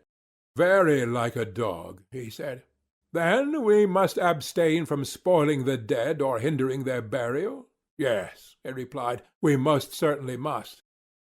Neither shall we offer up arms at the temples of the gods, least of all the arms of Hellenes, if we care to maintain good feeling with other Hellenes, and indeed we have reason to fear that the offering of spoils taken from kinsmen may be a pollution unless commanded by the god himself. Very true. Again, as to the devastation of Hellenic territory or the burning of houses, what is to be the practice? May I have the pleasure, he said, of hearing your opinion? Both shall be forbidden in my judgment. I would take the annual produce and no more. Shall I tell you why? Oh, pray do. Why, you see, there is a difference in the names discord and war, and I imagine that there is also a difference in their natures. The one is expressive of what is internal and domestic, the other of what is external and foreign, and the first of the two is termed discord, and only the second war. That is a very proper distinction, he replied. And may I not observe with equal propriety that the Hellenic race is all united together by ties of blood and friendship, and alien and strange to the barbarians? Very good, he said. And therefore, when Hellenes fight with barbarians, and barbarians with Hellenes, they will be described by us as being at war when they fight, and by nature enemies, and this kind of antagonism should be called war. But when Hellenes fight with one another, we shall say that Hellas is then in a state of disorder and discord, they being by nature friends, and such enmity is to be called discord. I agree. Consider then, I said, when that which we have acknowledged to be discord occurs, and a city is divided, if both parties destroy the lands and burn the houses of one another, how wicked does the strife appear! No true lover of his country would bring himself to tear in pieces his own nurse and mother. There might be reason in the conqueror depriving the conquered of their harvest, but still they would have the idea of peace in their hearts, and would not mean to go on fighting forever. Yes, he said, that is a better temper than the other. And will not the city which you are founding be a Hellenic city? It ought to be, he replied. Then will not the citizens be good and civilized? Yes, very civilized. And will they not be lovers of Hellas, and think of Hellas as their own land, and share in the common temples? Most certainly. And any difference which arises among them will be regarded by them as discord, only a quarrel among friends, which is not to be called a war? Certainly not. Then they will quarrel as those who intend some day to be reconciled? Certainly. They will use friendly correction, but will not enslave or destroy their opponents. They will be correctors, not enemies. Just so. And as they are Hellenes themselves, they will not devastate Hellas, nor will they burn houses, nor ever suppose that the whole population of city men, women, and children are equally their enemies. For they know that the guilt of war is always confined to a few persons, and that the many are their friends. And for all these reasons they will be unwilling to waste their lands and raze their houses. Their enmity to them will only last until the many innocent sufferers have compelled the guilty few to give satisfaction. I agree, he said, that our citizens should thus deal with their Hellenic enemies, and with barbarians as the Hellenes now deal with one another. Then let us enact this law also for our guardians, that they are neither to devastate the lands of Hellenes nor to burn their houses. Agreed. And we may agree also in thinking that these, like all our previous enactments, are very good. End of Book 5, Part 2. Book 5, Part 3. But still I must say, Socrates, that if you are allowed to go on in this way, you will entirely forget the other question, which at the commencement of this discussion you thrust aside. Is such an order of things possible, and how, if at all? For I am quite ready to acknowledge that the plan which you propose, if only feasible, would do all sorts of good to the state. I will add what you have omitted, that your citizens will be the bravest of warriors and will never leave their ranks, for they will all know one another, and each will call the other father, brother, son. And if you suppose the women to join their armies, whether in the same rank or in the rear, either as a terror to the enemy or as auxiliaries in case of need, I know that they will then be absolutely invincible, and there are many domestic advantages which might also be mentioned, and which I also fully acknowledge.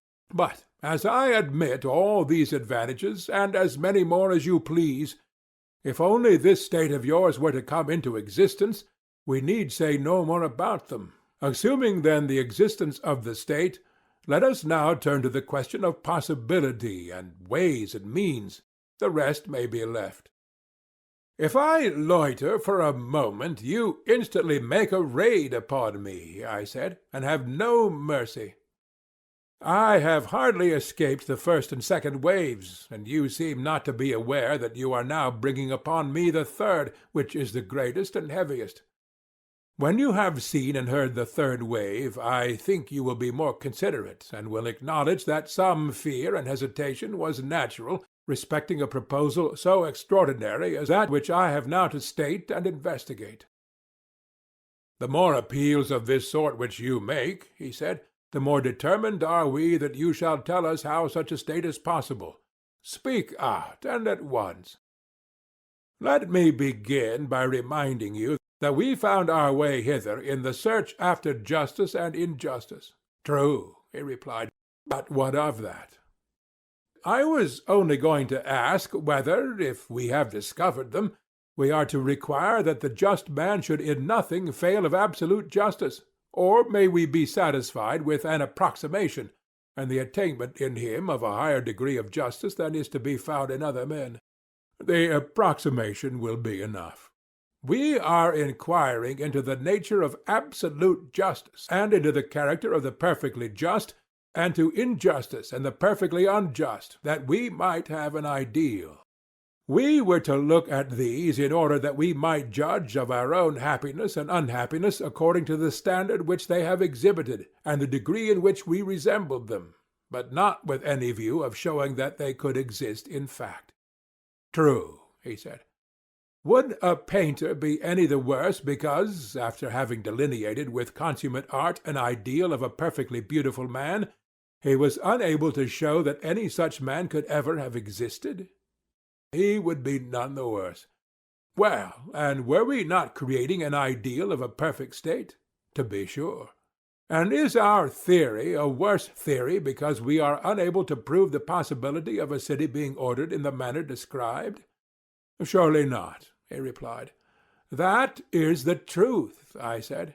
But if at your request I am to try and show how and under what conditions the possibility is highest, I must ask you, having this in view, to repeat your former admissions. What admissions? I want to know whether ideals are ever fully realized in language. Does not the word express more than the fact, and must not the actual, whatever a man may think, always in the nature of things fall short of the truth? What do you say? I agree. Then you must not insist on my proving that the actual state will in every respect coincide with the ideal. If we are only able to discover how a city may be governed nearly as we proposed, you will admit that we have discovered the possibility which you demand, and will be contented. I am sure that I should be contented. Will not you? Yes, I will. Let me next endeavor to show what is that fault in states which is the cause of their present maladministration, and what is the least change which will enable a state to pass into the truer form, and let the change, if possible, be of one thing only, or if not, of two. At any rate, let the changes be as few and slight as possible. Certainly, he replied. I think, I said, that there might be a reform of the state if only one change were made, which is not a slight or easy, though still a possible one. What is it? He said. Now then, I said, I go to meet that which I liken to the greatest of the waves. Yet shall the word be spoken, even though the wave break and drown me in laughter and dishonor. And do you mark my words. Proceed. I said, until philosophers are kings, or the kings and princes of this world have the spirit and power of philosophy, and political greatness and wisdom meet in one, and these commoner natures who pursue either to the exclusion of the other are compelled to stand aside, cities will never have rest from their evils, nor the human race, as I believe, and then only will this our state have a possibility of life, and behold the light of day. Such was the thought, my dear Glaucon, which I would fain have uttered if it had not seemed too extravagant. For to be convinced that in no other state can there be happiness, private or public, is indeed a hard thing. Socrates, what do you mean? I would have you consider that the word which you have uttered is one at which numerous persons, and very respectable persons too, in a figure pulling off their coats all in a moment, and seizing any weapon that comes to hand, will run at you might and main before you know where you are, intending to do heaven knows what. And if you don't prepare an answer and put yourself in motion, you will be pared by their fine wits, and no mistake. You got me into the scrape, I said, and I was quite right. However, I will do all I can to get you out of it. But I can only give you good will and good advice, and perhaps I may be able to fit answers to your questions better than another. That is all. And now, having such an auxiliary, you must do your best to show the unbelievers that you are right. I ought to try, I said, since you offer me such invaluable assistance. And I think that if there is to be a chance of our escaping, we must explain to them whom we mean when we say that philosophers are to rule in the state. Then we shall be able to defend ourselves. There will be discovered to be some natures who ought to study philosophy and to be leaders in the state, and others who are not born to be philosophers and are meant to be followers rather than leaders. Then now for a definition, he said. Follow me, I said, and I hope that I may in some way or other be able to give you a satisfactory explanation. Proceed. I dare say that you remember, and therefore I need not remind you, that a lover, if he is worthy of the name, ought to show his love, and not to some one part of that which he loves, but to the whole. I really do not understand, and therefore beg of you to assist my memory. Another person, I said, might fairly reply as you do, but a man of pleasure like yourself ought to know that all who are in the flower of youth do somehow or other raise a pang or emotion in a lover's breast, and are thought by him to be worthy of his affectionate regards. Is not this a way which you have with the fair? One has a snub nose, and you praise his charming face.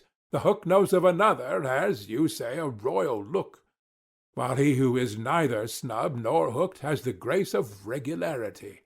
The dark visage is manly, the fair are children of the gods, and as to the sweet honey pale, as they are called, what is the very name but the invention of a lover who talks in diminutives, and is not averse to paleness if appearing on the cheek of youth? In a word, there is no excuse which you will not make, and nothing which you will not say, in order not to lose a single flower that blooms in the spring-time of youth. If you make me an authority in matters of love, for the sake of the argument, I assent. And what do you say of lovers of wine? Do you not see them doing the same? They are glad of any pretext of drinking any wine. Very good. And the same is true of ambitious men. If they cannot command an army, they are willing to command a file, and if they cannot be honored by really great and important persons, they are glad to be honored by lesser and meaner people, but honor of some kind they must have. Exactly. Once more, let me ask, does he who desires any class of goods desire the whole class or a part only? The whole. And may we not say of the philosopher that he is a lover, not of a part of wisdom only, but of the whole? Yes, of the whole. And he who dislikes learning, especially in youth, when he has no power of judging what is good and what is not, such an one we maintain not to be a philosopher or a lover of knowledge, just as he who refuses his food is not hungry, and may be said to have a bad appetite, and not a good one. Very true, he said. Whereas he who has a taste for every sort of knowledge, and who is curious to learn and is never satisfied, may be justly termed a philosopher. Am I not right? Glaucon said, If curiosity makes a philosopher, you will find many a strange being will have a title to the name. All the lovers of sights have a delight in learning, and must therefore be included. Musical amateurs, too, are a folk strangely out of place among philosophers, for they are the last persons in the world who would come to anything like a philosophical discussion, if they could help, while they run about at the Dionysiac festivals as if they had let out their ears to hear every chorus. Whether the performance is in town or country, that makes no difference. They are there. Now, are we to maintain that all these, and any who have similar tastes, as well as the professors of quite minor arts, are philosophers? Certainly not, I replied. They are only an imitation. He said, Who then are the true philosophers? Those, I said, who are lovers of the vision of truth. That is also good, he said. But I should like to know what you mean.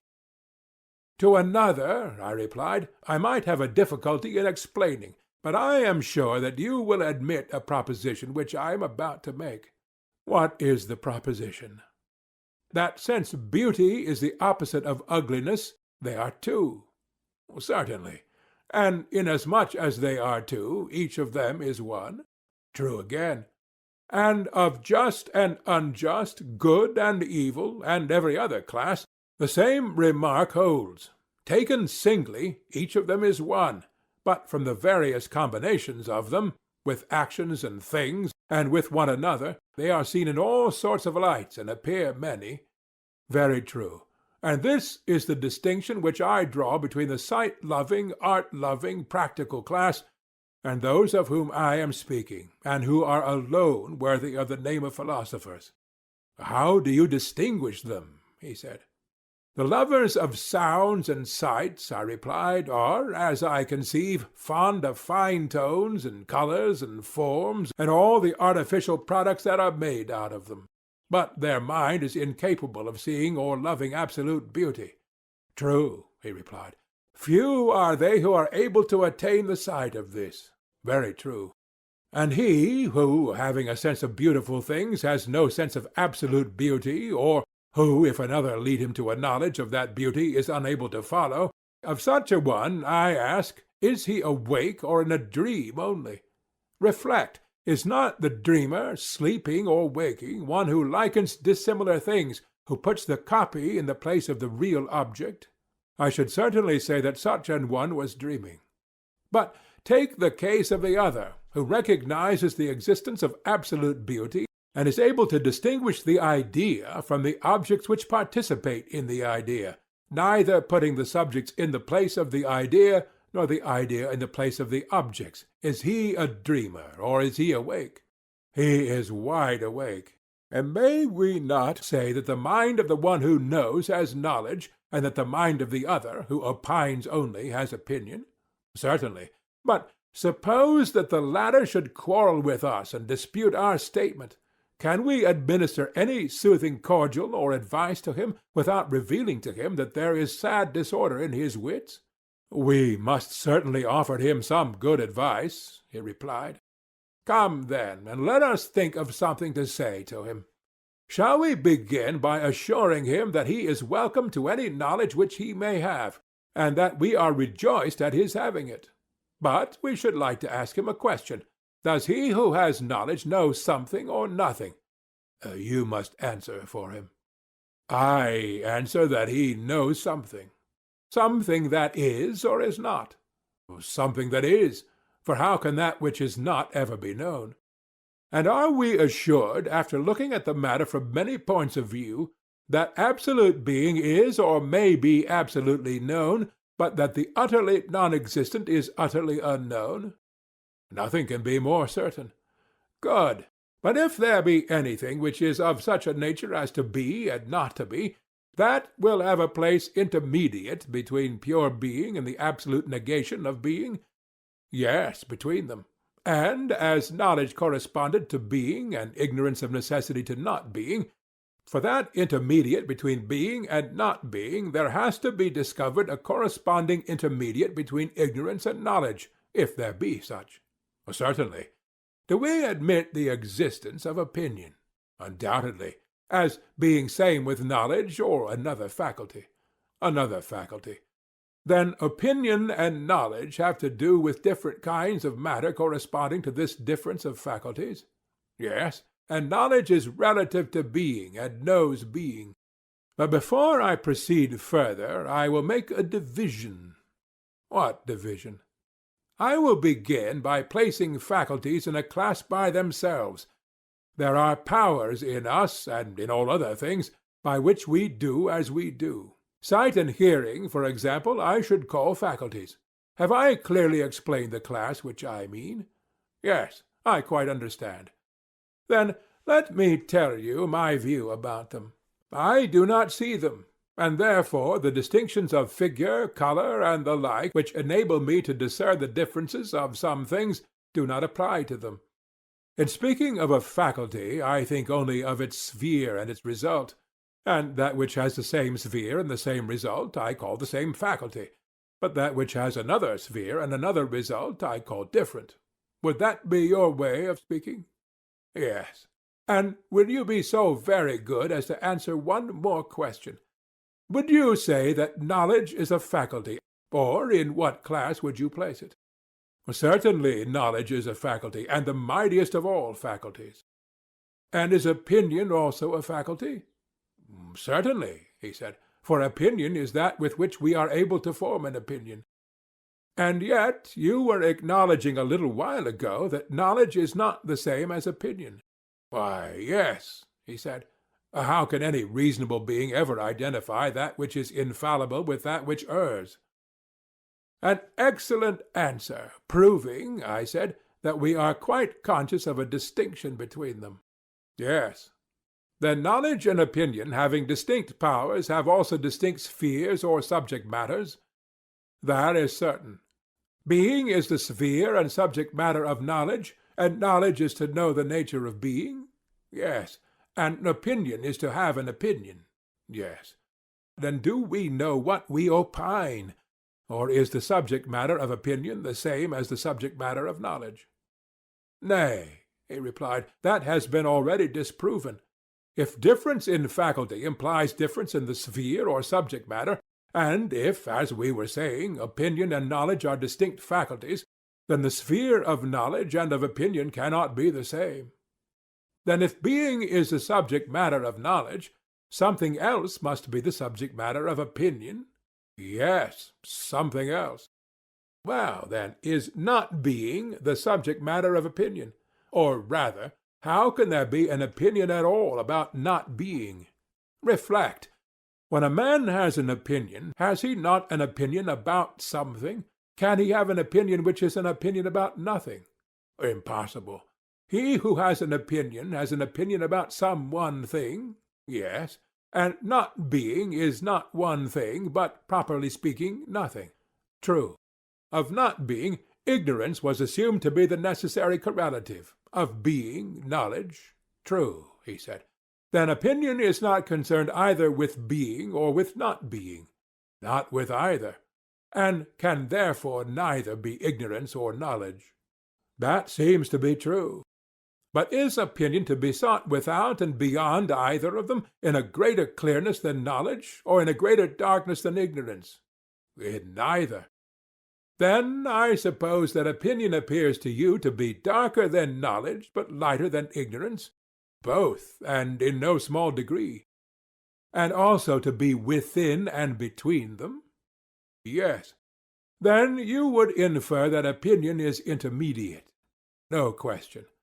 But were we not saying before that if anything appeared to be of a sort which is and is not at the same time, that sort of thing would appear also to lie in the interval between pure being and absolute not being, and that the corresponding faculty is neither knowledge nor ignorance, but will be found in the interval between them?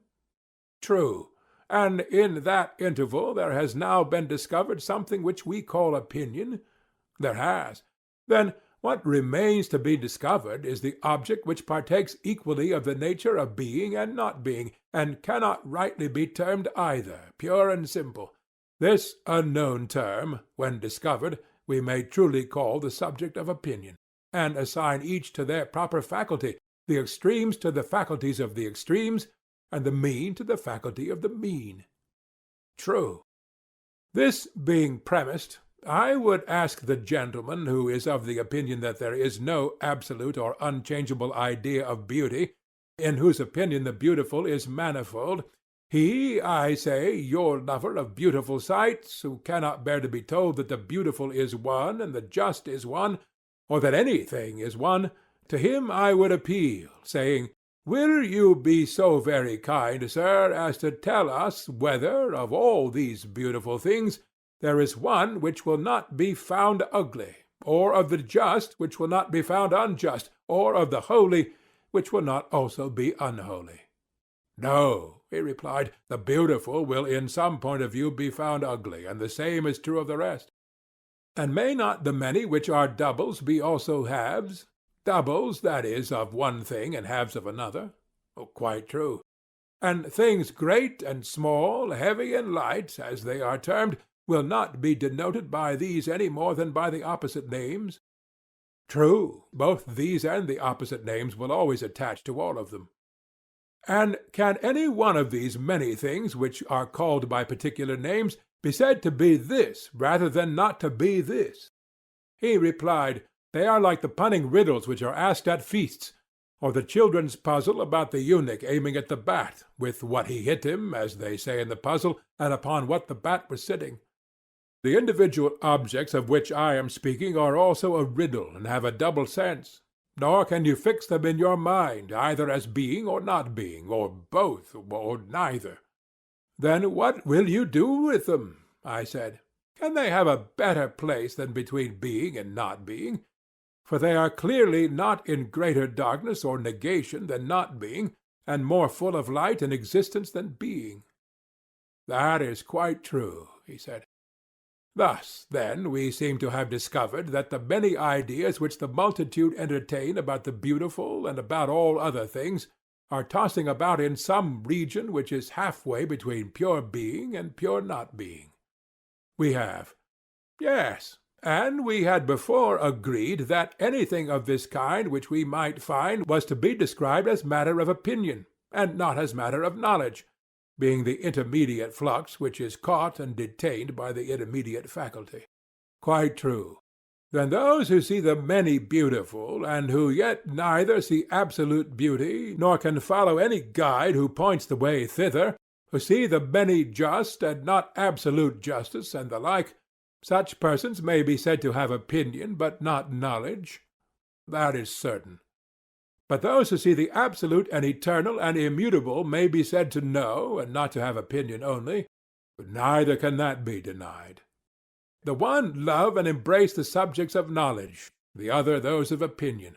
The latter are the same, as I dare say you will remember, who listened to sweet sounds and gazed upon fair colours, but would not tolerate the existence of absolute beauty. Yes, I remember.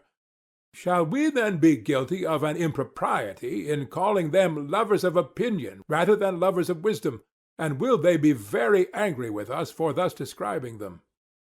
I shall tell them not to be angry. No man should be angry at what is true. But those who love the truth in each thing are to be called lovers of wisdom, and not lovers of opinion. Assuredly. End of Book 5.